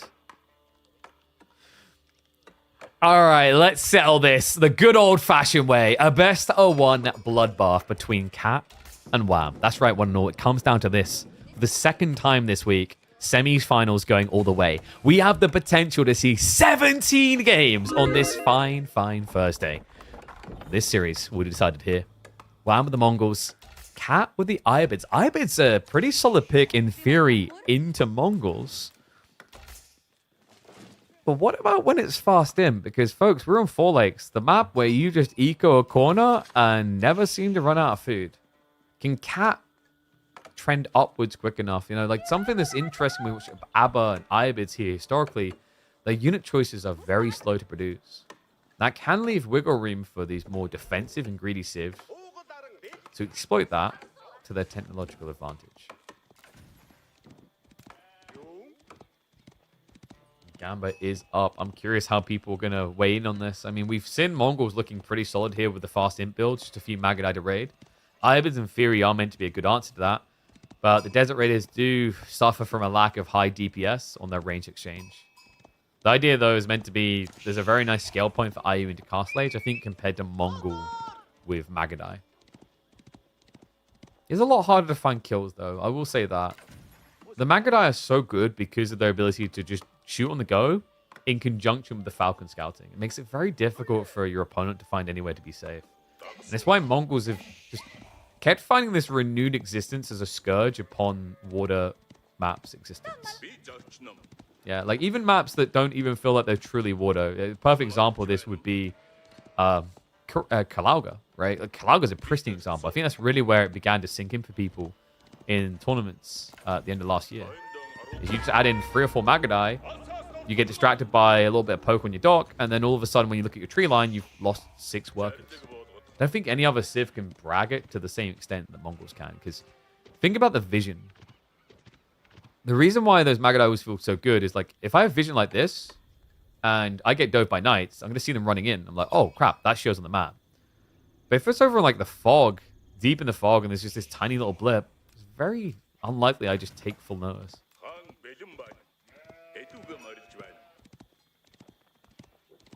This map's a KT map with KT logo? Yo. We need red terrain. Can we get red terrain and white water? I don't know, like, what that would be. Like, how would you make sense of that? I guess that could be, like, hell, the lust ring, is why the liquid's white and the ground is red. I'll let you fill in the gaps on that one.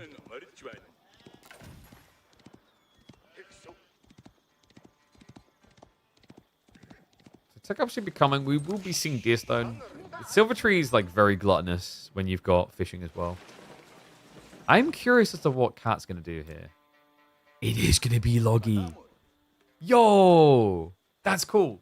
So I wondered about this. Like, in theory, with Loggy, Desert Raiders can beat Magadai because you just can't kill them. They're healing offsets. And, I mean, Dervishes, with the movement speed, it's very hard for Magadai to snipe them. So I think what Cat's looking for here is the standard DR builds, expecting Magadai. Now, Wham is running across. He's got the perfect timing to see this early. It's either advancement or culture. And I feel like you probably just rule out advancement by default, right? We also have a dock sneak. Wow. He's going to be seen, right? Yeah, he goes pretty deep. But the thing is, so here's the interesting gamble. Like, I think maybe Wham knows it's Loggy. Because if it's advancement, this can kind of backfire a little bit on the timing. He does it right in his face. You may be wondering, why does he do it so close? He knows this way is going to block out one of the fishing stacks. And it pretty much just keeps the fighting up in your opponent's face with healing for you. So risky, sure, but, like, is it really that risky when you know your opponent's still Dark Age? No. Is it high value to do right now? Absolutely. And Cat has the correct reaction. You just want more docks here so you can overwhelm. Unfortunate reality for Cat here, though, is Mongols have no harassment with Rico. You're going to get blocked on yours. Now, he has set up the second pond, but now you have to balance investing in your economy on another pond and investing in defense here. And what's going to make matters worse is Wham has a very easy play to make your life a living hell. He's not going to start with it. He's going to follow up with that. We've got light junk first. Remember that Wham's sitting on 200 stone. Naval arrow slits is a very realistic possibility here. It's interesting because I did think we'd be looking like a Magadai follow-up, but we're not rushing towards it here at all. Yeah, was that always the plan from Wham, or was that partially a reaction to Loggy?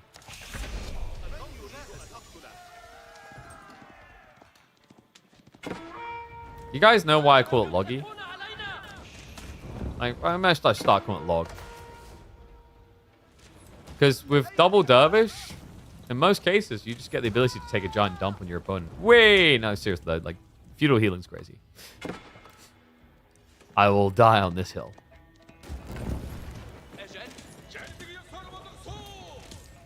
Archer and archer ship. Naval Aris that's coming in. We have got a worker kill so far, so Wham able to strike early and easy.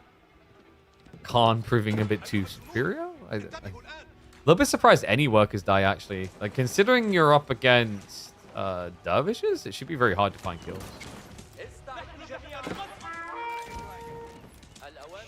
Wow, now with a one worker lead, we do now have the Magadai. So the whole idea here is, like, if your opponent's now directly contesting water like this, he's not going to be able to defend land. But Cat has read through it. He's not overreacting. He's got Desert Raiders queued up. Tricky part is, like, Wham waited long enough. He got Arislitz plus the double Magadai. Demo? Oh, sorry, Archership. Why am I thinking it's Demo? Let's say, if Demo would have detonated by now. I think that was the distraction, though. So Wham, at this stage, probably just goes full land aggro. Because now you're just getting into, like, a whizzing contest against someone who has double dock. It's never a good idea, right? But now your opponent has to waste a lot of effort clearing this or just admitting he doesn't get much fish. Looks like he's going to move over first to deny the scout.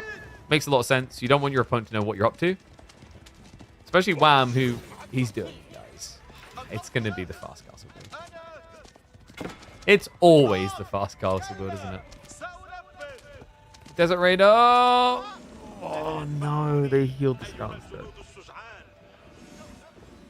Has got more queued up. By the time they get here, Wham's going to be triggering age up. And look at the paranoia. Cat just doesn't feel safe. Actually has to set up archer ships here. I think the way Wham played this is most definitely... They're not using the word the way you have to.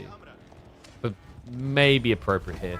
The thing about Mongols, like, if you guys remember, the way you can play four legs, you know, you can try to play aggro. Alternatively, like, most people tend to just lean on defense. You go more greedy and you just build, like, walls, extra docks, your opponent can't get in. That's where Mongols kind of suck, right? The word walls. If you guys remember, a very popular play was just to build small wall slabs along here. Houses, things like that. You know, houses was a popular one for Japan because they could fish them. But, like, Mongols have none of those things. It's very actually hard to protect your economy if you remain defensive. And that's why I think another reason why Magadai are just, like, on top. And it does worry me a bit. Like, Magadai... I don't know if I want to say it's a matter of time before they get nerfed, but, like, people have very strong opinions on Magadai and what they do. But if you ever take them away, you know, how do you be greedy with Mongols? Like, on paper, it should be easy because you just build TCs and pastures because all you need is wood. But in practice, it feels so much harder to execute that type of strategy for Mongols than almost any other civ in the game. The reason why they get away with it so often is this. Yeah, it's like proportionate reactions, right? So what we mean by that is if we're playing a French versus insert generic civ and I build one knight, how many spears do you have to build to stop one knight? You see how that changes things? Now you're going to go, oh, like KP, I can stop you 3 spears. That's not true, is it? When you see a French player build one knight, 1, you're a bit paranoid he's adding in more, but 2, you don't know where he's attacking from. So you're more likely to build 6 spears. Now that is a disproportionate reaction, but it makes sense why you do it. And it's the same with Magadai. Like, you know, you spend 300 resources. How do you stop Magadai? Well, you can build, like, an outpost, but you're gathering multiple resources, so you'll spend at least 300 there, probably 450 because you want to guard both sides of the tree line. Or you can go into mass archers. How many archers do you need to catch and kill Magadai? Or horsemen. How many horsemen do you need to actually really catch Magadai? So this is what we mean by disproportionate reactions. Mongol's Magadai opening is probably one of the best examples of this in Age of Empires. You see 2 Magadai, and you react aggressively when it comes to production. With investment, should we say, counterplay. And it hurts you. Like, it's kind of hurting Cat right now. He's still not triggered castle. Look at Wham's economy. He's going to go Imperial.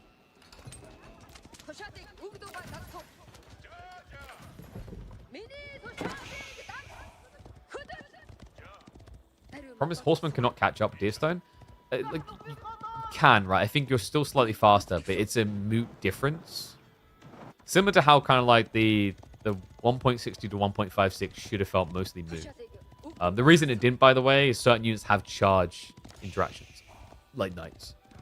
It's funny because before that change, like that was, I think, one of the biggest examples where that change made a difference. Mongol versus French was comical back in the day, if you guys remember.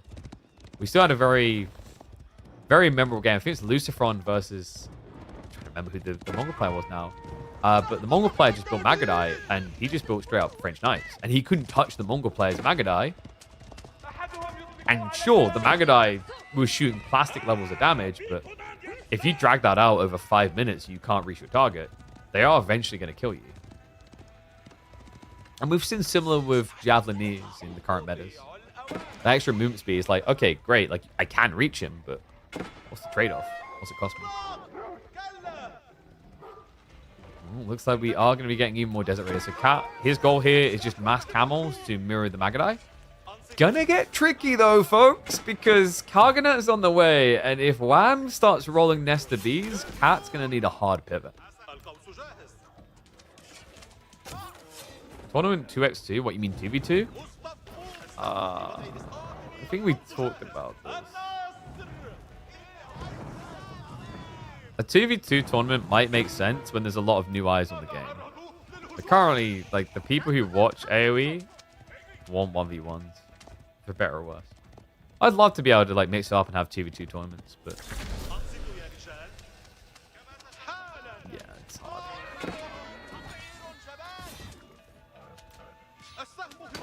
See how it's going for a decent exchange here.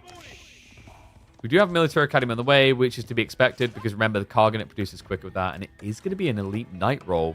A little bit unfortunate against Mass DR. Even more so with the Camel Lancers. Want 2v2s? Like, I mean, for a start, we need realistic funding. Because this is the other thing. It's like, it's one thing to say about the viewership risk, because that is a risk. Then you need the funding to pad it. And then the funding, like, here's the other awkward thing about team environments. Team environments require additional funding over 1v1 environments. Because, like, you have potentially double the people you have to pay out, or triple the people you have to pay out. And you have to be able to pay them out a reasonable like amount, otherwise they don't want to play, right? Like, so a perfect example, our him show matches are $75 between 2 players, right? Less compelling if it was $75 between 4 players, right? It's tricky. My hopes is that with the big expansion, there's a big influx of players, and maybe we can get some team tournaments going. Because I think, like, part of the problem is there probably are people... Oh my god, it's pouch warning. What? So there probably are people that would love to watch team tournaments, but they're not the people that exist in the current content creation ecosystem. So your challenge is, how do you reach those people?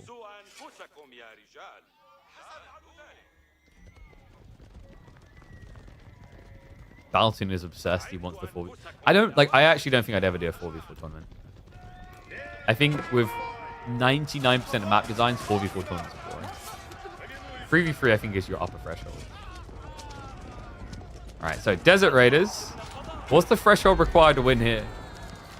I mean, the Camel Lancers are actually the more important thing. There's a lot of damage absorption. The Magadai haven't been fully upgraded. They're only vetted so far. So Wham definitely needs a bit more time. And remember, it's 1 pond versus 2. So Cat should technically end up with better economy. It's a bit of a fallacy, though, because of the Karganet. Karganet is just so much economy turned into military. When you get the right military... Alright, guys. I know how Cat wins this. Wham's going to roll 4 3p piles in a row. Wait, sorry. That's how Wham wins this. Then he just kills the House of Wisdom. Oh, yeah. And the other thing with team tournaments, do not get me started on scheduling. Technical issues. Those all... Oh, God. I remember, besides like the statistics of like how many people watch, I went through all this all. And it's just like...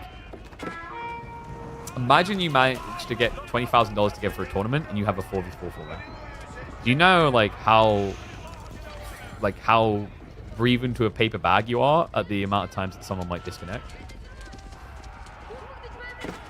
That crap is tough. I mean, hell, like in our 1v1s, we already have 1 or 2 players that can't manage to schedule on time. Except for Freedom. Has Cat scheduled this dive right? I think he has. Like, no, yeah, ignore the pee-pee pow. Let that exist as a reminder that he rolled it. He goes straight after the cannon placement. Does get rid of it. But this is just weird to watch, man. Like, he's mass cavalry against mass camels. This, in theory anyway, should not work. But the MVP for Wham should end up being the Springles. Yeah, this is turning, guys. It's brewing. Cat not able to hold. Numbers now against him. And trickling troops into a big bloody mess. Magadai are getting fully upgraded. Incendiary arrows to be on the way. I think Cat's going to be on his way to the door. Because this looks over. We're not going to get treated to that 3D clan showdown. It's going to be Wham returning sequentially to try and secure and hold his title as midweek Muster champion. Valiant effort by Cat, man. But like, this Mongol build is just so weird on 4 legs. Like, how do you stop it, really? It's hard, man. Like, we've heard people's opinion on the Mongol fast imp is on land. The goal is to read your timing to all in. Like, when it's water, you have to find a way of shutting down the fishing, or this just feels like an inevitability.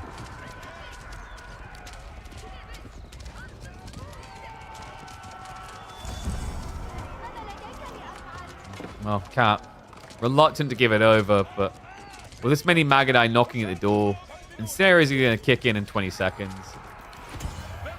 You're already losing the fight. Wham versus B. I'm very intrigued by this, especially after B's performance against Anatan with a reverse sweep. We have the potential to easily hit 7 games in that grand finals, but commiserations to Cat, a valiant effort. He took him all the way, but the Canadian could not be denied. He's done it again. Whew.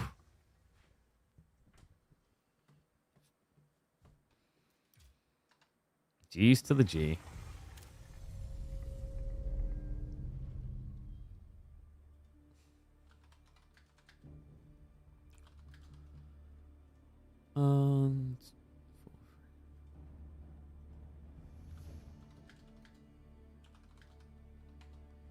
God, I'm starting to think like how annoying it is to try and make my brain think of titles and go, I might talk to my editor, see if he's interested in actually just figuring it out himself. Before I had to, because like one of our previous editors was a kid who didn't think, and then the other one, like English wasn't his first language. It just like, I don't know. I think it's in some ways fresh. I need to be careful just not to upload games that aren't really that interesting for him. It will be the only thing with that. But interesting things are now afoot. Das ist happening, ja? We are going to be getting Wham versus B in a best of 7 grand finals. No maps to be denied, remember. There's no bans when you get to our finals. If you want a map banned, the closest you can do it is win quicker than it can be picked. Is there a map you guys have been excited to see that you've been denied so far? Maybe Canal? Like, I think you guys would like to see a Canal, right? It's been so long. We never get it. I don't mind it. It's like, I don't know. I think it's an interesting map. The problem is, like, getting to the point where it can be interesting and getting familiar with it again can lead, like, along that path, you will get a lot of cheesy games.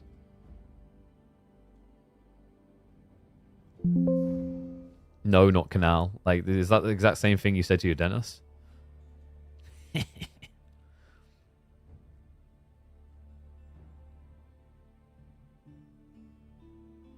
How can we improve the AOE4 scene as an esports? I think a big part of it is like marketing exposure. Also, participation is important. It's tricky because people see the elite and they say, what's the point? But like, esports to me, like it's all about how do you drive more people into the environment to participate. And that's how like you grow both as a game and as an esport. Like at the heart of it, scenes that became esports because so many people played and then converted across. That's like a big challenge, right? I think it's about activating this type of content amongst the casual audience that wouldn't even know exists. That's what AoE4 needs a lot.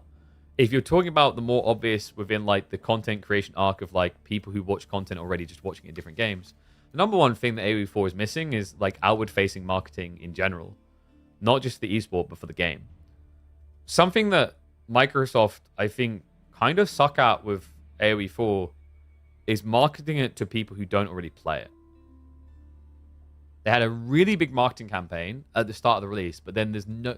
Like, it's not just then. Like, it's unfair to say Microsoft sucks. The game industry sucks at marketing games to audiences beyond its initial release point. Because it's the biggest, it's the biggest hook point, right? When a new game comes out, that's like, oh, everyone look at this game. Pay people to play the game, etc. And that's your big injection point. But, like, when you've got the biggest DLC ever in the history of the franchise, whatever, coming up or has released, that's a pristine example to hammer home to a new audience why to play this. So like one thing we talked about is like we pitched a concept that I'm still heartbroken we won't get to see. We pitched a concept for like a creator cup, and the goal wouldn't have been to invite Beastie or Marine Lord or like all these people already play the game. Like I love that we do so much funding wise to support people to play the game because that's important. But the goal would have been to bring in people who just have no clue, you know? Or people who are pros in different games and put them in this game with their environment being the audience and our audience, combining those two things. And like this should be kind of a no-brainer when you look at the impact that Gotaga's interaction with AoE4 has had with the French community. It has been an overwhelming win for AoE4 and the French scene and creators of AoE4. So, you know, what I want to do, I want to do basically like what Grubby has done with Warcraft 3. You put 10k together, you invite some top creators to come play. You can do different formats. You can have one where like they're pros in other games and they come across and they learn. Then you can do a different format where you do involve the pros that exist in our game. And that would be like the newbie format where, you know, you put a player who has 4,000 average viewers watching him at any given time, but no experience playing AoE4 whatsoever or RTSs. You put him in a coaching like system with Marine Lord, and the prize pool is intertwined where like Marine Lord gets a cut of whatever he gets as well. Like, to me, that's the most obvious big injection point. If you want to keep like gunning the AoE4 is strictly like or primarily a competitively oriented game, that is the biggest obvious win direction you go with.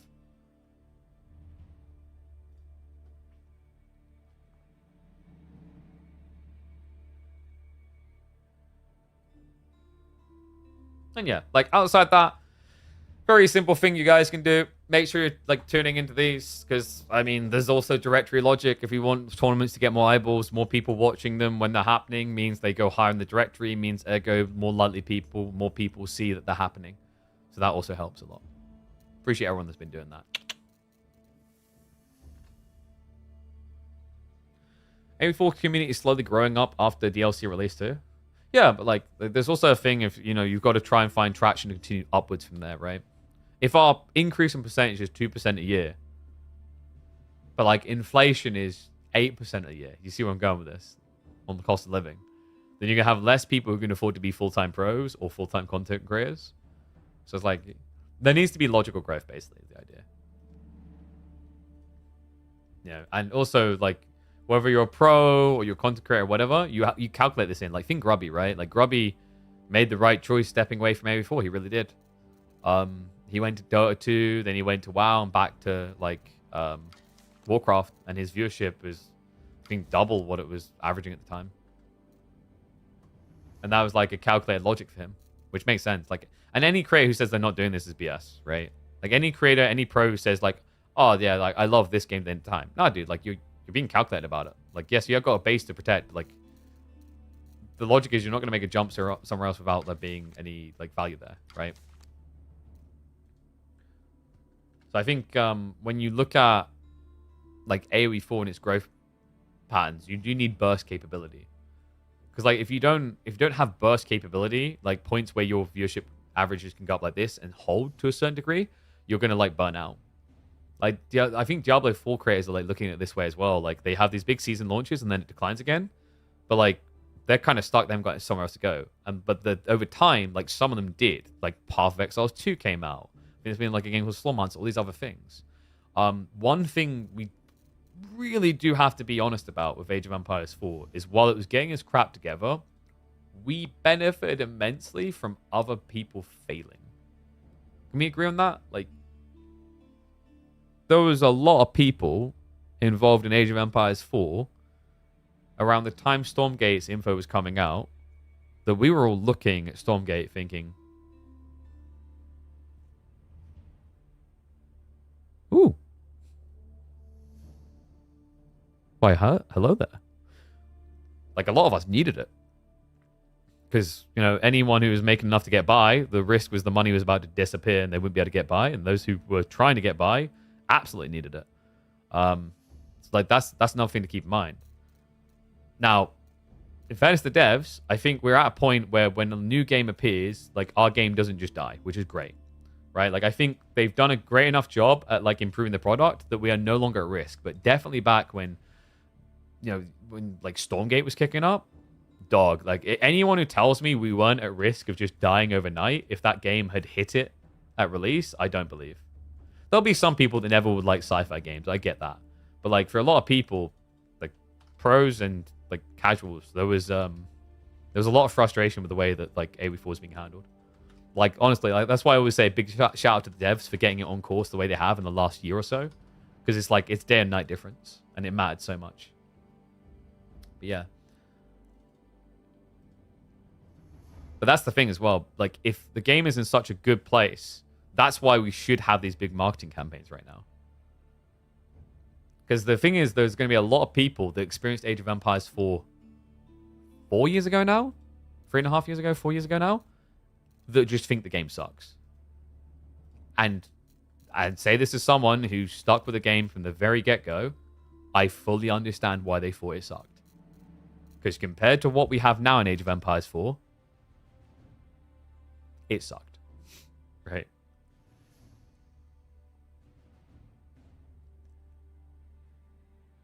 Grab is an exceptionally variety streams and maintains his audience. You say that, but he lost like half of his average when he went and played Age of Empires 4, though. I distinctly recall a clip from Grubby where he referred to streaming Age of Empires 4 as watching paint dry numbers. And I checked his metrics and he was right.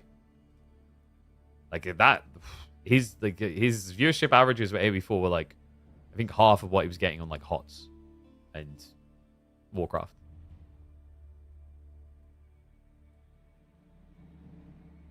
But also, like, that's the thing about why I'm always hyping up and praising like content creators when they step out of their comfort zone of the game that they do and try a different one. Is because like it's really uncomfortable as a content creator. Like going and playing something else, it makes you not want to. Like Jesus, like Beastie, to not hurt his numbers, created a Beastie Chill channel when he went to start playing WoW at the time, because like streaming on his own channel was going to hurt his sponsorship deals, right? It's hard to be a variety streamer, but like I always support the people who try it because like it's scary. If you can actually achieve that independence, it's like your stress levels go down as like a career as a content creator. But it's also beneficial the other way. Like I wish that all our creators could go play a different game and would retain 80% of their viewership when they go play the different game. The reason is like if like for example, if I go and stream Dune Awakening right now, right? And I'm looking at Dune Awakening and I mean like I'd be buried currently, even at this viewership. But like a week or two from now, when the average, like the top row of people are maybe like 1,000 to 2,000 average viewers, and like I come in at like 500-600 views, I'll kind of appear there. And the reason that's useful is new audience members then come and see the stream. They relate to me and the content and you guys, the community. And then when you go back to do an Age of Empires 4, it's another example how you get new people in. Like what I'm describing here is the concept of what we're talking about with the creative tournament, by the way. It's like before, it seems like I'm going off a tandem in a weird different direction. This is how it connects. You come back around with that logic of like being able to step into different spheres and come back, but also being able to get people to step from their sphere into yours, right? It's like, it's invaluable. I mean, if you guys need any more proof, just look at what happened to the Warcraft free directory, or when the OnlyFans Guild went and like played a bunch of games, and then when the creative tournaments happened afterwards.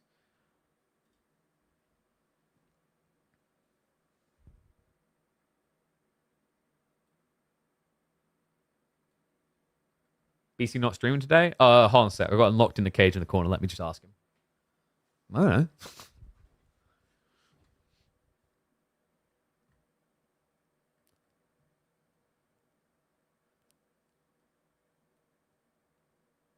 Don't add skins to the game. Skins require a lot more. Like, as much as I've wanted skins, I think the game is too small to add skins right now.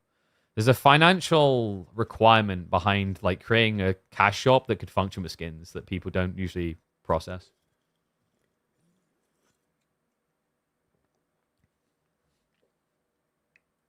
A4 is way too zoomed out to be fun. Agreed. And that's why you will find my stream is zoomed more in than any other stream in this directory. For that exact reason. It is important. Some people are like, oh, I want to see more. It's like, dude, there's the type of people that would actually, like, when they're watching any esports broadcast, they'd be happy if, like, it was just a giant map with little icons. It immerses you. Being immersed is so important in what you're watching. Because you'd be sitting here for hours. Do you want to feel like you're immersed? Like, you know that feeling between, like, a game where you're just, like, running the spreadsheets and, like, counting the minutes versus a game where, like, you look at the clock and you're like, whoa, that was 3 hours.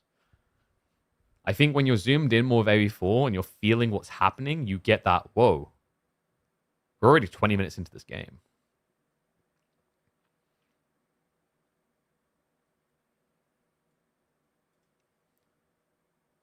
Maybe we start having LANs? We've had LANs. I mean, like, the Denver, Norway, so, like, the problem is, like, our LANs haven't been extravagant outside of Red Bull, though, right? I think that's what people are expecting. That's why no one really talks about the small LANs. But, like, you have to build those LANs. Do I think there are many people capable of building those LANs currently in the ecosystem that we have? No. The most obvious one was going to be EGC, but EGC have become, like, almost hibernation-y like. They've, if anything, like, the effort being put in there is, like, been dialed down because, like, the reward wasn't there. Individuals can only go so far. Volunteer organizations like Rising Empires can only go so far. Wham works their ass off. I work my ass off, but, like, we're individuals. We're not ESL. We're not Dream League, right? There's another value point to those type of things. Like, you know, if AV2 or AV4 ever gets involved in EWC, Esports World Cup, there's an insane amount of, like, unspoken marketing value there. Like, so, like, for EWC, they need all the biggest games to be involved to validate the event, or it's not a World Cup. But in return, being selected as that prestigious representation of your genre is immensely valuable. StarCraft 2 will probably see a big hike in player base temporarily after EWC. It won't hold it, because I think, like, from what I've heard described the StarCraft 2 scene, it has a lot of underlying holes in the plan. That's another example, like, marketing value, right? That's why I still so wish that Microsoft done a World Cup type event with several IPs like once a year. Just invite out the top players from all the games. Cross market. It's like, that is something, by the way, that Activision Blizzard done so well for a while. When you had Heroes of the Storm and you were able to play Heroes of the Storm to unlock, like, Overwatch skins and vice versa. That was such a smart move by them. It sounds stupid because, like, why would FPS players want to play a MOBA or an RTS? But, like, it helped a lot. It was very, very smart. All right, let's hype it up. It's time, one and all. Welcome back to the channel for grand finals of midweek muster number 27. That's right, we're almost at the end of our weekly format. And, well, this guy has etched out a legacy across these midweek musters. B, champion of 8 weeks here in our 30-week cycle. He's looking to make it 9. He's close to that double digits, but looking to make it double up on wins in a row. Wham, our reigning champion currently, is going to be in his way. Best of 7 between the two. Wham kicking us off with Jean d'Arc, and B will be taking to the Chinese. We kick off on Alopecia, our home map this week. And if your head does happen to look like this, maybe talk to a doctor about a good transplant or maybe some pills that can fix it. Alopecia's been a cool map, though. I really like this. Like, Alopecia, the way it interacts, and I love that we haven't got a Roos pick. Like, that's the first thing I'll say straight away. Like, Roos has been a bit toxic on this map, but Jean versus Chinese is an interesting back and forth dynamic. Pro Scouts is quite valuable here, but the ambush factor is what I love so much. Stealth Forests on the outskirt means you'd have to take longer to reach your enemy's base, but the trade-off is meant to be less seen. If you run straight across in the open battlefield, more likely someone's going to see you coming because it's not got that Stealth Forest to protect you. And yeah, I noticed the comment like a little bit earlier. I find it funny that StarCraft and AoE are owned by Microsoft. Me too. Like, I was a bit concerned at one stage when I saw that acquisition happening. I was like, oh, they might just cut funding to AoE and reinvest in StarCraft. But the thing you have to remember is, like, when companies that big merge, you don't just immediately have, like, nearly takeover budgeting for everything, right? That's not how companies work. There's so much middle management, so many additional staff bloat. Like, you see it all the time. When big companies take over other ones, you don't see any sort of cultural shift for years often. So yeah, I think you're going to see StarCraft continue its current course. Honestly, I think like StarCraft long-term, the most likely thing is a StarCraft 3. That's in terms of like esports management and like publishing management handled by a different team. But we'll see.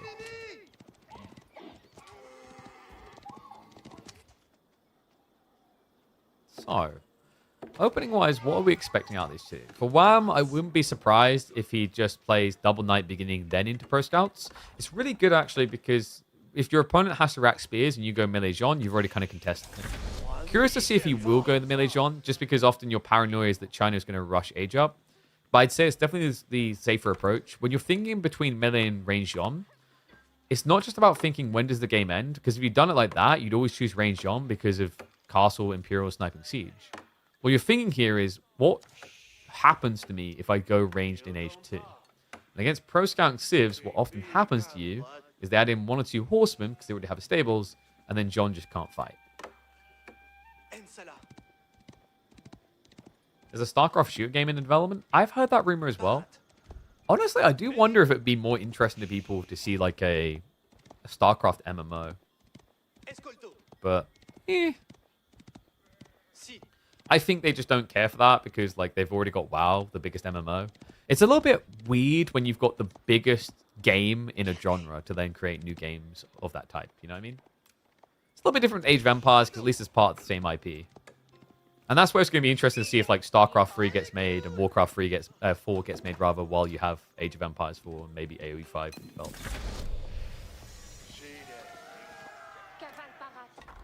Yeah, you know what I'd kind of dig? I think I'd actually kind of dig... Oh, it's going to sound weird. Almost like a asymmetrically designed shooter type game for the StarCraft universe, where like the way you play Marines is fundamentally different to the way you play Zerg.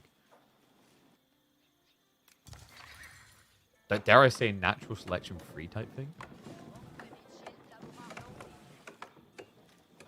Wait, what am I reading here about hair?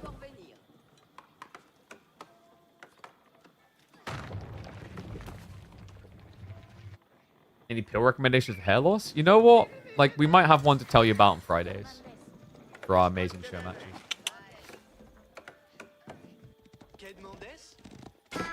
Wow. Interesting. We talked about the idea of maybe opening 1 or 2 nights. He didn't. He just went straight greed. Ah, and follows up archers with melee Jean. So this is kind of baiting, right? Like, your opponent's going to see that you've got melee Jean, not going to want to build horsemen. Then you've got archers to double down on killing spears. And also remember, archers are pretty damn good at killing scouts. Love to see a StarCraft universe first-person MMO. Honestly, okay. Like, so has anyone here played games like Foxhole? So Foxhole, I actually used to stream Foxhole years ago. Believe it or not, we've done reasonably well streaming that. The concept of that game is a persistent world where the players gather all the resources, they build all the structures, they fight all the fights, they do everything, right? It's actually really cool. Honestly, like, cool concept. Sadly, it gets let down by tryhards because those type of games, it's the same as squads, sucks at this kind of stuff. The elitist people bully the noobs. And that's the wrong approach. If a community bullies noobs, they leave. And then you just have your own little circle jerk of 20 people. But the concept of like that in a StarCraft universe where, because it's already been conceived in RTS, imagine a world in which you had like, you know, people just are building the structures and getting armed with the weapons and gathering the resources. That would be, I think that would be epic for StarCraft or Warcraft maybe. I feel like it maybe fits a bit better for StarCraft compared to Warcraft, because I feel like Warcraft with the heavy emphasis on heroes would make you want to feel more unique. And also that would kind of step on WoW's feet a bit. So, Archer spam coming in. Looks like B has actually scouted out what's happening. He's going to have the Horseman now coming through.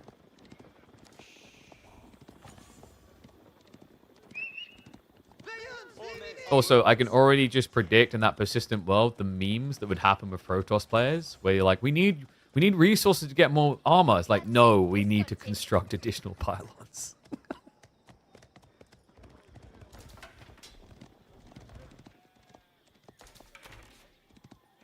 So B, I think, just wants to play defensively for the castle timing. This is normal against Jean as well. Not many civs are willing to just aggro into her enfilade unless you see a really big slip up. Like, for example, he hasn't built any protection against me spamming knights. Right, that's the most popular one. That's where civs like Mongols have been able to do okay against Jean in the past. If you can just outnumber in heavy cav, you kill her, there's no threat. You just play monkey levels of aggro.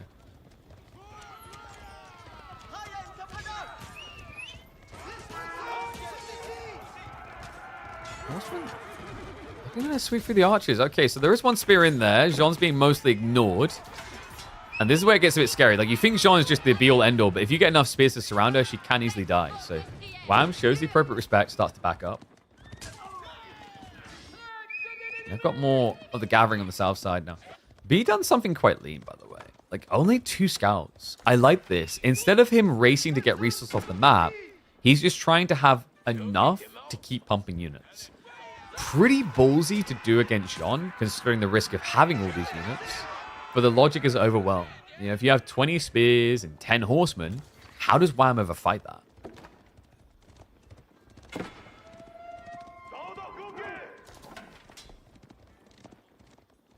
Yeah, I think like this has been the biggest change with Sin with Season 10, by the way. Season 9 was build as many scouts as you can and get the deer as quickly as possible. We've seen, I think it's fair to say, a deeper strategic layer to pro scouts with Season 10. In Season 10, people are often thinking, okay, like, you know, what can I get away with? Before it was, I can get away with anything. I think the record in one pro game was like 12 scouts built by 7 minutes, which is just absurd. Now, it's very rare to see people go beyond about 5 or 6. B, now feeling like he's earned it, is going to be adding in a few additional. Definitely wants to try and find a way to continue to punish his opponent, but this close deer stack has already been pretty much mopped up. So there's going to be a rotation towards the goal, but that is seen. Wham quickly pull away. B, now switching archers. Okay, so mirroring the play. China archer timings are pretty scary, folks. You blob up super fast. This fight, a bit ill-advised from B. Just getting into Jean again. But this archer idea I quite like. Like, Wham is diversified for 3 unit types. You can't really afford to spam knights. And with supervision, you can actually amp up those archer counts pretty far. Vicious attempt. I mean, this is like sunken cost fallacy sometimes, I swear. Like, if you've got Jean down to half HP and you walk away, you know she's going to be full HP. It feels terrible. But that's how you get stuck in the mud. You know, you get sucker punched into attacking her again. All of a sudden, she's level 3. She is reaping the XP right now. What is happening in this game? By the time he has the archers ready, she's going to end up being level 3. 200 XP remaining at 10 minutes is a good feeling for any Jean player. B, I mean, he may have archers now on the way, but with that clearance on the spear line, Wham probably isn't going to feel as much need to Zerg archers here. That's why you're seeing he's actually balancing his economy equally now. You hate pro scout meta, it's tedious? Exactly. Like, I always talked about the problem with pro scouts is like, you got away with 12 scouts because it was a race. It was simply a race. You know, it wasn't even like an interesting race. It's not like watching a 100-meter dash. There wasn't any time to deviate, to execute and interrupt, in my opinion. Like, the times where people were able to stop pro scouts in Season 9 was because they already predicted their opponent was going to do it before they saw it. We have a much healthier balance with pro scouts currently. And I think, like, the successful pro scouts build count is going down by the day at the moment as people are figuring out more and more counts. And I also, maybe I need to huff the copium, believe that the rate will go down further with newer and newer map designs. The biggest issue, like I've said before, is, you know, we just need new food types. You know, deer is used everywhere because you kind of have to. It's the generic food type. You can't make a map too bore heavy or very heavy because we've seen what that does with certain civs. If we start adding in rabbits and giraffes... Oh, look at that, guys. We reached that point in the week where I talk about different food types. Look at this. Good time with the knights. Already had his undermesh, so it's not like the stewed arrow does any damage from B. Good pushback point here. I mean, Wham. This is getting close to steamroll territory. 370 out of 500 XP. No signs of B teching up. John has to be a little bit fearful by the numbers because B just revealed that backline. Yeah, maybe a bit overzealous. Wham, instead of going for the flanks with the knights, he just tried to dive to chase onto the archers. So wasn't expecting a remass into 10 plus horsemen. These are going to have to be sacked, but worth it to get a few kills in return. John just 50 XP away. Wham, he can taste it. Military's still neck and neck as well, so it's not like he's given a lot to get this. He's sure as hell taking a lot, though. Difficult to actually snipe John. She still has got the Divine Restoration available.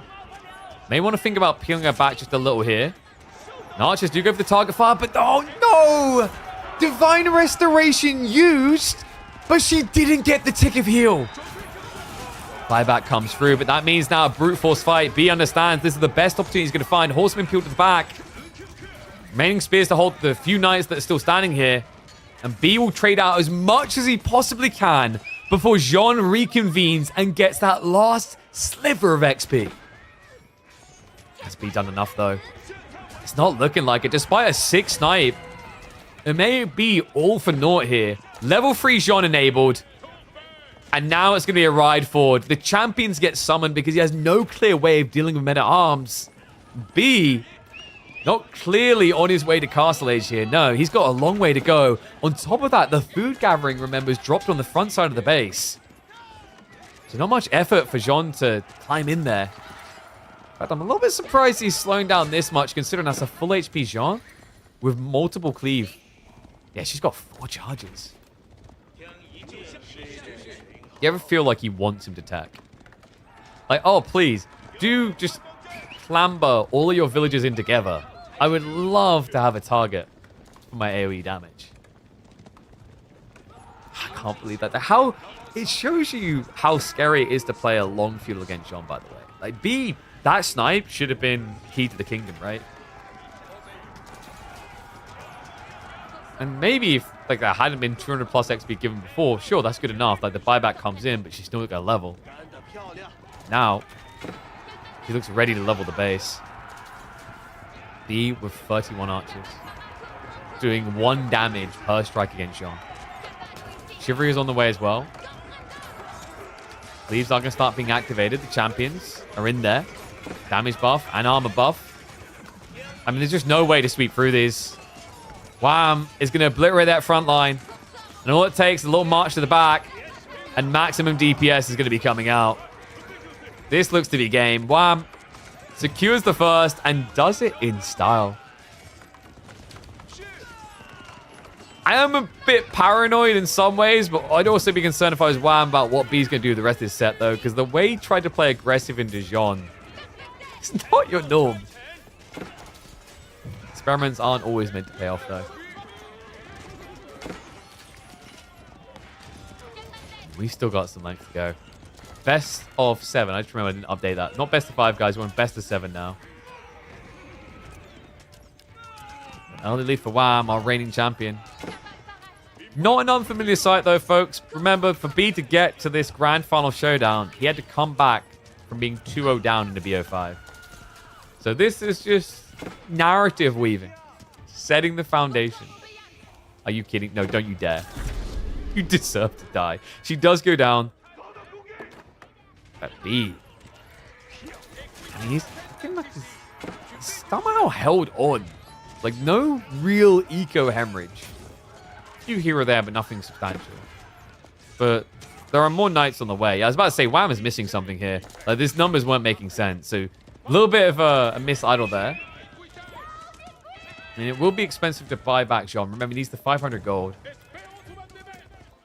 But definitely worth it against the feudal army. This is a tricky thing. Like, once you're castle on castle, buybacking on melee Jean feels pretty horrible. But if feudal v castle, I feel like you could make it 1,000 gold and it would still feel pretty reasonable. Satisfying seeing China suffer? Whoa. That's kind of comical because I feel like the majority of players probably find it satisfying to see French suffer. Considering...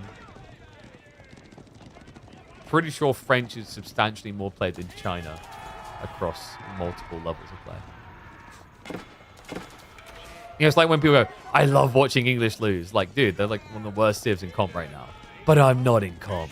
Smart man. Yeah, before this, I think B was holding on, clutching at the pearls, but now it's time to realize he's been mugged. Game 1 to the Canadian. G to the G. So 1 game on the board. Left side win. We've got French versus China. Pretty damn strong pick to get rid of as well. Like, China is one of the most desirable civs, remember, currently. Whereas you can see French was a mid of the pack pick. Wait, I just realized. Why is I... Oh, draft's the wrong way around. Wait, is it? Yeah. That was... Okay, so that's a bit weird. Because on the draft... Here's the weird thing. On the draft, the names were wrong.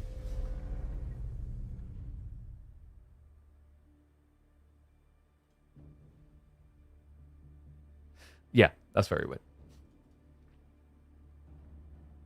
All right, we flipped around the right way now. That was very odd. Oh, sorry, no, you're right. No. Oh, no, it's not French. Yeah, my brain. Oh, my God, John. Dude, I'm having a weird day. Sorry about that. It was right. My brain. I need to, I think I just need to get some more liquids in me. We've been live almost 5 hours. Give me a break. I don't know, dude. It's just been a weird week. It's like this. One thing I'll say of like the operation, like afterwards, there's like a bunch of things they tell you about, and then there's things they don't. Like one thing is like to do with like the dressing and when it's meant to come off the wound. I'm like, it hasn't come off yet. I'm like, am I good to have a like shower now? Am I safe? So like I already went through all that crap this morning.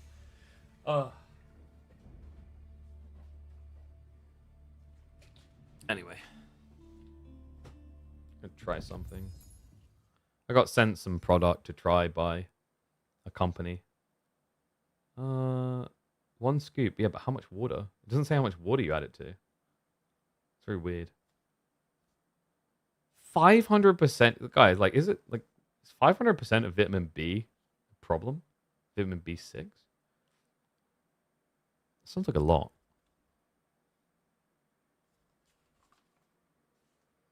Operation?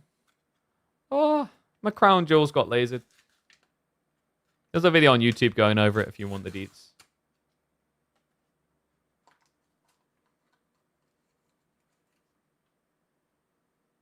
Oh, thank God they had a spoon.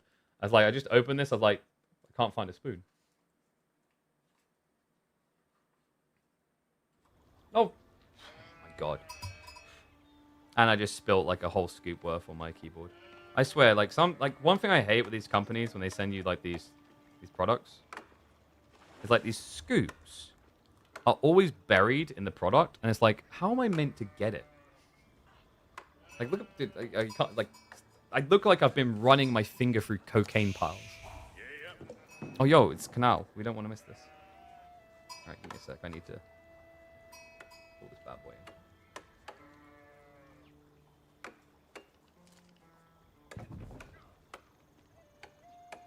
Yeah, did anyone figure out whether vitamin B6 is dangerous in that? Like 500% your daily dose? Am I gonna die?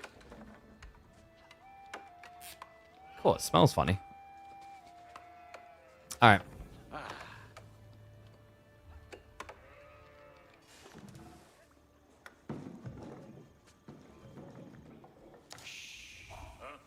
I don't remember the Terry getting vasectomy one. I watched a decent amount of Brooklyn Nine-Nine. I need to catch up on the more recent ones.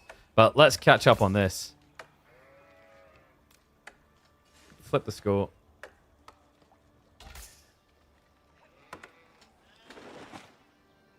And I'm missing one of my chat windows. Let's go. Either your happiest sight or your biggest nightmare. Either way, it is back. One and all, we are into Canal for game number 2 of our grand finals. A fine but rare sight. We added this in across 2 weeks. I think we've gotten to see it. This is like the 3rd time. It's back. And it's back with House of Lancaster, which is why I got a big smile on my face. I'm curious to see what the game plan is for this new Civ on a map that's been missing from tournament play and even ladder play for quite some time. Mongols from Wham is a classico. This is a known commodity and an effective one. I'm curious to see what B's opening is going to be, because actually, funnily enough, like Lancaster can be a decent Civ for Rax Rush. Instead, he goes straight into the fishing. Remember, you are playing English discounts here as well on the fishing boat, so 10% less spent. Oh, wait, is it impossible to overdose on vitamin D? And vitamin B is fine as well? Because like, I'm trying a new product I sent. There's like vitamin B6, 600%. Vitamin B12 is 400%. And I'm like, huh? That's crazy. I was looking through some of these things, and it's like, the weird one was when I saw, I can't remember what vitamin it was. It was on some other product, and one of their the vitamins they had in it had 5,700% of your daily dose. I was like, what? But, huh?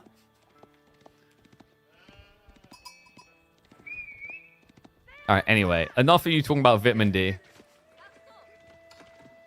Oh, sorry. We need to appease the Americans here. Vitamin. Game 2, we are going to be seeing Silvertree. This is a rare sight. When was the last time you saw a Silvertree? It just doesn't really happen with Mongols on many maps. There's 2 that come to mind. Like, this is definitely one of them in Canal. Another one is good old Kawasan. B. Does he dare do a mana build in the middle of the map is what I'm wondering. Weirdly enough, it wouldn't shock me. But it's going to be Abbey of Kings. Okay. Now, this is interesting, because if I remember correctly, I'm pretty sure the Lords of Lancaster buff their health on your boats. Am I right about that? I haven't seen it so far, because like the way you try to play Abbey of Kings, the Lord of Lancaster is kind of irrelevant. Shortbow Villager, though, was thinking about going around. Instead, he's going to go double dog. Yeah, great reaction by Wham. He knows his villager will lose that fight, so what he does instead, pulls the Khan so that he knows he'll eventually get this worker kill. And it forces B to just say, screw it. Build this now because I'm going to die. If B's quick about it, he actually might have enough time to build a wall here as well.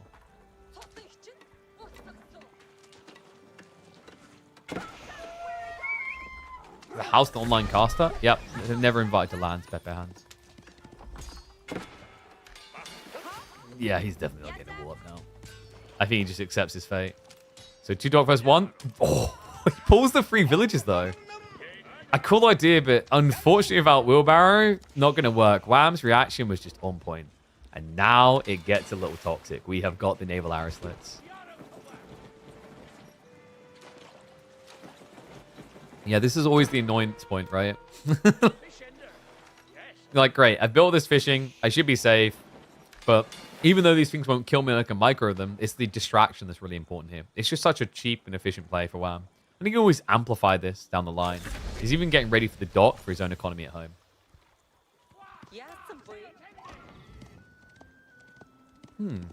So B, what's really the plan now? Canal isn't like your typical water maps where you just say Admiralty, extra range, and Mega Lol. And wait, he goes archery. What? Not Rax? How's he going to burn the dock? I guess he's trusting the Lord of Lancaster here. It's going to take ages. I mean, I do have a few concerns. Like, upside from... Oh, okay, no, there are traders now coming. But the thing about Yeoman, like, I kind of get it from a I can snipe boats perspective, but would it not be more valuable to just get rid of the boat straight away? See how it works out, because, like, the problem now is, like, you've only got 1 unit that has to torch. What's the maths on this? Does someone work out 13 damage into 1,750? It's a lot. So you would have to attack this thing. You guys ready for this number? No, I just done... Why did I do times by?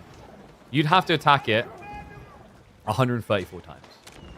which with your attack speed would take over 270 seconds. Oh, yo, yo. Can you get the snipe? Nice hit with the Keshiks. Now the Yeoman, I mean, they're fully exposed. Yeah, like, sure, if you attack the Lord of Lancaster, Keshiks will lose, but you just ignore him. He's one guy. What can one guy do against the overwhelming might of the Mongols? No, no! Oh, that was sick, Wham! He baited the demo detonation! This man is a monster, and he got a GG already! This breaks my heart. Canal, when it takes you to the late game, delivers some of the most incredible games I've witnessed on AoE 4. The other 90% of the time is this. Yeah, like the problem with Canal that we're going to have is that until Canal gets added to an S tier tournament, players aren't going to, I don't think they're going to practice it enough to get through the weirdness of all the openings. Does that make sense? It's one of those maps. Yeah.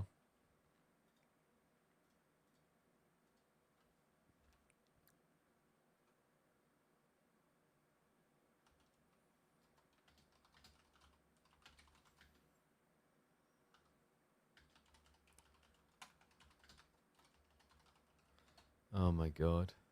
All right, so we'll mark that up. I'm getting a bit worried. Are we getting a 4-0? No, no, no. Surely not. What I need to do, dude, like when I was pouring that powder, the powder is so sticky. Oh, dude, it's gone like between my keyboard as well, bro. I need to wash my hands. So what we'll do is we'll get ready to load in the next game, and I think we'll probably have like 2 minutes wait.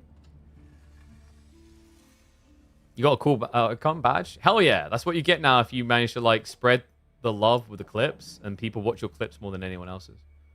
That's for being top clipper. All right. Oh, I got 50 seconds. It's not going to be long enough, is it? Crap. I'm just going to have to tank the fact that my hands are like weirdly sticky. It's not even for that reason. I can't do that. Don't even try it, Nerve. No, guys, literally, I'm not allowed to right now. It's not really, like, I'll say one thing of like vasectomies. It's not really encouraging when they say there might be blood the first time or it might hurt. Honestly, haven't really had much pain in general from the operation. I think the closest is like almost... Oh, dude. Occasionally, I'll get that feeling like, you know, after... Oh God, it's going to sound bad to say not getting the pain. After you've been kicked in the nuts, but not like the pain of like the... I don't even know what to call it. You know what happens after the pain stage of being kicked in the nuts? Where it's almost like a hollowing... numbing feeling. I don't know if there's a term for this. It's such a weird thing to describe. If this happened to a woman, they would have bothered to give it the necessary attention to give it a name and everything, but like not us guys, no. That nerve thing, sort of, yeah. It's like it's a bit like if you took away from a stomach ache, the ache. It's like there's something there, but it's weird to describe.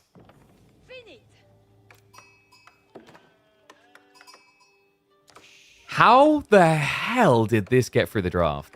Actually, I can't say that. I'll probably get demonetized. What in the world happened here? Like, how did this get through? I cannot believe what I'm seeing in game number 3, one and all. Wham could be steamrolling through B. And with a pick like this, it only inflates the likelihood. Knights Templar, that has been one of the most consistent bans in this week's draft, somehow got through. And Wham will wield them, not on Canal. We're going to be on 4 lakes for game number 3. Yeah. On the other side, B went for a pretty solid pick. French has looked good here. Other picks that have made a lot of sense for people. Mongols, I think, is number 1. Ibids comes through as well. We just haven't had a great sample group with Knights Templar. In theory, this is a great map for KT because of how they leverage fishing. Knights Templar's weakness on land is obviously they sacrifice a lot of workers early on. But when you just inflate docks, that weakness is gone entirely.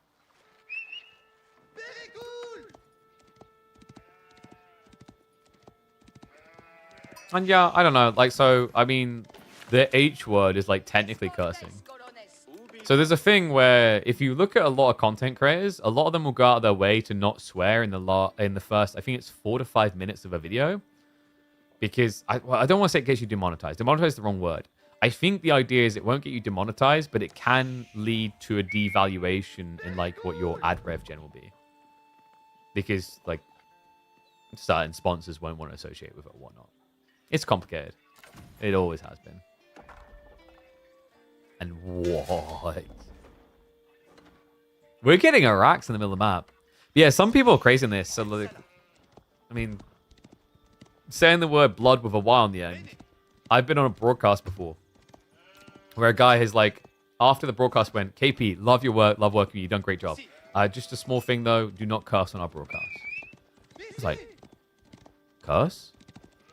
What the bleep did I say? I was trying to think, I was like, no way, because like, you guys may have noticed this over time. I mean, it's a little bit different when we're doing our own streams, whatever, in between games, but on an official cast, I do not swear. Like, what could he mean? Like, what have I said? And apparently, for this American organization, I don't know if like it's specifically a thing in America where it's really considered that bad. Bloody? Like, I'm a British person. Like, yeah, we get it's like, oi, don't use that word. But like, it's almost, it's almost like the way that Americans use the word ass. It's weird. But love this. So let's talk a bit about why Knights Templar is actually secretly one of the best raxing civs in the game for Dark and Feudal Age. It's the proxy nature. There are not really many civs that can justify walking across the map with a villager building a rax so nonchalantly. It's an investment because now they have to walk back. You can risk not walking back with KT because the villager just starts gathering wood. It's very different than other civs because other civs to do that would have to then add in a lumber camp for 50 wood. And they might be pushed away before they return that investment. So love this read by Wham. Spear's already come in, and that's going to be a villager denial already. B losing one. He's still H1 as well. This is crazy. And, you know, if you ever wondered how good Knights Templar economy is, consider the fact that Wham has built 4 fishing boats. B's only one ahead with 5. And Wham somehow found his way into 5 spears and a rax. Not just that, he's attacking the gold. Look at, oh my god, the resources. He's pulling everything. Wham's attentive to it. I mean, he could actually technically just build more spears to keep this going. But he wants the age up now. I think he understands that trickling spears 1 by 1 is not going to get you the win.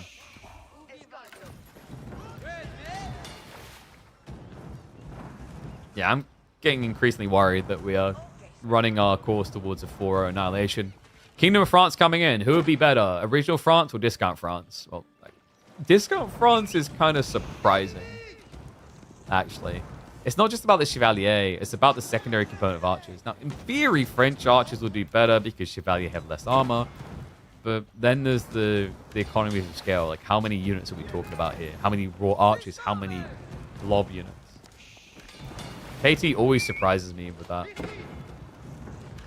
Not just that. B, losing this is crippling. 7 fishing boats that are about to be redundant. He pulls the villagers with shivs out. But there's 5 spears here. No textiles. Oh my, no. Oh, sweet boy. No, not like this. The chase is on. He micros away just in time. He will stay alive on 1 HP. This is ridiculous, though. Wham is already feudal, and B has how much idle time? He even had to add in spears against one of the best archer spamming civs in the game. And he's still not feudal age. And he still hasn't been able to protect that dock. To make matters worse, he knows Harden's tech could be on the way. If Harden comes in, it's over here. Luckily for him, it hasn't happened yet. But unluckily, the archer ship is already on the way. Even if he did keep the dock alive, it wouldn't matter. And now there's no value in a delayed redock. Those 8 fishing boats are dead. B is dead. And Wham is out of control. And that's why we bring our humble little indie tournaments, folks, so that NA pride can rise up and win some stuff. And that's exactly what Wham's looking to do, man. What an impressive feat. After last week's victory, he is now on course for an absolute wipe of a grand finals. It's not like B is an easy lad to overcome. I think it's a difference of cooking. I feel like Wham and Puppy Paw are very good at just going behind closed doors and coming up with experiments, whereas B thrives in the open, exposed environment of experimenting. That does mean, like, long term, you're probably revealing a lot more than your opponent has. And I think that's what we started to see across the course of this grand finals. Fishing boats did at least split up to minimize the losses. But now Archer's on the way, and, well, the gold on the forward side means you can't afford knights. Not that you really want them against spears. He's going horsemen. I think the only thing that maybe would have been even better for Wham is if he just built the archer ship here. This is crazy. Wham's got how much fishing? 10 fishing boats. He could just build Chevalier here. I mean, that's got to be the big flex, right? You're against French and he just jumps the spears. This is another thing that's just really impressing me. It's not like B is a terrible micro, but Wham is just making it look like B's son is playing today. That's not an insult to him. It's more praise to Wham. He's just a step ahead on all these small engagements.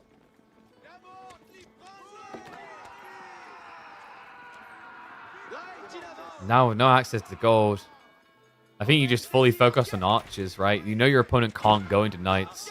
You've already given him plenty of reasons to go into archers. And here comes the pilgrims. Eco lead is now extending. And remember, he already dropped a dock here to stop his opponent's fishing. Now he gets to fish here. So this is 2-pond Knights Templar. Pre-10 minutes. With a quadruple up in military against French with no pond. I guess that's like a very long way of just saying GG.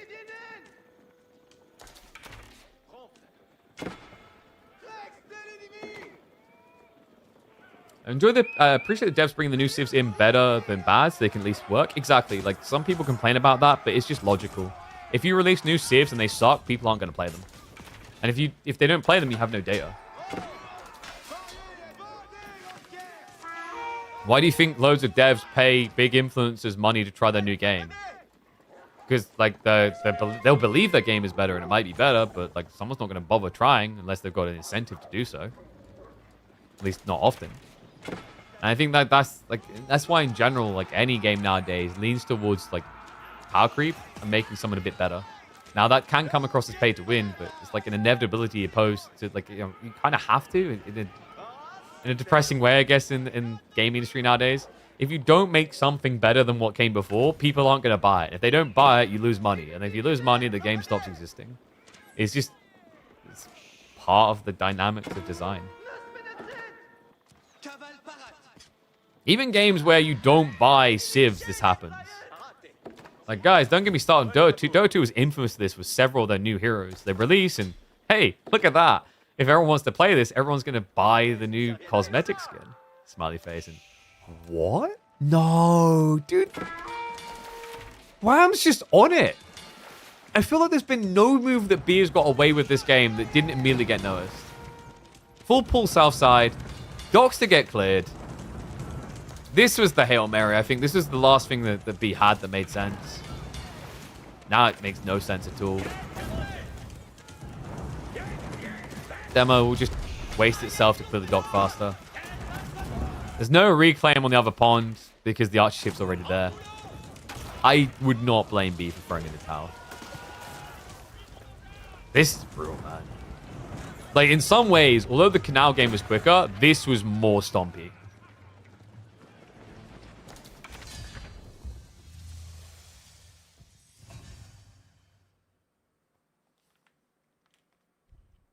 Yeesh. I think B might need to pour himself out a double after this one.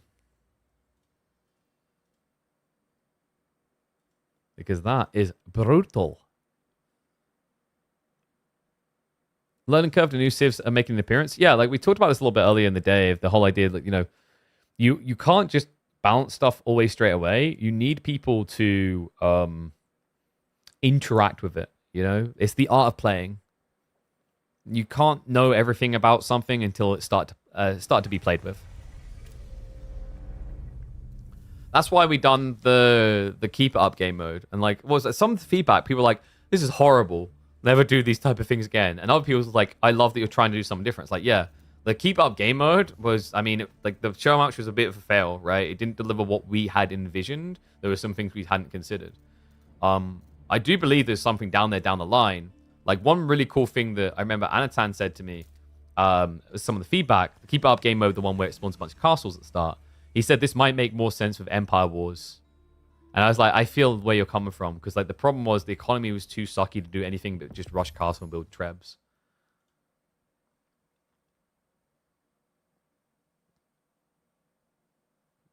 Why does everyone ask me like things about Beastie? I don't know. I'm not his keeper.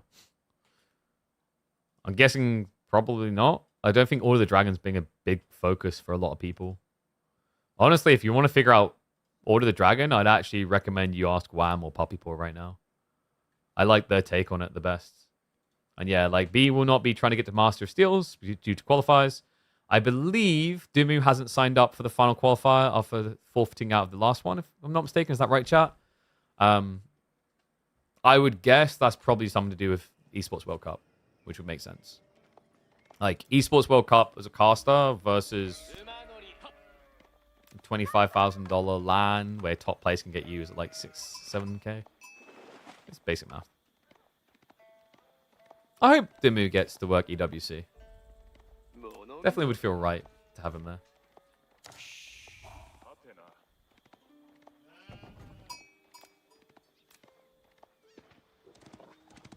Alright, so... Oh, we didn't put the third point up. Dude, my hands are still so sticky from this freaking crap stuck on it. Goodness gracious.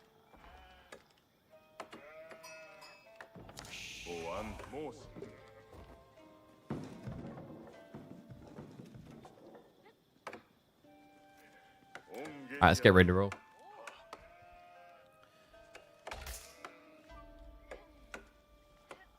Wait, did I just flip the score and I didn't need to? Yes, I did.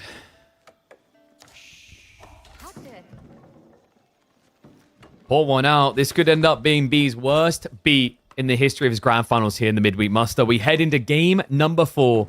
4 likes before, and now on to Kawasan, where he must make his valiant last stand on what has, I think, been his second standout Civ of the year, the Japanese for B, while Wham trusts in the Ibex. Now, great, guys, this is like a pretty cool matchup at the moment. Ibex have some crazy timings and some flexi between Advancement Wing and the Industry Wing to take control of ponds. Kawasan, of course, the one where you have got double pond with deep water fishing. There's a big emphasis on getting control of at least one of these ponds to be able to scale your economy nicely. And B looks to do so very early.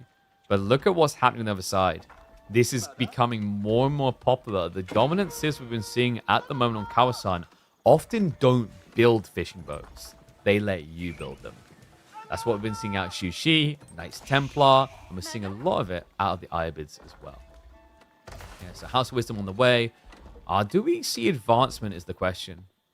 If you're worried about Coca, advancement would make a lot of sense. If you don't think your opponent's going to get ninjas, then I could see a lot more logic in actually going towards the industry. And there we go. It's giving me Indy. Now, the logic of industry win, guys, is you can afford to rush your boats out upon arrival on the age while also double docking. Very valuable play. It diversifies the risk, lets you flex between getting eco and getting aggro. And important when you consider just how expensive those springle ships normally would be otherwise. They're 200 wood.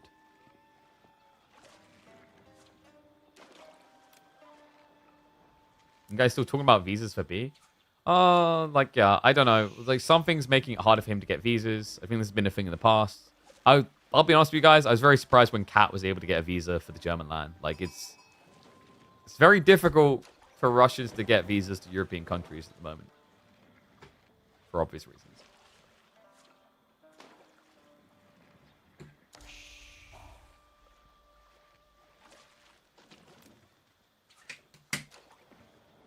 Oh, God.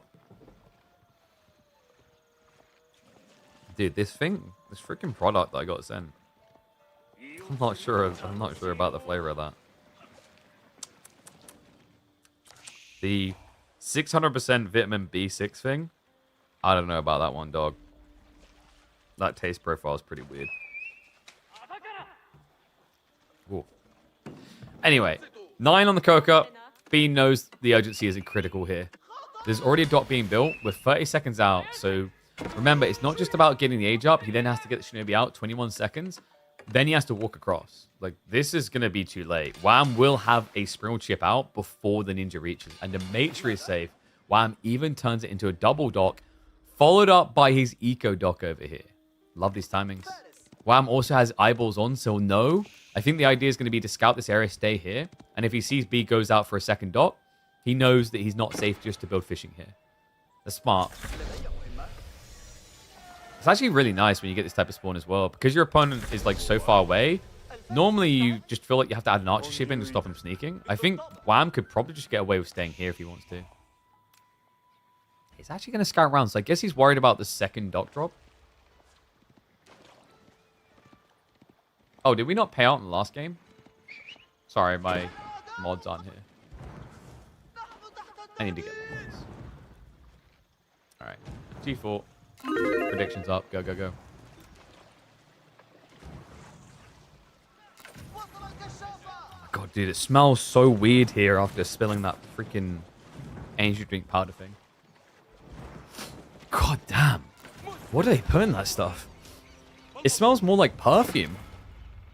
Oh, like a very fruity, childish perfume, I guess. But, like, the way it lingers. God damn. And, wow. Has he forfeited water already? This is rough, guys. You win Coco, you're locked to land.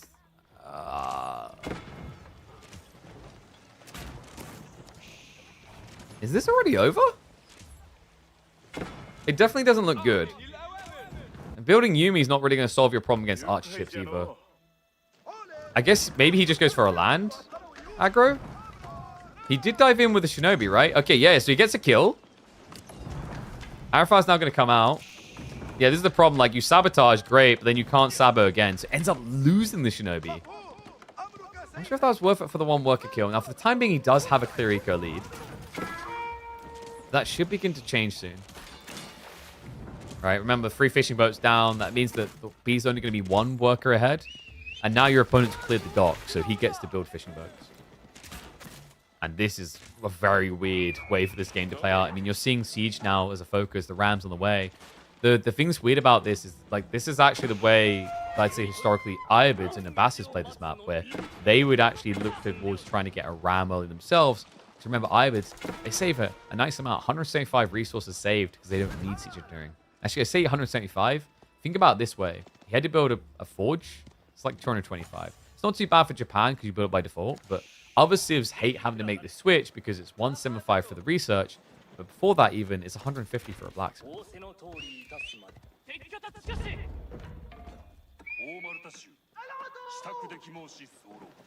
Ram, pretty much a do-or-die situation. Right now, we don't have any military on land, but Wham's looking to change that. I mean, it should just straight up be horsemen, right? You could have even maybe built archers, but the idea is because you're now getting fishing, horsemen makes so much more sense. Scout, just making sure there's nothing else threatening like spears. I mean, he's probably going to end up needing it, but like right now, he's triple archery range. That's crazy. I think for Wham, the focus is on just trying to get enough here for undermesh later on. With 5 on the gold, that is going to leave him shy of what he'd actually need. First horseman is going to jump in, though. Outpost garrison. Cryos the arrow slits. I'm going to feel a little bit wasteful here. The horseman is going to start stabbing. Villagers pulled. Oh, he's just going to take the hit. Horseman down's a problem, though, so villagers have to be pulled to scare that ram off. Good news is it's Yumi. They're low base damage, and they don't have their steeled arrow yet, so they're not quick killers. He even gets shivs out from a few of them with those Yumi. I think the count is low enough now that the horseman can actually probably just mop through the ram or get it low enough that it can't come back in. Yeah, I wouldn't be surprised if B considers pulling a villager just to repair that up. Because at this point, you need to be as lean as possible. Wham is being sensible about this, by the way. He stopped at 4 fishing boats for now. Fully focused on Jix getting the ponies going. Has got gold gathering again, which means undermesh will be a possibility here. And he's already prepping for exactly that. And I'm impressed that B's been able to milk this much out of it so far, actually. Because, like, if he stops attacking now, this is definitely over. But the idea, the concept is pretty cool. His opponent hasn't built the fishing yet. If you keep pressuring, he can't afford to. But the issue I do see is like B needs a transition. Shinobi are going to be on the way, which will be a good answer to Horseman. The problem is it's going to be Shinobi diving defenses. That's where they start to feel a bit weak.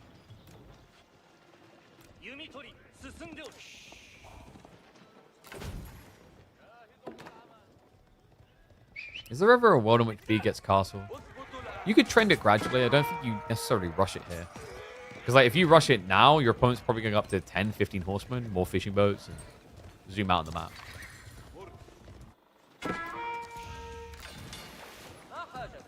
Whoops. Gotta be careful of those rallies.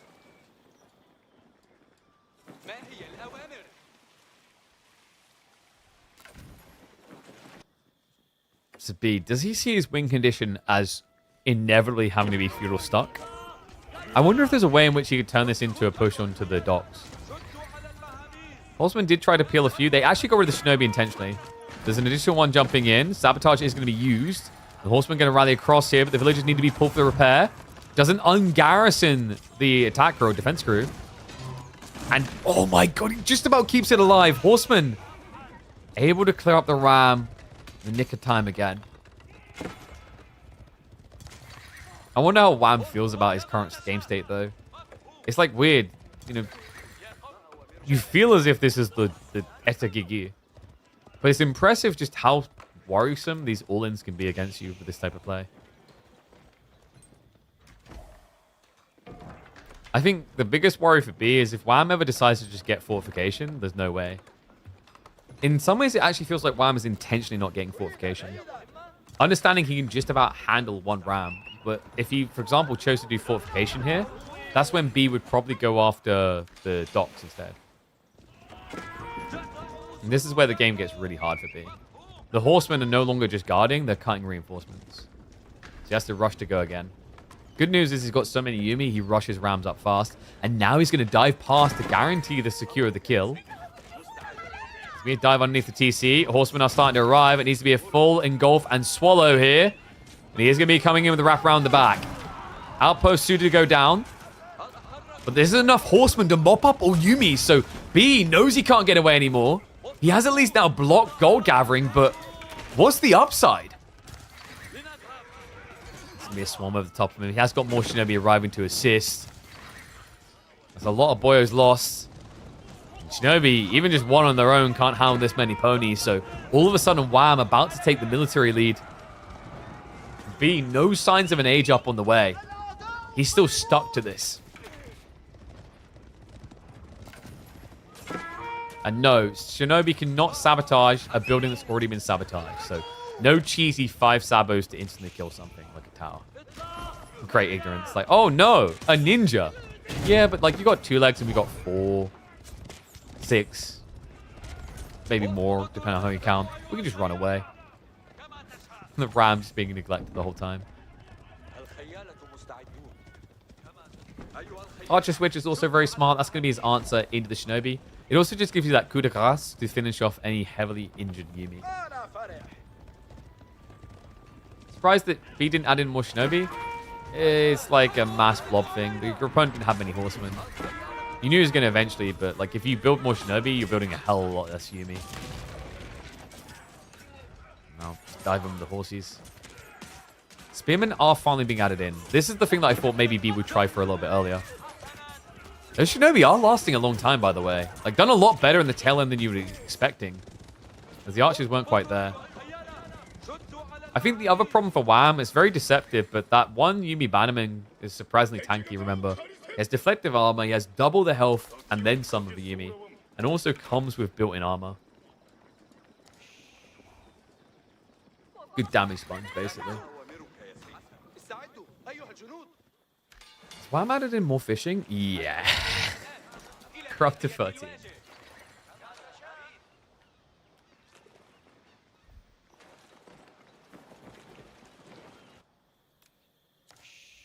B's also running on limited resources.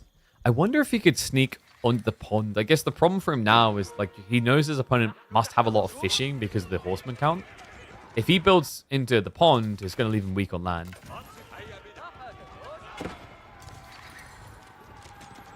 Archers are trying to deal with those spears. Yumi count quite threatening at this stage.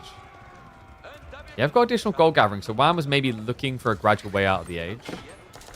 He's just have to bail on this. No wheelbarrow is going to lead to worker losses. The horsemen able to commit. Spears, there's not many. And they are going to get killed quickly. This many horsemen can run this down, so Yumi count going to get depleted again. It feels like gradually B's just trying any and every single unit he can think of to solve this.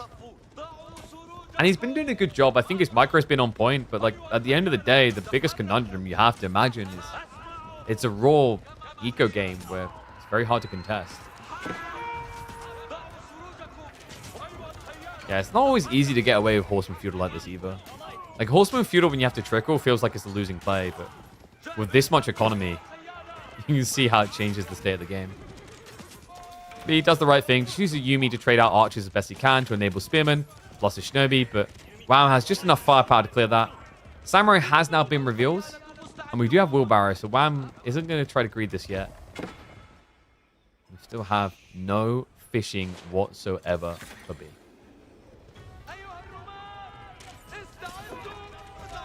Samurai is definitely an annoying interaction now to have to deal with for Wham. Horseman can deal with it in small trickles, though. I think like this was maybe just a bit of a bait. Could have even been a misclick, because like with the current levels of food income, that isn't going to last forever. B can't really surge Samurai.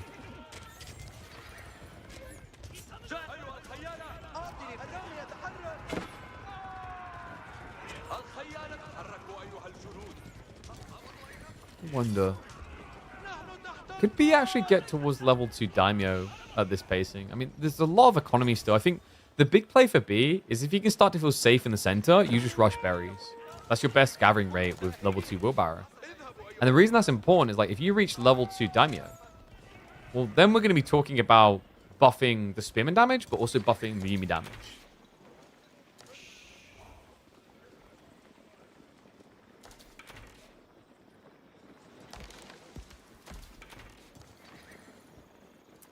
Gold, and then he could attack docks. Yeah, but the problem earlier for B, why he couldn't attack docks, is like the backstab potential of the horseman. Early on when he just had Yumi. And also keep in mind there are boats now to also fight you. Right? So when you dive in with these Yumi or these spearmen, that's going to be a bit of a pickle. I do like that he tries to claim the west side pond, because Wham neglected to build anything there. But this east side one seems very difficult. There is a logic to just playing this out from B, even if it looks economically bad, because Wham is at risk of overgathering quite heavily. He's up to 18 fishing boats now on those deep water. And you can see the impact. The close ones have already been drained.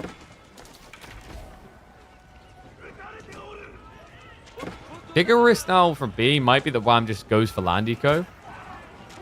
Archer ships are going to be there to poke. Needs to be careful on the pull away. And the Yumi are getting baited out of position intentionally. The spears jump in. More docks that need to be dealt with, though.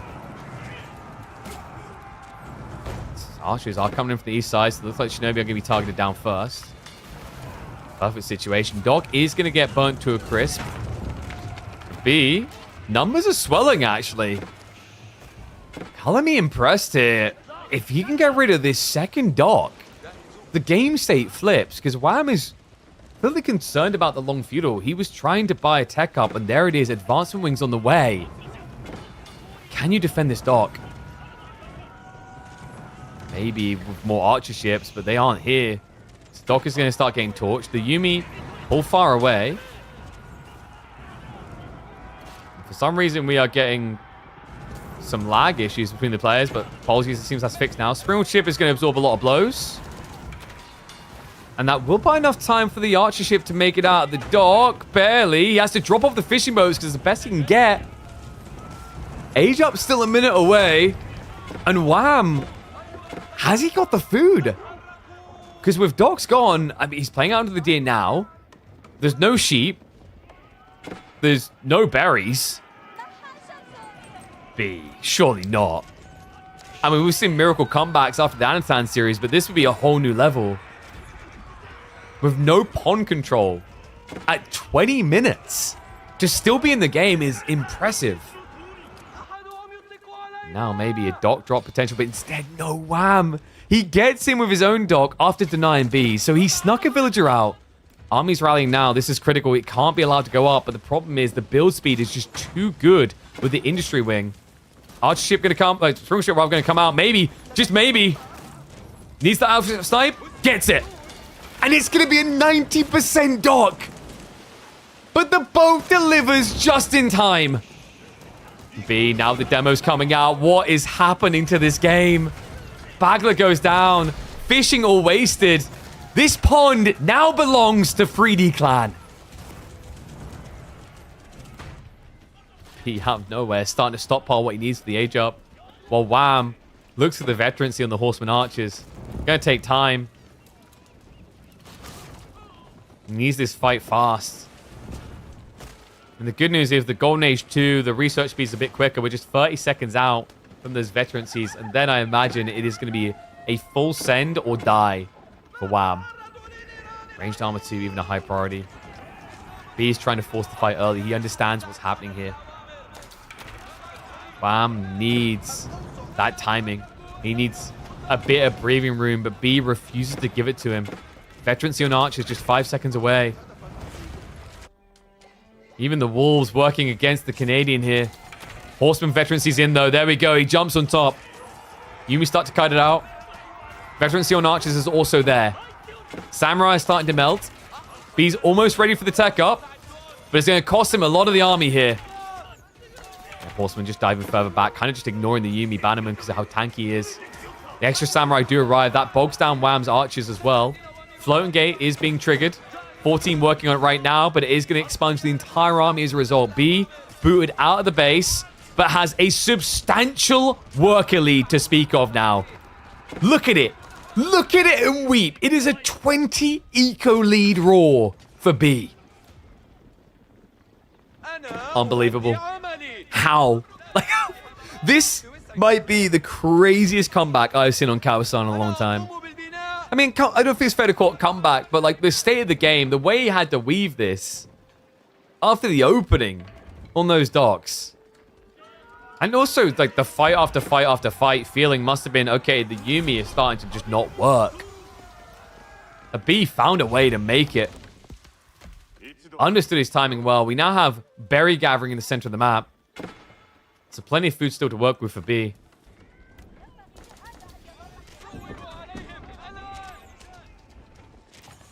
Wow, I'm now in dire straits. Veterancy for Yumi. 40 seconds out. Camel Lancer production has begun. But Wham does not have much food income. I imagine for B, it could be just very simple to add in a few Onimusha here.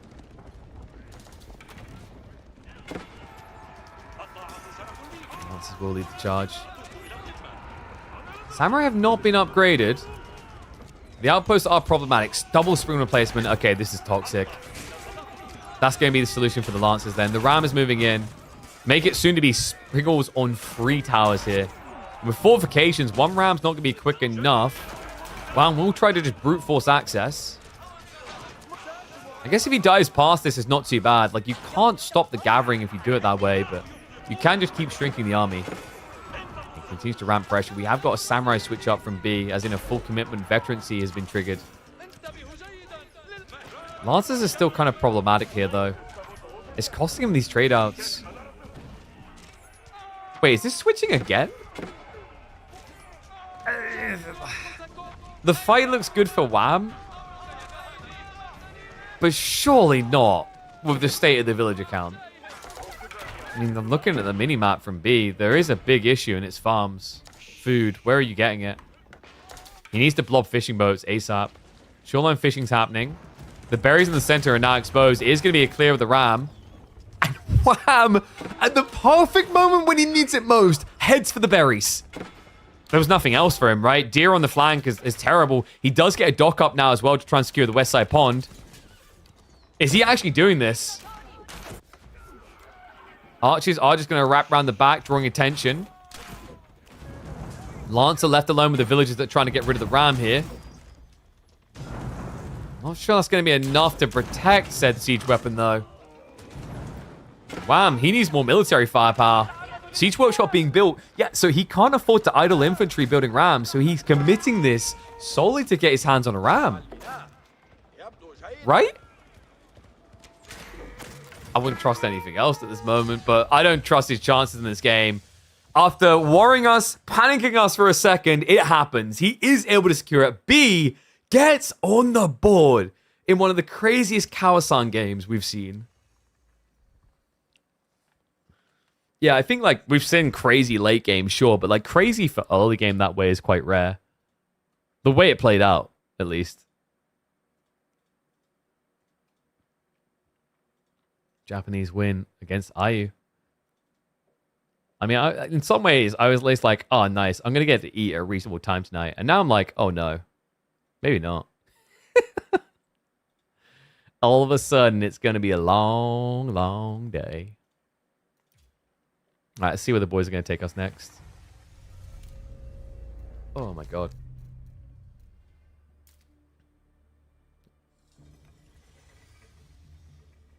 Dry Arabia.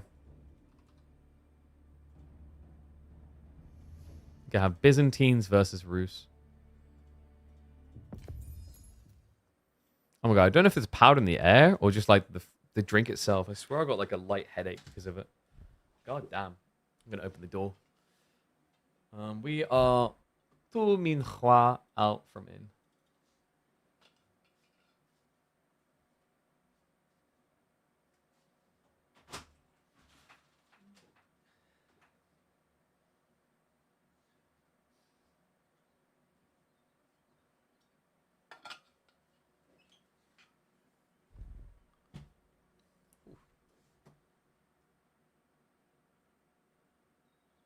Your fave game on that map was Corvinus playing Biz with Dromas in the ponds? Really? It wasn't Dragovan with his Byzantine Grand Winery in the center of the map? I think that's the most memorable one for me. Oh, dear.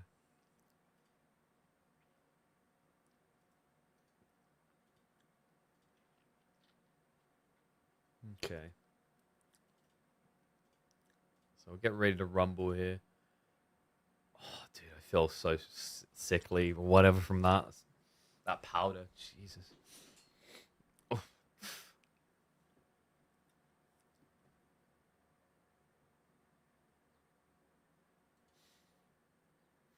Yeah, I hope that clears the air. It is making me feel lightheaded.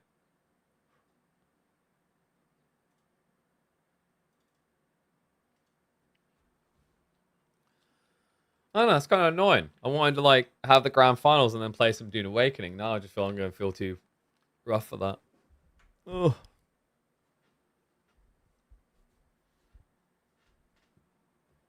Anyone tries Dromas in competitive game?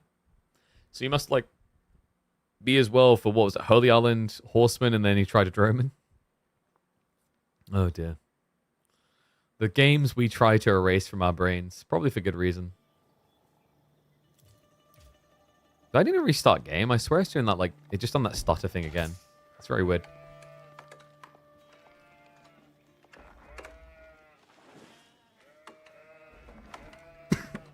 Excuse me. Whew. Y'all ready for this? And I did see the comment about catching me live. I'm glad more people are catching us live on the YouTube as well as the Twitch. Remember, guys, Mondays, Tuesdays, Thursdays, Fridays, we always got you covered on this channel.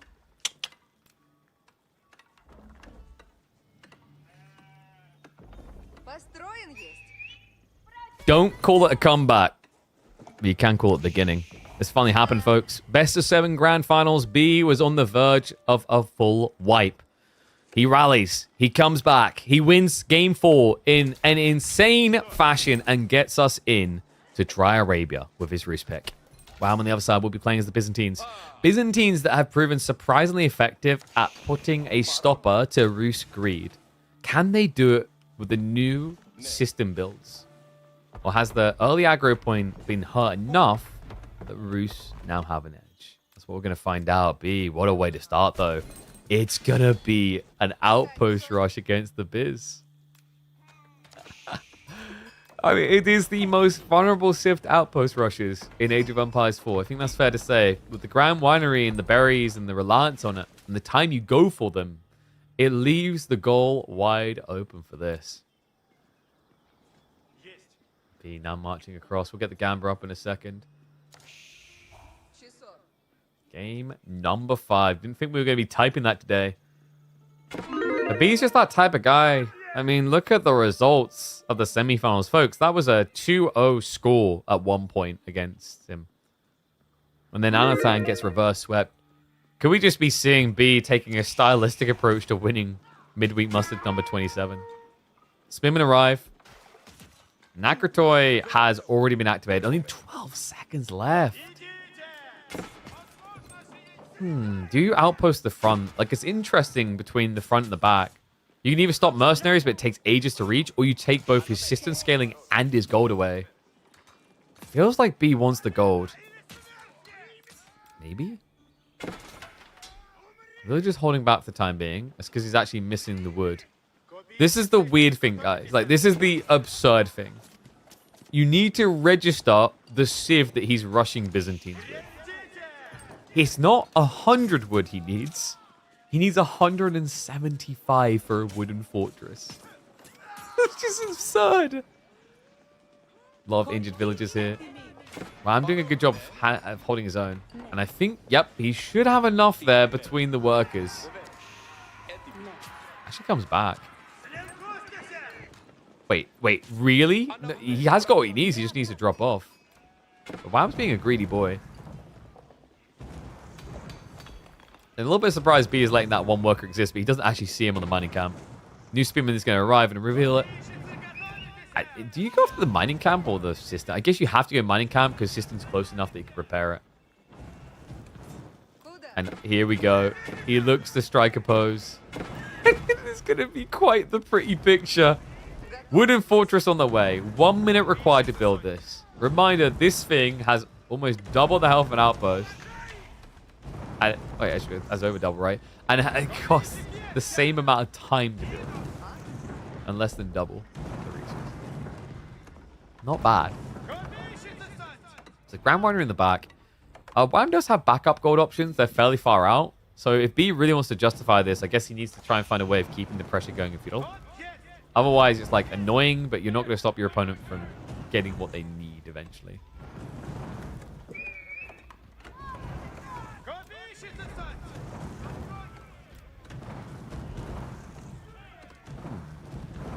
And what do you do as a follow-up? I mean, you could actually...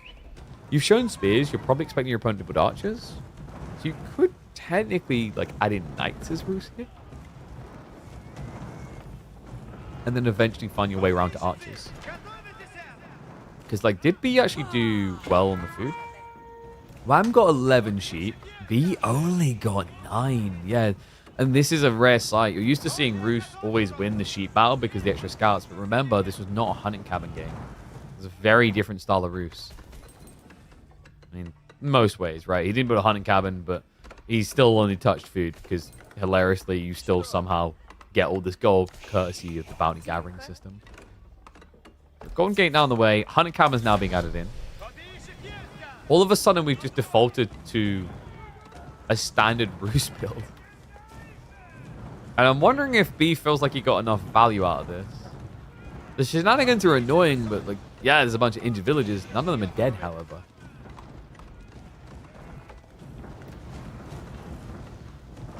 Yeah, he is going to be able to get the mining camp. But love that Wham saved the system. The system's the most important thing here. It's unfortunate. Like, if B had built it slightly deeper, he would have been able to just garrison and stop that. Wolf's now coming up. The archers here is going to be very difficult for B to stop this happening. Does get the scout, though. Big deal. Cost him a spearman response, but worth it. Remember, Wham doesn't have a stables. Firing blanks? What are you on about, dude? I fire all the shots.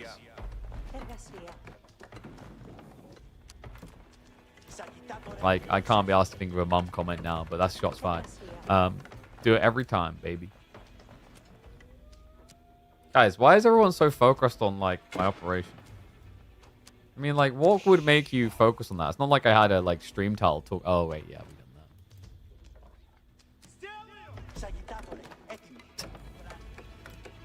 that. Have all shots been fired by B is what I'm wondering. Does he now just fall back to full greed? We've got a wall coming up. The deer have been lamed. Is this pro scouts? Ain't no way he's rushing castle with 6 sheep. This is like heavily delayed pro scouts. That sounds pretty bad. If you haven't like completely skewed your opponent, that cannot feel good. Because think about what's happened here. Wham has got level 3 system already. He's adding in longbows, plus he's going to have the Limitane. He's got backup gold if he needs techs. And he's even going to move to secure the east side berries. Yeah, now I know this is a crazy thought, but who would have thunk it? Roosh not as impressive of an outpost rush as we thought. It's weird. I think there was maybe a bit of gambit here from B that it was going to be berries and gold close by, because then the Wooden Fortress makes a lot of sense. But, you know, if you think of civs that can cheese an outpost rush win, I don't think Roos rate that highly anymore. It's unexpected, which is powerful.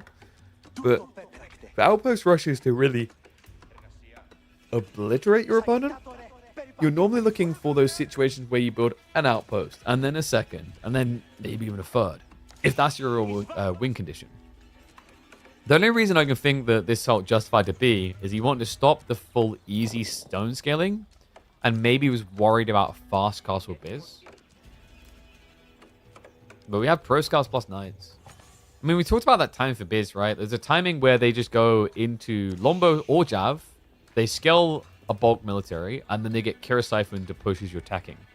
Maybe that's why B done this, to make that an impossible type of build.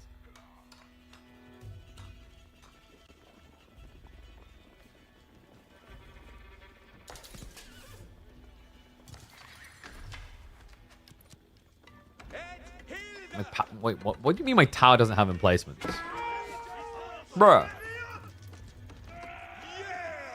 I mean, if I really want to be toxic about kids, you just say I'm an archer without toxic arrows. Whoa, that's mean.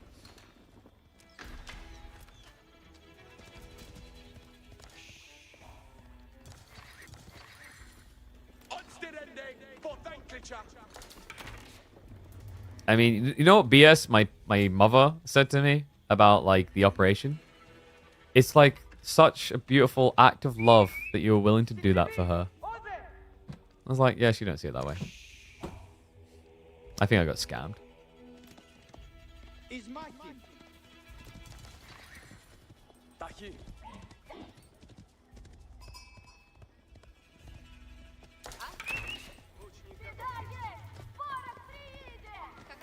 You know what? We're just going to say I done it for the YouTube video. That's why.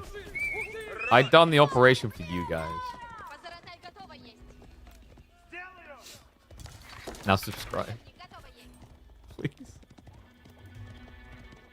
Give you more info about the operation? There's a YouTube video for that. We went over it. I got lasered in the junk. It was an interesting experience. I'll say one of the weirdest things is, like, the amount of, like, gauze they managed to tuck in was surprising this morning when I had a shower. It's like, dude, I felt like I was, like, unraveling a whole like bandage, like a roll of bandage. Like, there's that much in there?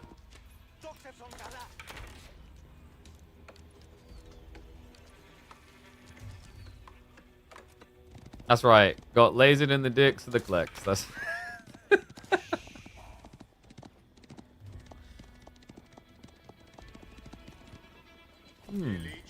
Honestly, like, for how this felt at the start, I think B's done reasonably well. But there has to be a growing concern. You're just giving Byzantines what they want now. And the Wooden Fortress has been ignored, sure, but it's not like it stops the system scaling. It definitely delayed the timing, right? Like, normally at 9 minutes, we have level 5 system. That's pretty important. But he's got the gold gathering now. I imagine we're thinking castle. Olive Grove's already being added in. And, you know, like in a normal game, you'd already be castle age. But, like, B is taking a very different direction. This is all up. He's massing the archers. Problem is, with the way that Wham played berries, there's a real possibility you could be running into close to 20 Lombos.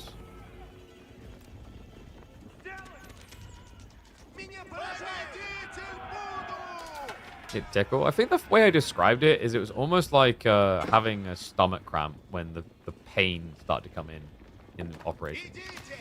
So I guess like feeling a bit of a stomach cramp isn't bad if you're being lasered in the flesh. Smell of cooking flesh was interesting. I basically got some insights into how cannibals live. I never really thought I'd get that. Not via the eating, but the smelling.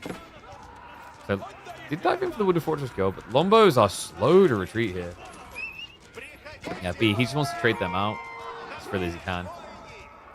Limitane will die fast, this many archers. I think Wham, maybe feeling like he was being a bit greedy with what he's done here. Does he think about adding in horsemen? We have got the stables at the back, but he's yet to commit.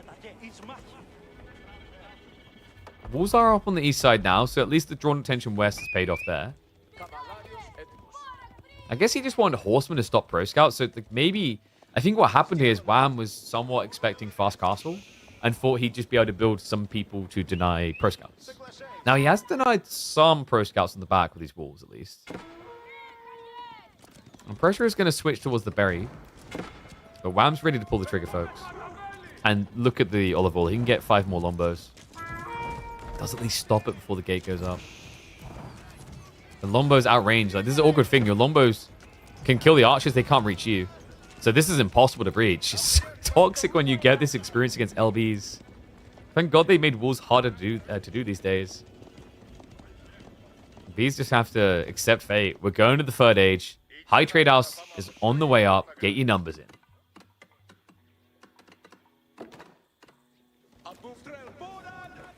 He's going for the siege engineering. Okay, so to keep pressure up, this makes sense. Like, he's mass archers. Going castle doesn't change the fact you can't break a wooden wall. So he's going to need to build a ram either way. My concern is, like, could Wham just open Cadders here? With level 4 system, surely. 2 or 3 Cataphracts is just great. You could clear the ram straight away just to keep the pressure up, or just use it to dive on the archers and muddy the fight.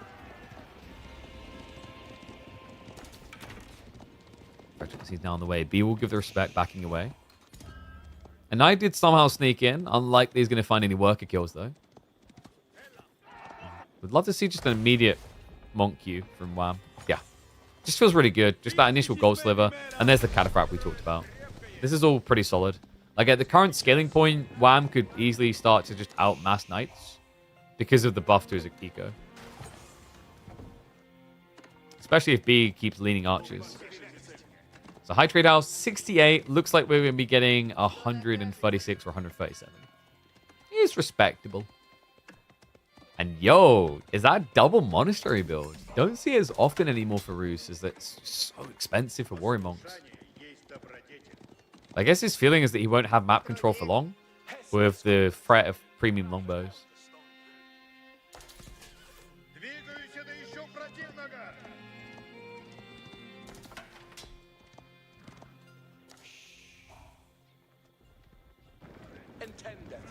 Jesus Christ, these comments from my chat. You share a moment of vulnerability, and yeah, they don't know what I expected. Wait, like, that's not accurate. Like, Golden Horn Tower can shoot out units. It's just like, if you're a Golden Horn Tower, can only shoot out one type of unit, right? I haven't got the diversity of units that make it whole. It's like I'm a Western contract missing the Landsknecht. Okay.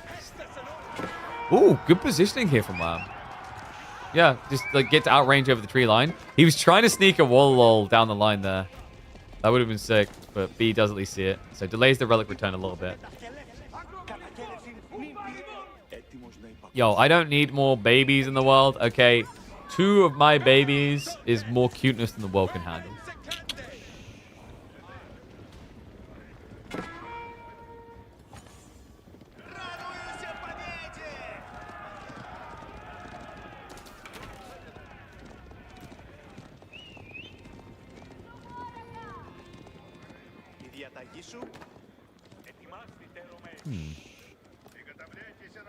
Is B kind of stuck in this comp now?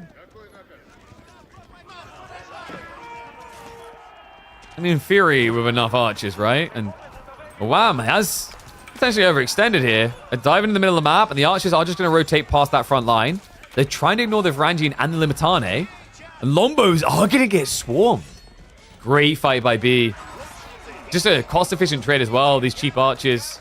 The trash mobs to get rid of. And the Saint's Blessing at the tail end to make it cleaner.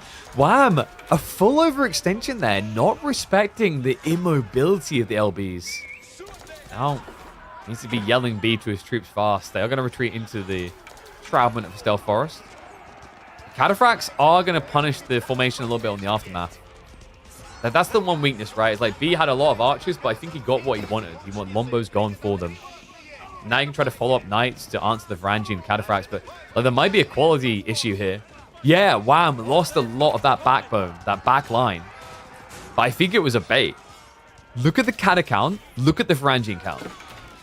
B's struggling to win a Knight massing at this point. Especially if Wham just is already getting farms in, and he is indeed. I love this. Switches over the deer. That would allow him to go more Catas. Absolutely wild fight. I mean, it's actually crazy the way that Wham done this. I don't think many people would be willing to just palm off 20 plus Lombos like that. The crazy part is that, you know your opponent's going to have more olive oil. He's got Golden Horn Tower. I was impressed with my Golden Horn Tower, but, why did I say that? This is what you guys are doing to me. The problem now is, like, you kind of feel like you have to keep the path of archers. You can't switch horse archers against Lombos. That's going to be horrible. Because they'll just kill you on the way in, right? Lance Nectar is a waste for Wham. I think he's just lucking out in a bad way on Golden Horn Tower, unfortunately. Like, preferably you just get more LBs. Is there a good option back? Chuganu could have been intriguing, actually, for Wham. Not crazy broken. I think in, like, an ideal world, what Wham would have loved to have gotten his hands on here was, like, Sipahi on a trade post. Then again, I don't know if Wham ever does neutral trade posts.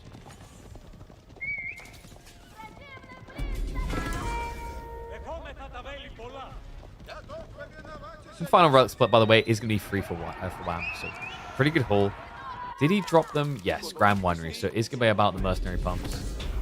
Just got the teardrop shields on the way. Remember, that's going to be a buffer for the Cataphracts, the Limitane, and the Varangian. Affects all of them. So more armor for the Catas, movement speed for the Limitane, and of course, attack speed for the Varangian. Did he eyeball the crossbow switch? I don't think so. I think B is intentionally hiding the Expos until he's ready. The tricky part about the Expo transition is if you don't have archers as well, the Longbows are still a problem now because they can snipe the Expos.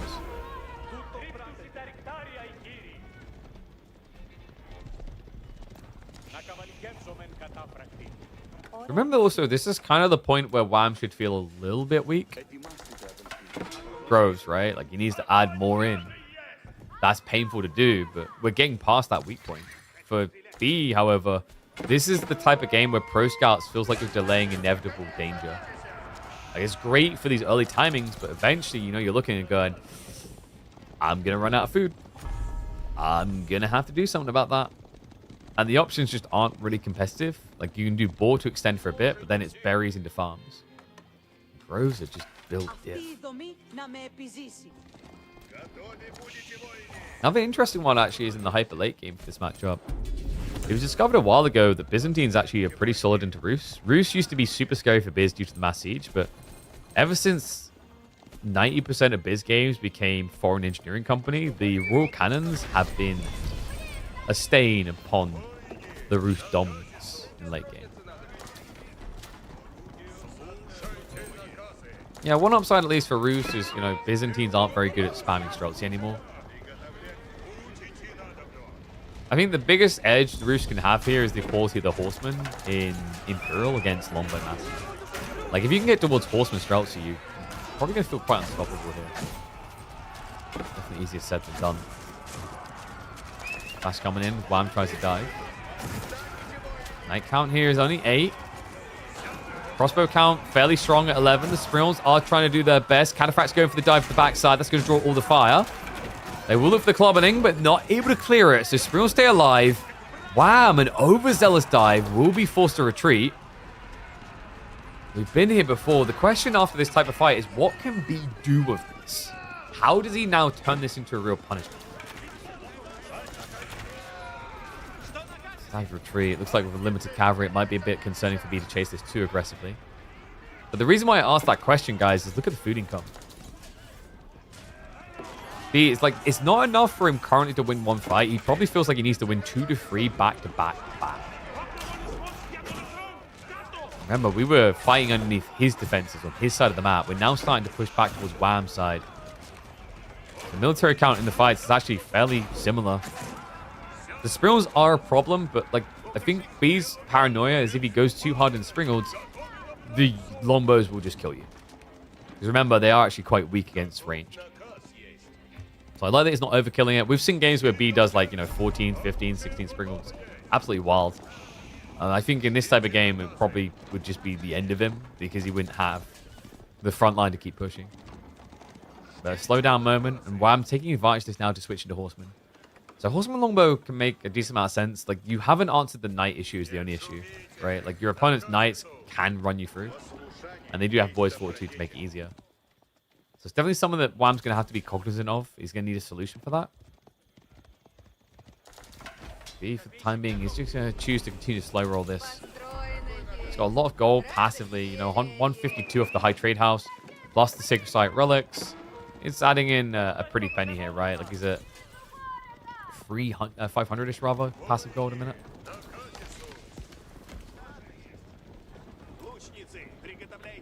He's only going to keep using it for Knights for the time being. However, we do have Horse Archers now. Is this because he wants to raid? I'm trying to figure out, like, what is the Horse Archer for? Because Horsemen's are problematic for you, Limitane are problematic for you, Longbows are problematic for you.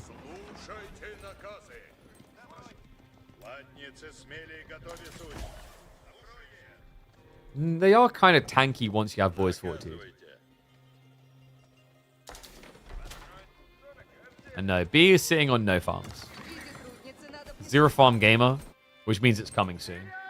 So it kind of really pays dividends and merit to Byzantine Eco when they are mirroring the military count while taking fights like this.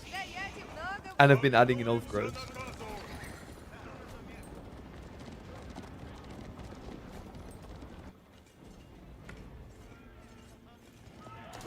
Yeah, like average males kiddo count from their shots, then my average kiddo count. No worry. I hope so. I'm not getting lasered in the balls again. Why is it like, I don't know why this particular one's been so focused on this. Do him some justice. Let's go B's last stand. Look at the horseman count. Out of nowhere, 20 plus. Courtesy of the production rates. This is where Byzantines thrive. Pulls it back to reveal the Knights into the Limitane. Goes in for the second wave. Horseman wrapping around the back. Longbow's now reaching in range as well. B is going to go for the Wooden Fortress up on the front line. Spirals are penetrating through that tanky beginning of Limitane Horseman. And B now swelling up and forward. Longbows have to retreat. He keeps them alive. He gets them away. But B is making this map uncomfortable. Sacred Site victory timer has started. A military lead now that matters. And B, for the 3rd time in a row, makes the moves mandatory to come out a mile ahead. To have those miles added up enough for the Tortoise to win the race. Wham is now pivoting into Mangoes. Dangerous to do with very limited gold in his base. Horsemen are going to start riding out. Not a bad idea to try and just move onto your enemy economy. A little bit dangerous when he's this close to your base, though. B, this is full containment protocol. Look at the minimap. Oh my.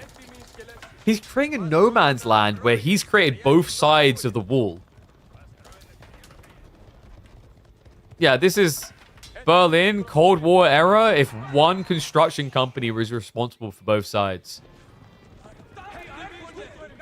The Horsemen are going to find him trying to do this, but no Exploratorius and no quick kills. Textiles also to protect, and great use of the gate by B to get out. So a little bit of in and out weaving with the Dukes. We'll at least be able to minimize the losses. Full army is now rotating. Now, the interesting part is B. He just wants Imperial Age. He backed all the way up. What? Yeah, you'd think with that type of positioning, you'd want to maybe attack, but I think B understood what we were talking about all too well. Like, Byzantine economy, there's never an end. Even if you know they have no gold, they still have food, they still have wood, they still have olive oil. So they always have possibilities. So I actually respect his choice just to go for his own age up.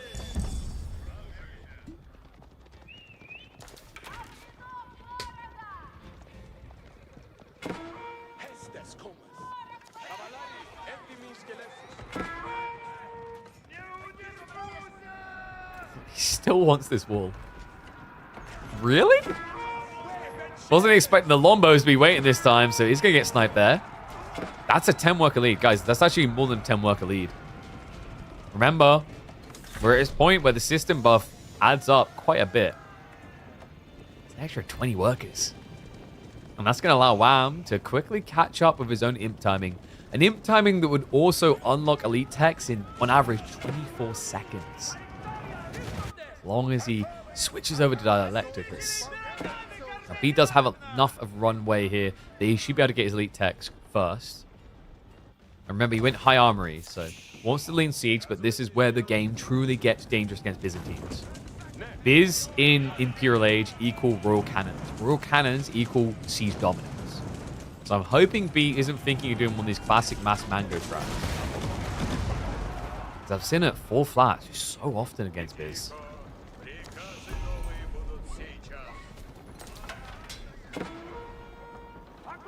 Oh wait, people don't like the stat screen being religious? Wait, I can like blackmail them. 5 gifted. Now.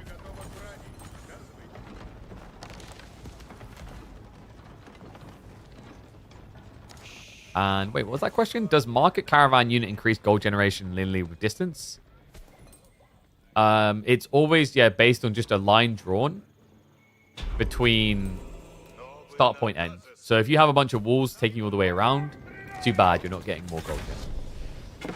So you can't create a clowny maze near a trade post to get maximum gold. As funny as that would be. You can kind of do it at least with the Malian tolls, but those things are really clunky anyway. So I wouldn't recommend it. So B has started adding farms, by the way. We're up to 17. 30 minutes in, when you're both Imperial Age, do you really want me to tell you how many farms Wham has? It's 42. It's a lot more pump, ready to be dumped. Nice time to pump out those cannons. Double royal cannon gets queued up. Horsemen have started to wrap in. Would love to see Explorators. If you're going to start poking eco of Horsemen, it's just so invaluable. Especially if you feel like you haven't got much gold access, but it looks like Wham's fixing that now. We've got University plus triple outpost on the gold vein. He doesn't... I mean, he's got these knights, but I guess he just feels like there's no way he can raid into. Or maybe more importantly, feels like if he doesn't have everything rather to defend, he'll get overwhelmed.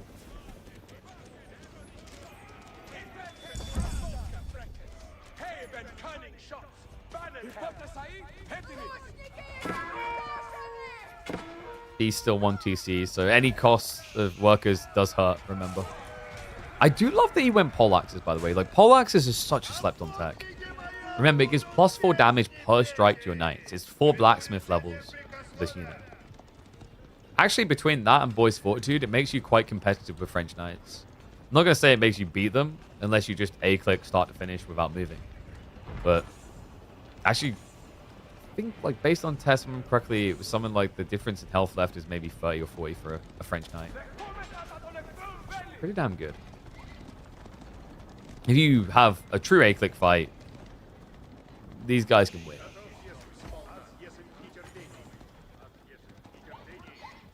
Wham, ready to go Imperial Age again. Sadly, that's not the way Age of Empires 4 works. Wait, now... Oh, 4 ages... Age of Empires. Oh, it doesn't make sense. Except, like, other games have 4 ages. Wait, so Age of Empires 5 will have 5, right? Wow. Reluctant to take this fight. Was he trying to get towards adjustable crossbars? He's waiting on the incendiary arrows. That's coming in just 15 seconds, courtesy of the assistance. And he's just going to dump the mangoes. Not the high value hit he was looking for, but he's had to do some of them. The sprills are moving in, and wait, he's lined up. The longbows taking a lot of damage here. Arrows is there though. Wham. The cannons are next on the hit list.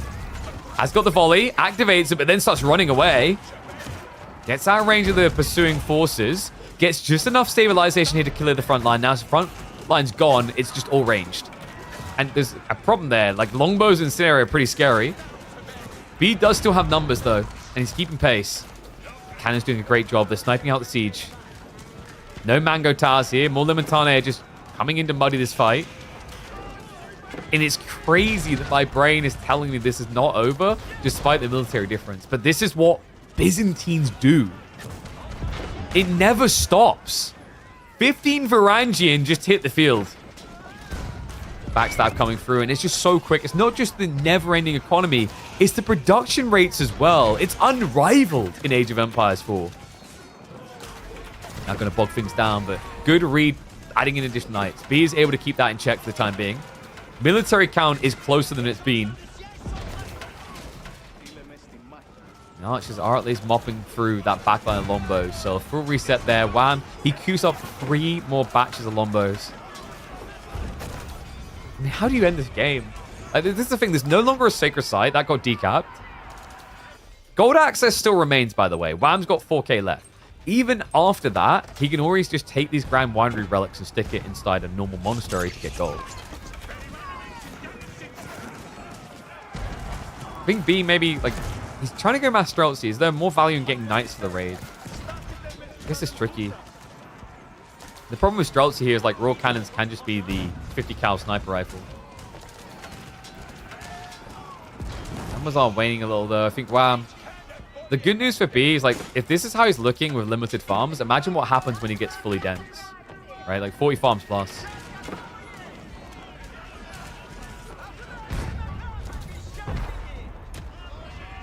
And this is big as well. Silk bowstrings on the way. Do we have a mirrored tech from Wham? I don't think so. Yeah, he didn't prioritize longbows getting that. I don't blame him. So, like, here's the thing, right? Like, if you ask your average, like, Redditor who tested it in, like, a private lobby, they're probably going to tell you that longbow silk bowstrings is OP. And we've seen situations where they were. There's a reason why it got changed slightly and why Wall's range increase got changed. Because it was broken. But on average, one of the problems with longbows having silk bowstrings, it puts you so far away from the fight that a backstab just wipes your LBs. Does that make sense? It's like you're just so far away from your front line can't protect you. That's why it doesn't often get rushed with these longbow strats. It's a big deal for B because it means he's going to have practically the same range with normal archers. Cannons are now moving in. He moves in for the gold. He's like, yeah, I'm going to need that. Like, building Imperial Knights is not cheap. Mass is favoring Wham for the time being. And this is where things do get scary. Streltsy, like, the archers trading out against longbow is great, but the Streltsy, you have to run so deep to actually target. He's going to go for the dive now. The villagers are starting to be pulled there. He's got a lot of Streltsy being expended by B. But 1-to-1, they'll do better than they'll be. Usually the issue is, like, you just can't reach them. The lack of front line is a little bit concerning for Wham. But the Varangian are now showing up. Okay, so they took the long way around. I don't know what they were doing over here. But that is going to force a retreat. And Berserk gets activated. He just wants one touch. Goes in for the workers. Great grab. The one TCB might find this a little bit problematic. He's down to 26 military. And look at the eco. What a hit. What a timing there. And imagine how this now feels. Down to 72 eco, and you're still trying to mass Streltsy Knights. Gold income also a little bit concerning. I mean, you do still have the big vein on the side, but you weren't able to take away from Wham. And that matters a lot when you see this. It's 45 Varangian. We said it before, we'll say it again. There's just no sieve like Byzantines when it comes to production. Someone said Chinese IO. Psh, please, take your beer and pour it down the toilet. Mix me up a fruity, delicious Byzantine cocktail with a few olives dropped in it. Nothing beats this. Absolute absurdity. A Varangian spammed out every 13 seconds. And the multitude of Raxes. And guys, this is where Sistans got buffed. Late game, they're so affordable. You splash them out. You have 20 production bonus that could all easily be buffed by this. You move for gold veins in the center of the map. You drop the Sistans that you normally would not because they cost you 350, 400, 450 stone. This is where Byzantine smile. What is up? I'm smiling at that. I see you, Townhouse Dan. Thank you very much for the Prime sub. Welcome back to the Swarm. Now, speaking of Swarms, how do you solve this? This is where the Varangian would probably struggle against Mass Spriggles. But it's the delayed dynamics. We mentioned it in the Castle Age. Like, Lombos kind of makes you think twice about massing Springs. We'll definitely keep him at bay, keep him away from that idea.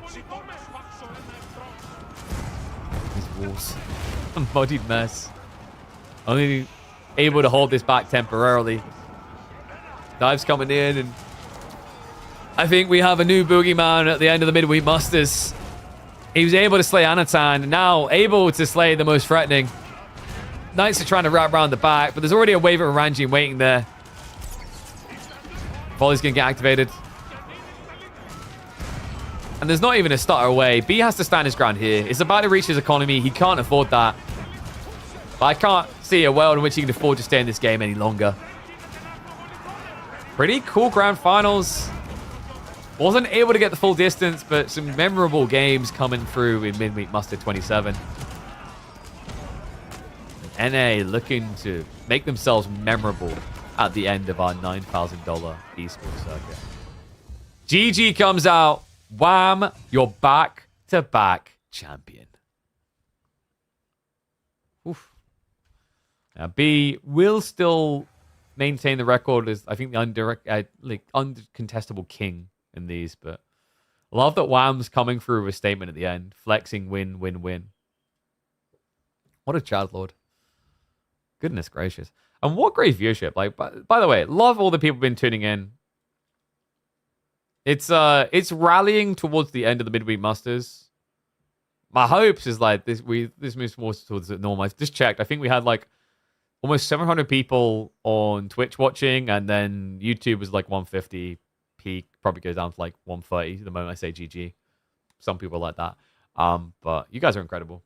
And shout out to the pros. Incredible day. 6-hour day. Kind of crazy, actually. Ooh, just punched myself in the groin. That wasn't smart. Huh. 15 games played today, only 6 hours. I'm a little bit surprised. And what? Dude. Who was that? Yo, anonymous gifter, you are a legend. That's a new subtrain record. We're at level 9. Bruh. I don't know who you are. I don't know where you're from, but thank you very much. I'll know where you're from by the end when I see how much you subs worth. But no, dude, you're an absolute legend. Thank you very much. God, what a beautiful way to end the day. Incredible. Reminder, all the people that got those gifted subs, enjoy them, soak in them.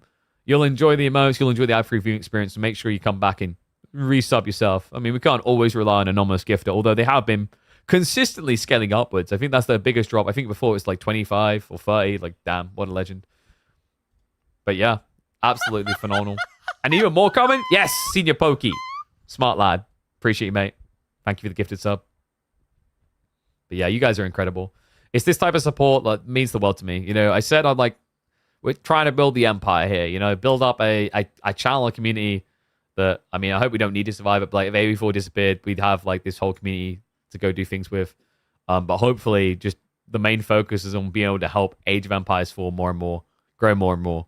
And this channel being bigger does that. The more we grow, the more people tuning in, the more people subbing, more tournaments, etc. we can do. So, you know, if you aren't like Anonymous Gifter and the Warstorm and all the other people, thank you for Prime Sub, and you can't afford to gift, don't worry about that. Turning up is just important. And bring friends. When you see the Reddit threads, upvote them. When people ask where they can see more tournaments, let them know. And hopefully, like, I'm really big fingers crossed that, like, you know, one, we're able to do something else when midweek muster ends. Because for those who don't know, this is week number 27. We've got 3 editions left, and then we'll see what's possible. But outside that, not only do I hope we're able to do something as a follow-up, I'm hoping that this is going to be the Age of Empires for you. I'm hoping this new expansion is like 4 big campaigns, historical battles, 6 civs. I'm being greedy because I think we should be. I think it's what the RTS community as a whole needs. And the timing has actually never been better for it than what AoE4 has. And I'm just hoping the ball doesn't get dropped. And then, who knows, maybe 10k, 20k tournaments becomes a possibility. Yo, what is up, King of the Penguins? Damn. Not even Emperor of the Penguins. Nah, in fairness, there's 672 like of you. So it's respectable to still be a king with that many people. That is a sizely amount to rule over. Thank you very much for the resub. Welcome back. Face of AoE tourneys. I don't know about that. I think it like... So like, from the early days, I kind of... I don't know if I want to say I knew what AoE4 needed, but I had a good concept and mind, a path for it, right? But for a long time, I was just content with being involved in the EDC broadcast and letting them like carry the load. But I just don't see that happening as much anymore. I think, yeah, you do kind of like... and then I was like, why not just run our own tournaments? We have interesting ideas. If you guys didn't know, we've got another interesting idea coming in tomorrow, by the way. Boom! That's right. Get up, get stiff, because Hims Cup is returning for the 6th edition of our 12-week cycle. Show matches every Friday, and it is going to be a hell of a showdown because it's actually a matchup between our 2 current reigning champions of Hims Cup, our unbeatens. That's right. Our unbeatens are going to go stiff to see who can beat who between Anatan and Louis MT in a best of 9, potentially featuring that new map 5 times. Who runs Hims Cup? I do. So we run the midweek muster. We run Hims Cup. We've been like basically, if you may have seen, Hims has been sponsoring a few Age of Empires streamers. Hi, that's me and my agency.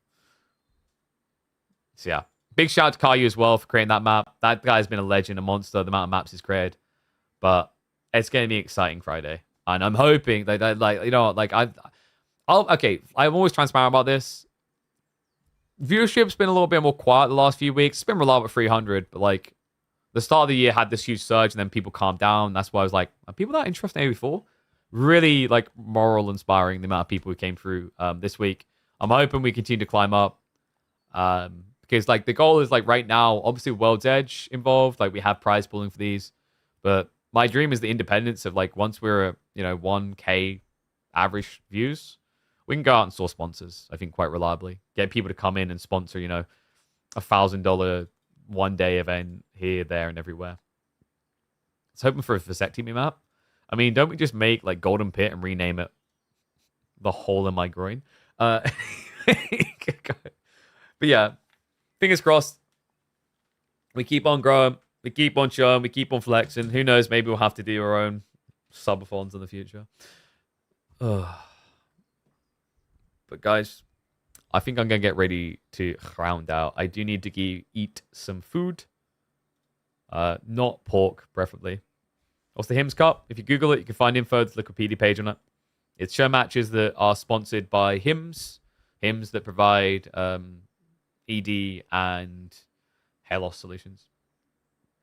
But guys, if you're on YouTube, reminder, tune in tomorrow at this time. We have got a champion here in the midweek muster, but we need to decide who is the true champ in Hims Cup. Anatan and Louis MT, the 2 undefeateds.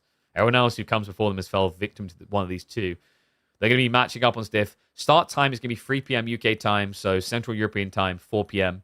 I hope to see you guys there. I'm going to end YouTube now. I'm going to end Twitter now, and we're going to find someone to raid on Twitch. I'll see you all again soon. Thank you.